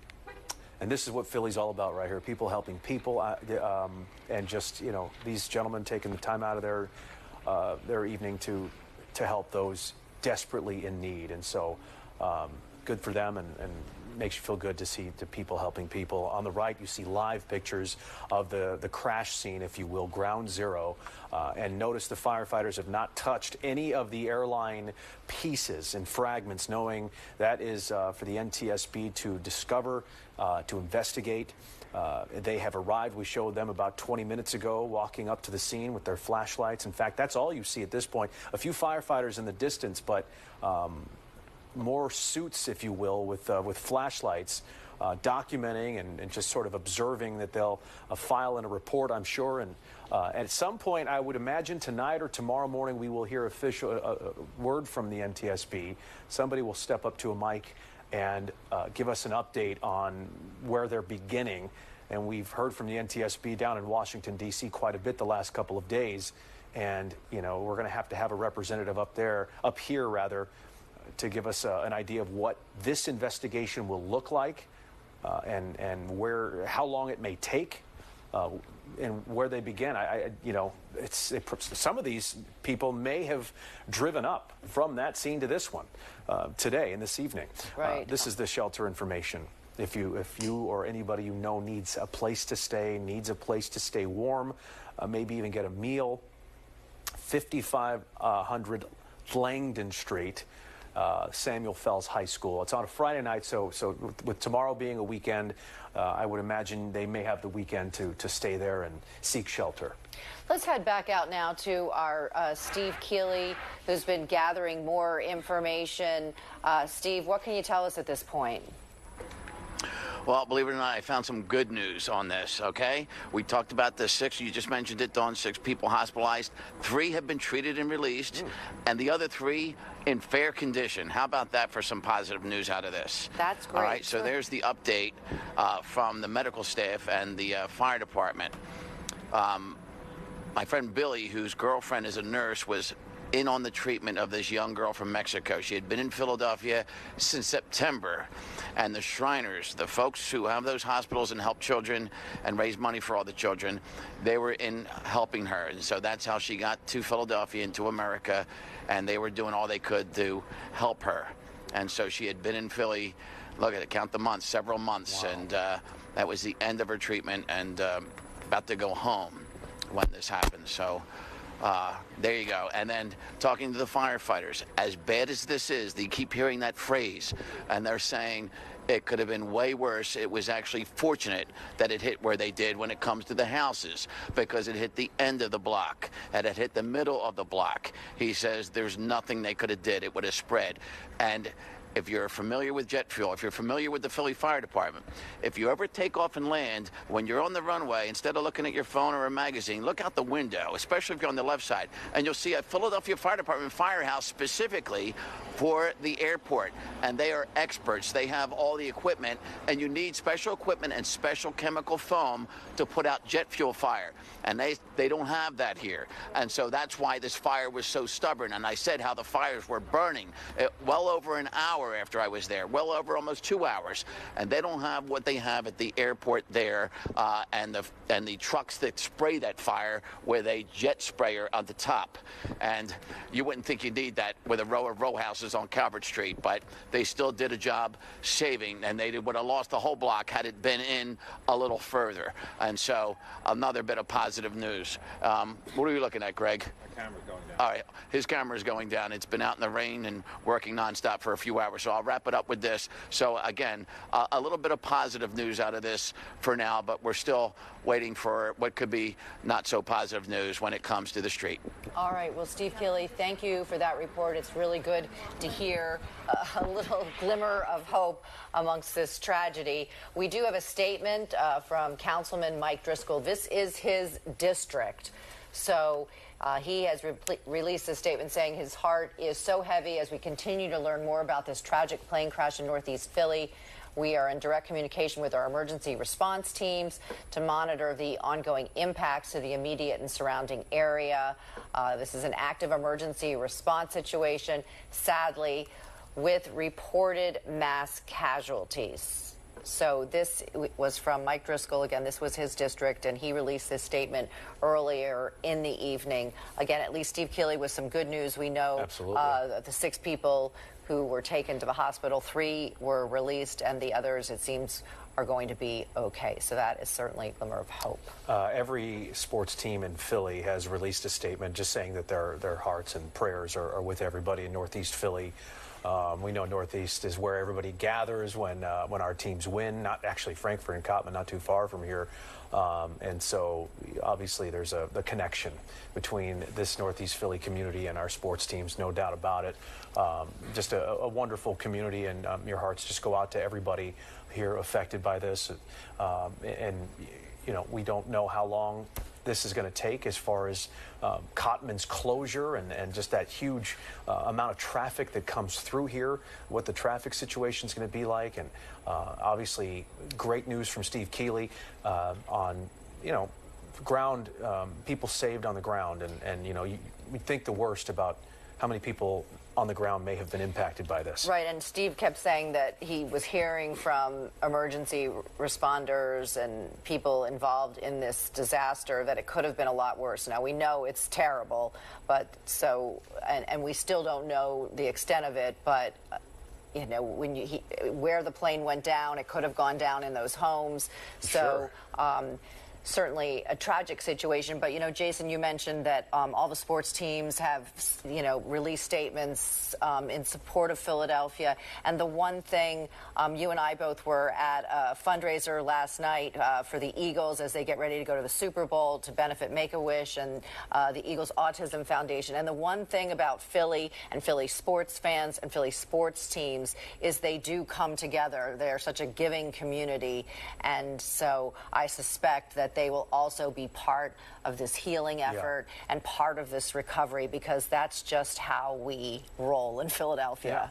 And let's bring in Cheyenne. And you know, you pointed out, Cheyenne, it's a joyous, celebratory time in Philly up until this tragic moment tonight. And but the Eagles stepping up with at least to reach out to the people of Philadelphia and Northeast Philadelphia specifically, to say, hey, we're with you. You're with us all the time, and we're with you tonight. Yeah, that's right, Jason. I mean, Philadelphia, we are a sports city, and what's going to get us through this is us sticking together. And absolutely, right now, you know, we are all celebrating, you know, our team going to the Super Bowl, and just that quickly, the entire mood in Philadelphia has changed because of this plane crash. And also what's interesting is just, a week ago for the NFC Championship, Philadelphia and D.C., they were the worst of enemies, and now these two cities have something so horrible in common that is unfortunately bringing the two together. But here in Northeast, we're on Cottman, and we are just right near Ground Zero. You can see a few moments ago I was showing you that it looked like the NTSB, the ATF, the FBI, they were really focusing on a lot of the debris that's on the ground. We saw a piece of what appears to be the plane with red numbers on it, as well as an engine on the ground. Again, I can't reiterate this enough. Officials are telling people that if you do see debris, because just the magnitude of this crash, the debris isn't just here in this area. It has gone in restaurants, as my colleague Steve Keeley reported. We've seen on social media, people have found things all over the Northeast Philadelphia area. But if you do see something, you are asked to not touch it. But here on the scene, you can see that officials, they really right now, this is the investigation that's going on. It's going to take some time for us to get a report. Usually how this works is the NTSB, they will release some type of preliminary report within maybe 30 days. But the other report, it usually takes some time. But they piece a lot of that together based on the scene. So right now we see a lot of the NTSB, ATF officials, they are picking up the phone, making calls. They're trying to write things down and make notes, but you know, this weather and this rain is making that more difficult. But right now, the main focus is just assessing the scene and also making sure that people are safe. We haven't received a lot of good news tonight, but that update from my colleague, Steve Keeley, was some positivity. But there still is a loss of life here in Northeast Philadelphia. There could be more loss of life. We are expecting more updates from officials, possibly giving us a little more insight into exactly what happened. And again, I said earlier, you know, with this being a rescue jet, and learning that the little girl, she actually was being treated and she was on her way home, you know, this was supposed to be a happy ending.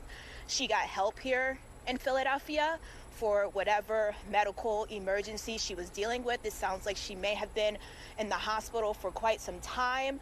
And on her way home, the unimaginable happened. So certainly sending prayers to her family, and I know that the entire community is just coming together and surrounding those that have directly been impacted by this.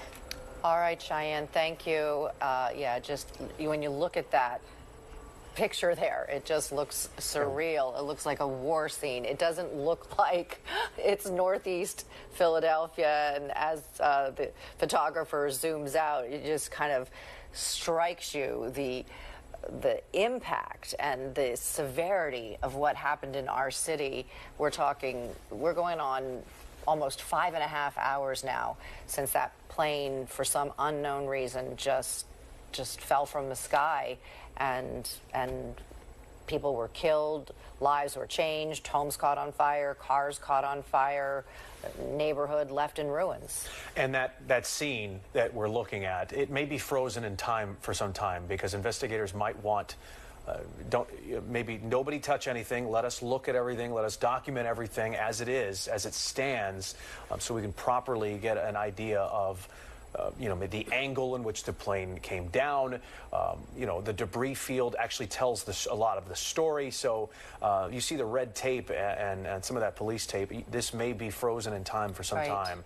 Even that fire truck that's there, maybe even don't move it. You might move something, or who knows. But just something to keep in mind over the weekend and the coming days. And I know typically the NTSB, then they will remove the debris once they've assessed the actual scene, and then they will remove the debris as much as they have of it. And oftentimes they take it to a hangar where they then try to put it all back together and figure out exactly what happened. But you're right, Jason, for right now, that scene tells a story. And then once they've been able to assess that, then they will pick up the pieces, the different pieces of debris, take it to a hangar and evaluate it. And that's, I think, one of the reasons, too, the mayor is saying and officials are saying, if you encounter a piece of debris, whether it came through the window of a diner or it was in the parking lot of a convenience store or Dunkin' Donuts, don't touch it.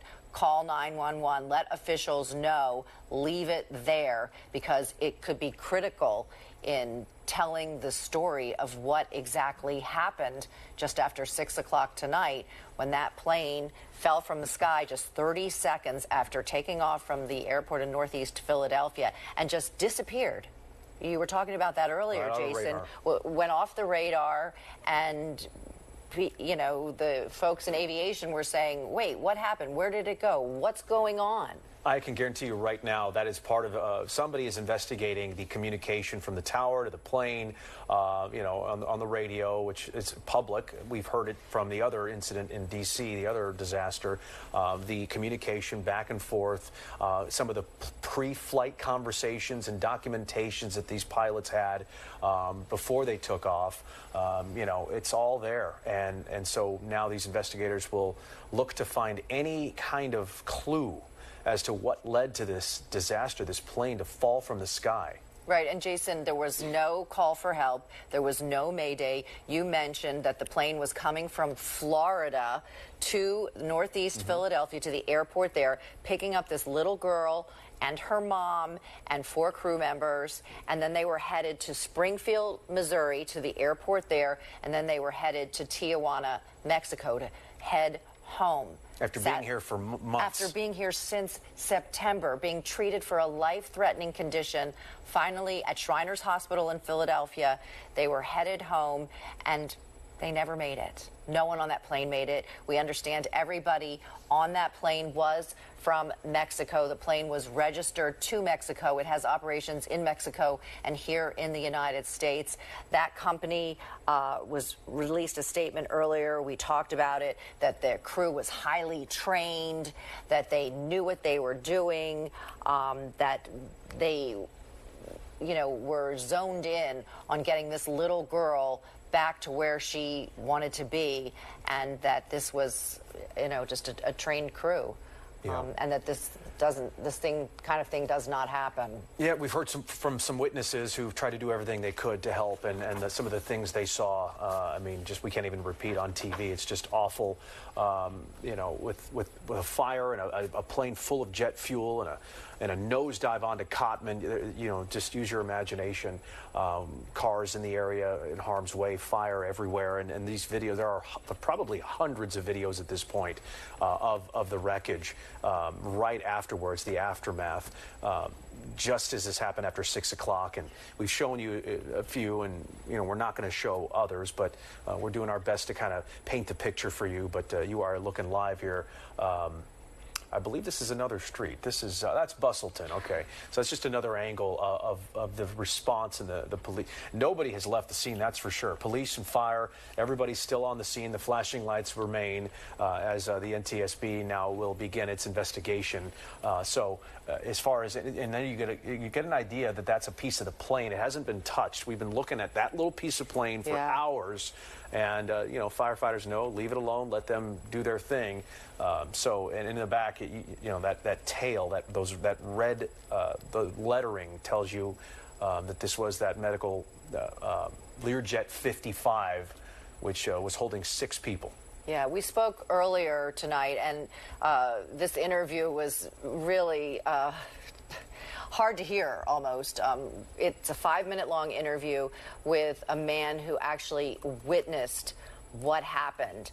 He was completely rattled. I imagine he still is. But here's a little bit of what he saw and how he felt and what he did as he witnessed this horrific accident. I was right next to Dunkin' Donuts when I was talking to my mom about getting my ears pierced with my daughter again, and we just heard this bang, billowing cloud of purple and orange smoke, and then all of a sudden screams. I mean, I've had PTSD before because a guy was shot outside my house, so loud noises bother me. I was stunned, and then I'm being yelled at to reverse, and I'm like, I can't. There's people behind me. There are people driving up on the embankments to get past everyone. And then I park my car a little whiles away, and I instantly get out of my car and run to anyone that I can see that just needs help. I mean, that's one of the things my parents taught me. If you see someone that needs help, help them. And that's what I do. And tell me a little bit about what you saw in the next moments. My wife saw a disembodied foot. I saw a disembodied arm. I saw medical supplies scattered everywhere. I saw explosions happening from various cars. I was on Cotman, this side of Cotman. There was a car burned to a crisp with a baby seat in the back. And I've got 2 small children. I was absolutely scared. But I'm like, I need to find someone I can help. Because I cannot stand by and watch people just record. I can't do that. I don't record. I help. I don't care about social media. I help so that I can save lives. What did you do to help? I gave the shirt off my back to help a young child with a head laceration. A piece actually went through a red pickup's window, hit the kid, and the parents were shouting, "Help us, help us, help us." No one was around to help at the time. Cops are just approaching. I took the shirt off my back, gave it to them, said, pushes on his head, keep pressure. I ran back to my car. I got rags. I got anything I could find to like absorb blood, push on cuts. My mom worked at a doctor's office. She was there. She was helping me. She's disabled. She doesn't walk fast. She was walking fast. And cops were very thankful to us. They said, "Thank you very much. We've got this now. Please try to get out of here safely." There were 3 or 4 car accidents just getting out of the mall. And I'm like, I'm getting out of here. I got home. I threw up twice. Like, because the adrenaline just said, "Hi, I'm here," and I threw up. It was a very shocking and disturbing experience, seeing everything that happened. Did you know it was a plane right away? I figured it was a helicopter or a plane because I was hearing someone say it was a 747. I'm like, it's too small. We would have heard it. Those big engines. I find out it's a Learjet 55. My sister works on airplanes, literally at Northeast Airport. Well, not anymore, actually. And she texted me saying, "Yo, did you see that?" Yeah. Because she knew that I was going to be right there. She was worried. My entire family was worried. My daughter texted me and saying, "Please be okay. Please be okay. Please be okay." And I literally got home and I collapsed. I was unable to do anything for a little while. So when the plane initially crashed, you said the truck next to you got impaled with some debris. Did you see anything like that else going on around you, or was that truck like very, very much so? The car that was parked on Cottman on the side had a hole at least 2 feet big in its windshield, and it was burning. Was there anyone in that car, or was it parked? I don't know. I looked and I couldn't see anyone. I'm hoping that the child got out safely. I don't know anymore. I wish I could find them because it was a small silver car and say, "Thank you for being alive. Thank you for getting out." The brunt of the impact was absorbed by Dunkin' Donuts. And then I've been scared, but this was a new level. The powerful and strong words of a witness there who tried to do everything he can to help his fellow Northeast Philadelphians there. Just an incredible soundbite when he says, "I got home and threw up twice." It was a very shocking and disturbing experience. I think only he, would know what that feels like, and only the people who witnessed this and tried to help and saw some of the things they saw can relate. That is just an experience he'll never forget. Disturbing images he was painting for us the best he could. So, nice work by that young man to try to help in any way he could. Samuel Fells High School is now a shelter, a temporary shelter for those displaced. It does have a large gymnasium that I think people can maybe rest in if they bring in some cots, some more meals for some of the folks out there. Our Shawnette Wilson is live there at the high school. Shawnette, what are you seeing there at the high school?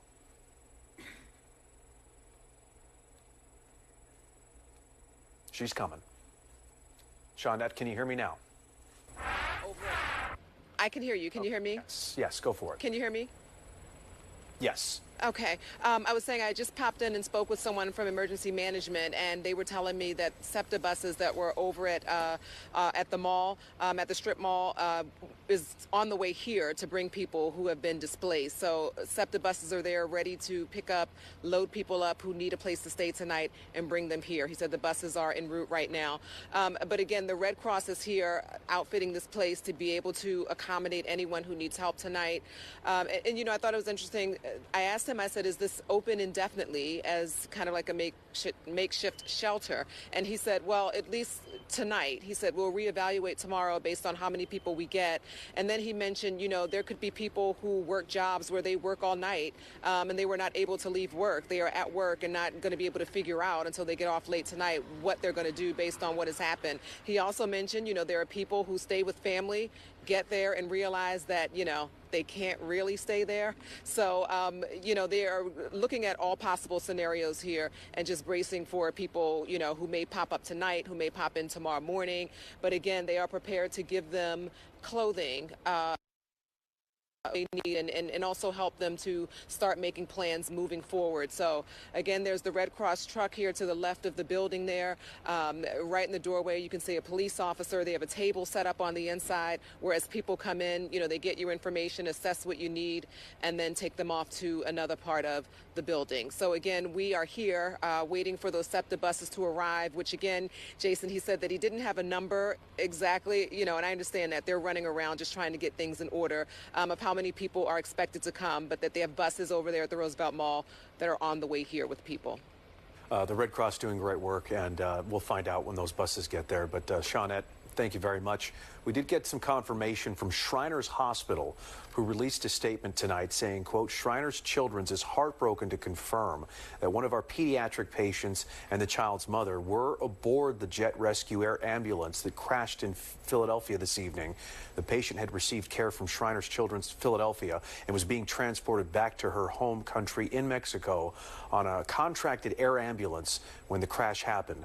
Because of patient privacy concerns, we cannot say any more about the patient and her family at this time. But we do know that the little girl was being treated for a life-threatening condition at Shriners. Right. Mm-hmm. We weren't sure exactly where she was being treated. We do know that she was being treated for a life-threatening condition.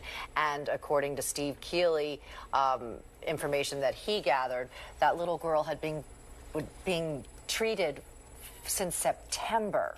So she had been there for months and was finally getting to go home.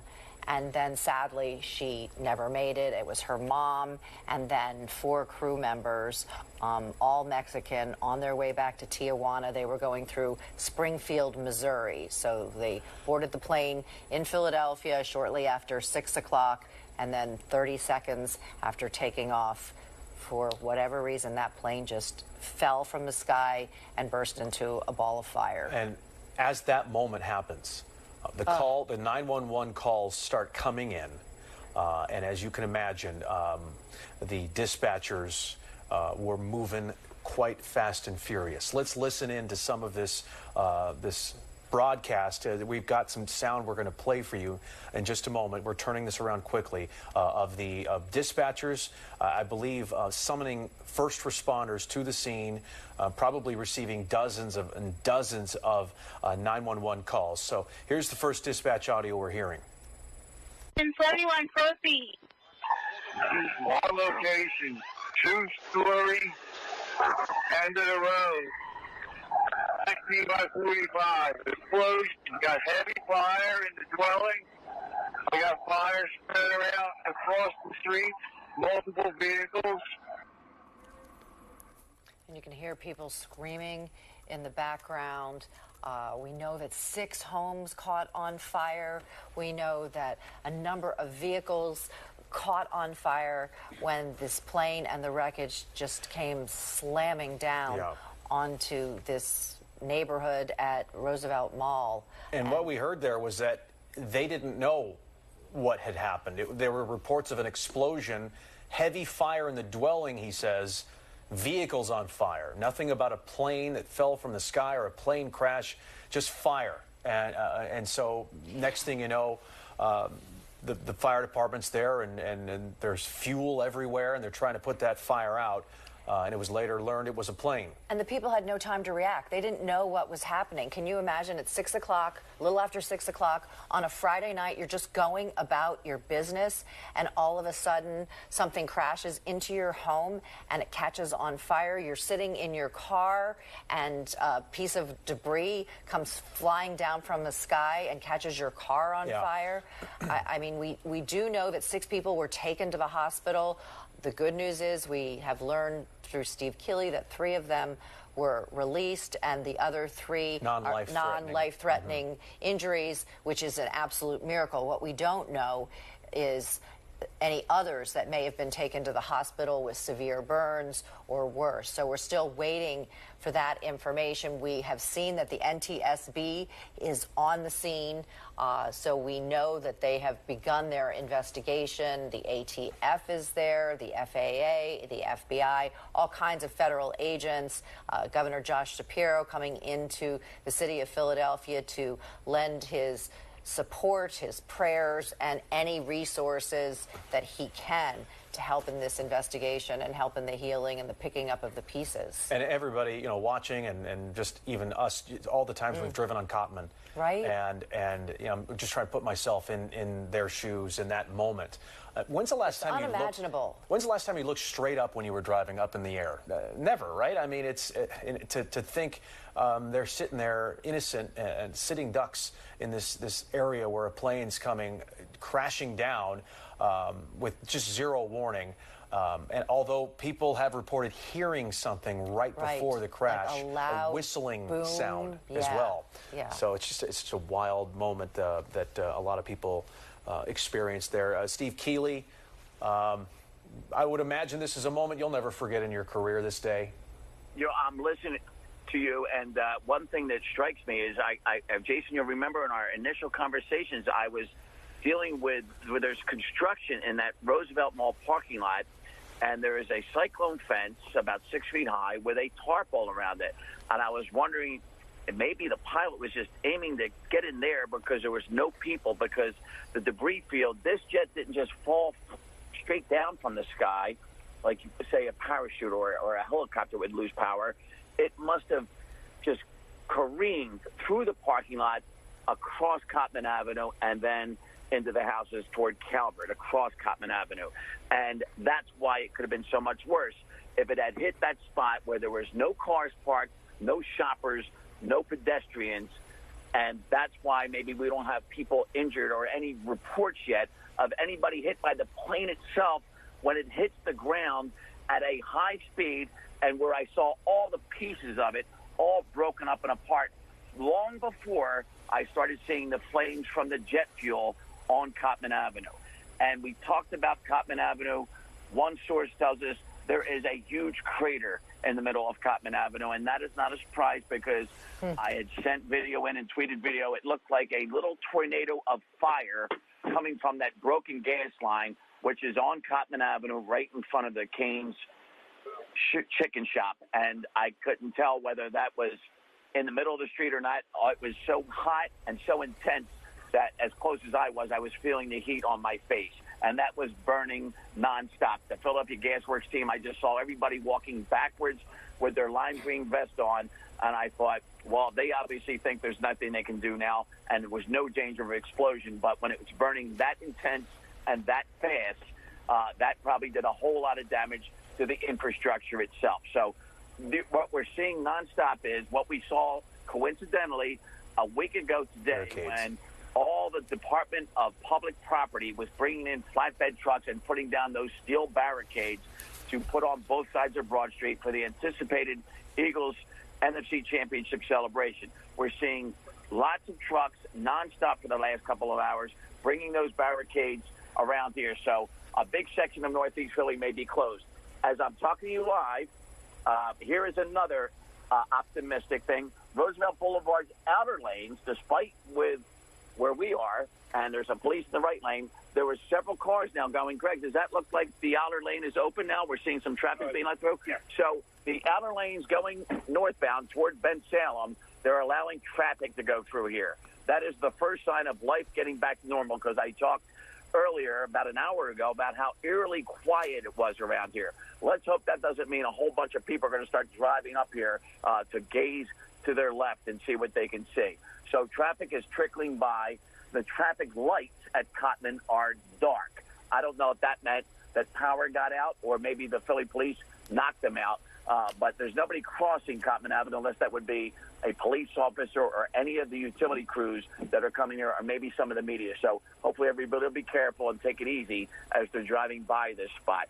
But we are seeing some signs that this is going to be shut down for an infinite amount of time, possibly, why they get this investigation going and why they make repairs and do all they have to do. And that's the case with the steel barricades that you see going up to keep the crowds back, to keep the roads closed, and to keep everybody back as they have investigators waiting, no surprise, for first light, because this happened just as it was getting dark. This is the hour where it gets dark, and it wasn't completely dark out, but you'll see a lot more maybe that they haven't spotted in terms of debris and whatever they need to find in the first daylight. Plus, hopefully the rain will clear. I haven't been paying attention too close, as you'll understand, to tomorrow's forecast. I just know how tonight's forecast has been nonstop terrible, in a word.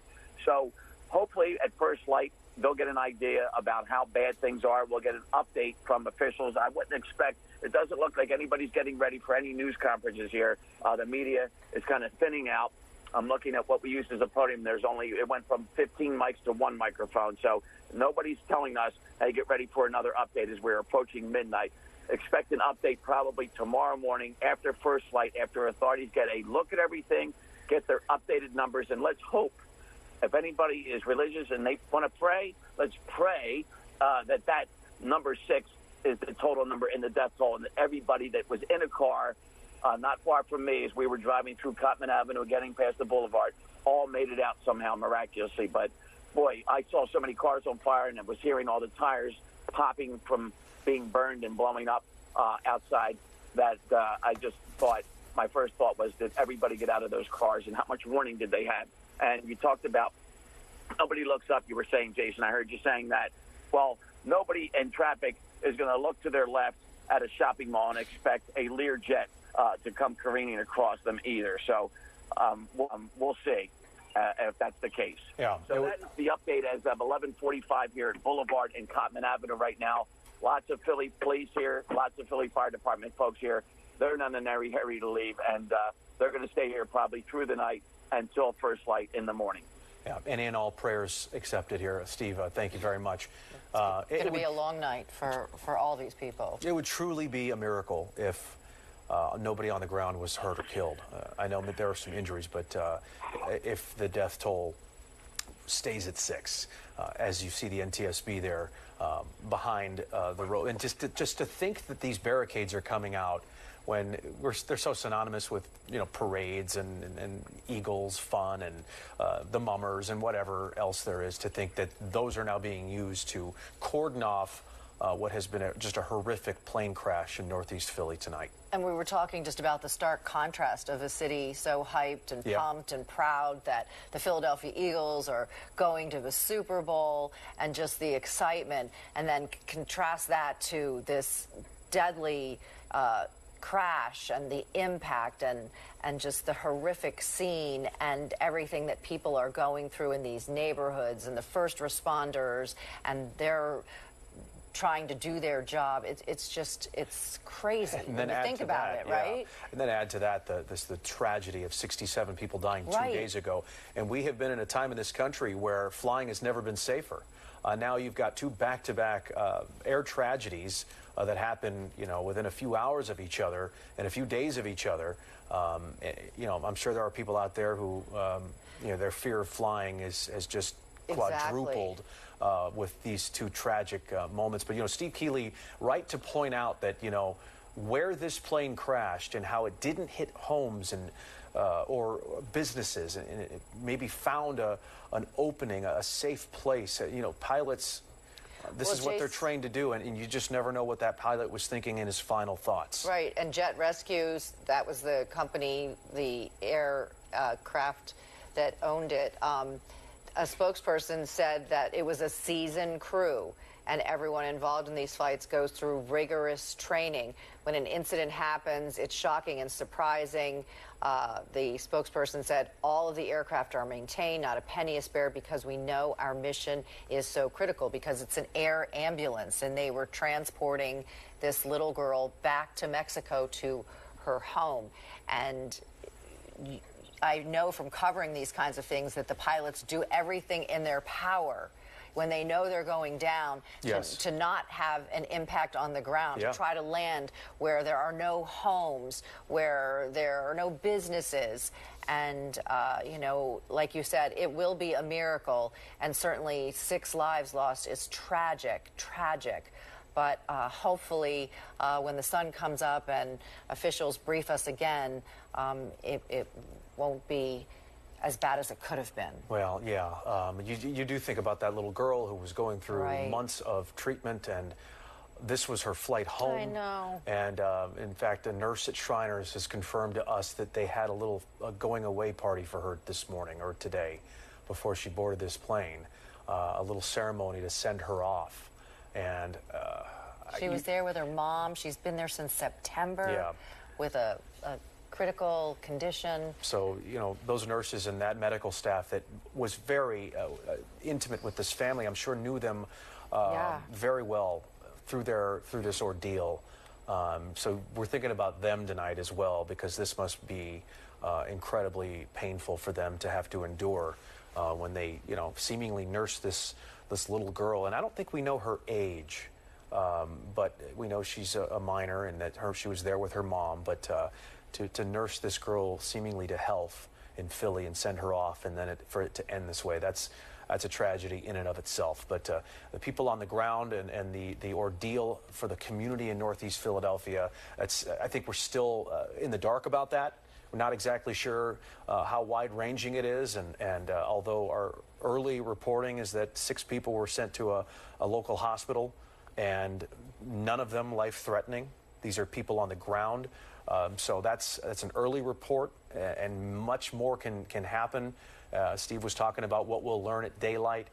We should probably hear from hospitals tomorrow morning. We'll hear from the NTSB, you'd think, by tomorrow morning as well. So still much to be learned.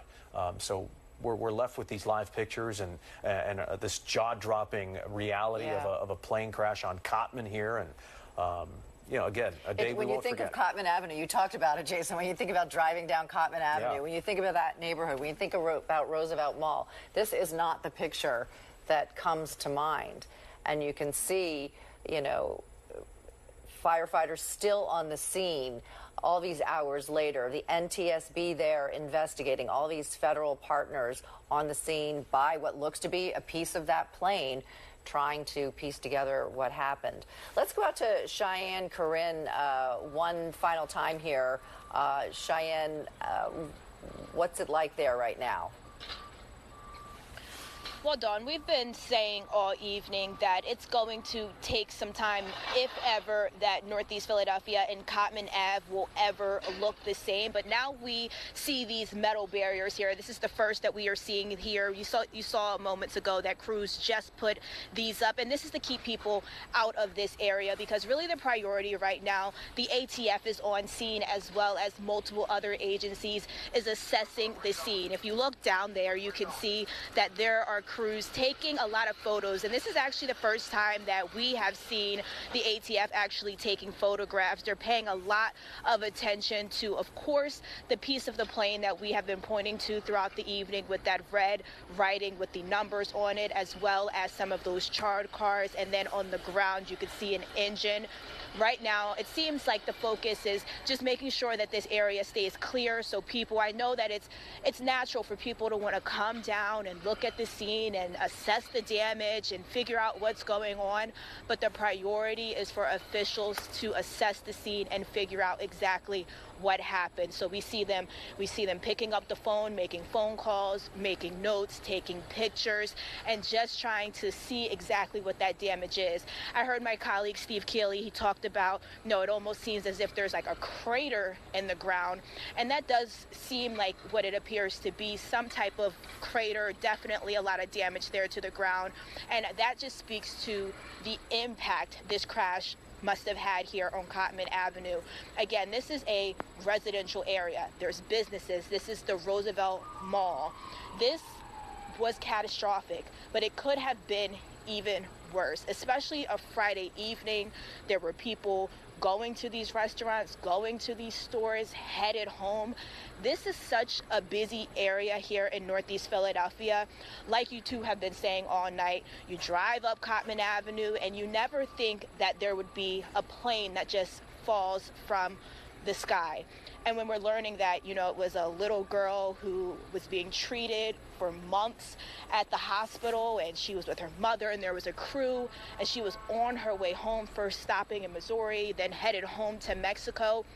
It just makes this entire thing so much more gut-wrenching. So as well as the investigation taking time, what's also going to take some time is the healing and also the investigation, because people want answers.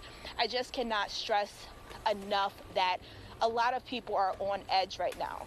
They are really on edge because, as you just said, 2 days ago, 67 people were lost in a plane crash in the Potomac River and the DC area. So people are really wondering, is it safe to fly? There's people tomorrow morning who have flights. Do they feel safe taking those flights? Are they canceling their trips? There's a lot that's going on in people's minds, and at this point across the country, not just here in Philadelphia or in DC, this is people across our country that are concerned, is it safe to get in the air? So that's going to be something that we are going to continue to ask the questions to officials. We've continued since DC. You know, we've been asking, hey, is it safe to fly? We've been told yes, but of course after this, we have to continue to push to make sure that people get the answers that they are looking for. All right, Cheyenne Corinne there at the scene for us. Thank you very much. The plan here, I just want to let the folks at home know, here's the plan. We're planning to stay on the air until midnight, and we will stay in place in case we hear from a dignitary, a fire official, the mayor, the governor, the NTSB. If that happens anytime soon after, we'll come back on the air and bring that to you live. And, of course, a good day, which comes on tomorrow at 7 a.m. 7 a.m. And so, of course, they're going to be give you full coverage of this. So we're going to stay on the air here for a couple more minutes and just try to, finish up our coverage, what has been about a 6 to 7 hour ordeal since this all happened. And be sure to tune in tomorrow at 7 a.m. for Good Day Philadelphia Weekend, because I think once we see the light of day, we are going to see, it's going to really hit home the reality of what happened, and we are going to get a fresh, different view in daylight. Hopefully we will have more information from state, federal, and local officials, any information that they might have. And typically in an investigation like this, the NTSB will give some preliminary information, and then it could be months or more before we really find out what exactly happened. But hopefully tomorrow we will also find out some more information, or later tonight if officials do hold another briefing